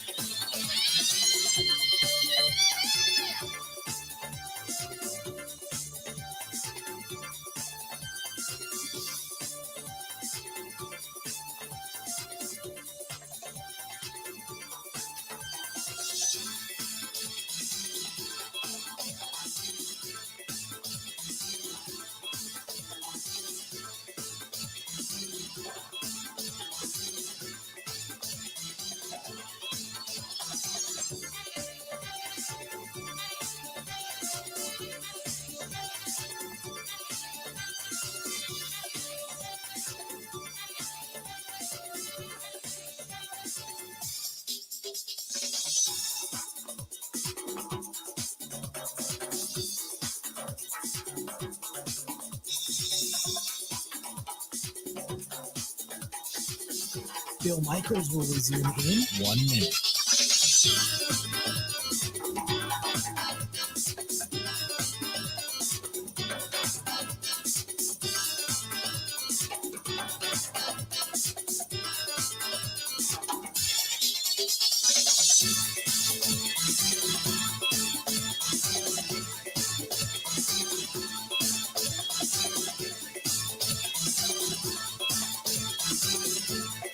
Bill Michaels will resume in 30 seconds.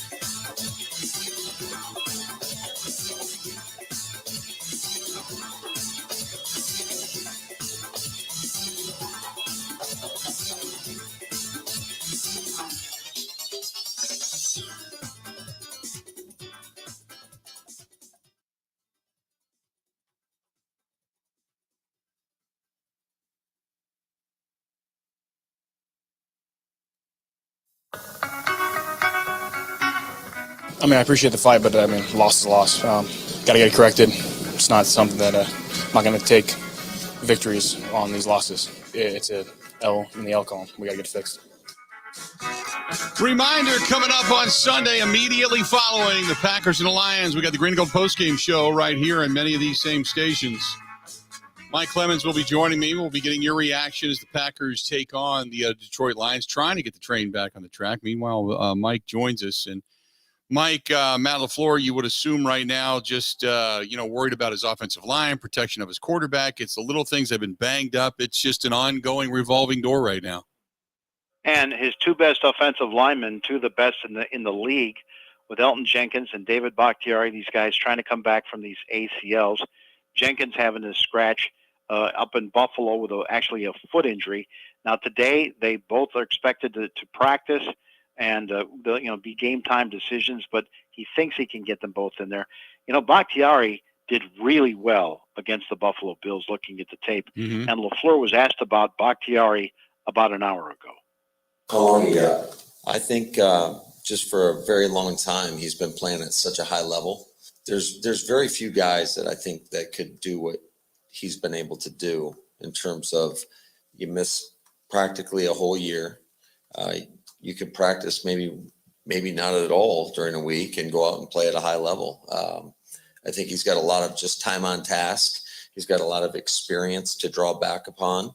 But I think he does such a good job of just, even when he's not out there, of getting all those mental reps and just is so present in the moment at all times when we're in this building, that he can draw back on his past experiences and just go out there and he's obviously super talented, but he's a guy that in many aspects is a self-made guy, and it's the work that he's put in throughout his entire career, and it probably started at a young age. So I just think he's obviously very, very athletic, but I think a lot of it is just how his mind works.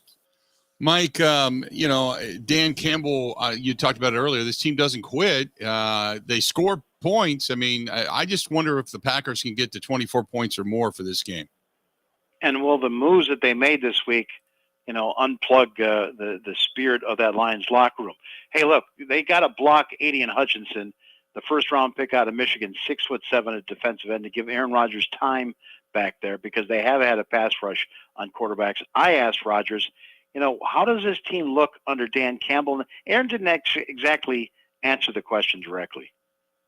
Well, I mean, I have a lot of history against him. I played against him, 28 times, I think, 27 times probably. Seen him a lot of times, a lot of different guys over the years, a lot of battles with him, a lot of great trash talk. We obviously ended that long streak of beating them like 30-some times in a row at home when they beat us in 15, which was a battle. We couldn't move the ball very well that day, but yeah, a lot of good battles over the years. They play hard, obviously their offense has scored a lot of points at home. So I think they average like 35 or so at home. So they've scored on everybody too. So we're going to obviously have to come out and score some points on Sunday. Mike, big game in the sense of I don't necessarily think they're running off with 9 straight if they win this one, but you just got to get a W and start feeling better, right? Yeah, this is your best opportunity to try and improve your passing game, and why not just stick with the running game that you've seen? And, your defense ought to be able to do a job against this team so that, you can be victorious. But it's not going to be easy. This is going to be the toughest win over 1-16 if, in fact, the Packers get a win. Great stuff, Mike. Appreciate it, pal. Thank you, Bill. Talk to you. Don't forget, coming up this weekend, immediately following Green Bay and Detroit, it's the Green and Gold postgame show live After every game, we're going to get your reaction, your analysis, my analysis, Mike's analysis, calls, emails, all of it. Can't wait. Follow us on Twitter during the game at Bill_Michaels, at Bill_Michaels. Have a great weekend. I'm out to do a little sipping, little wine, little cigar, good stuff. Have a great one. Stay dry. We'll talk again. Come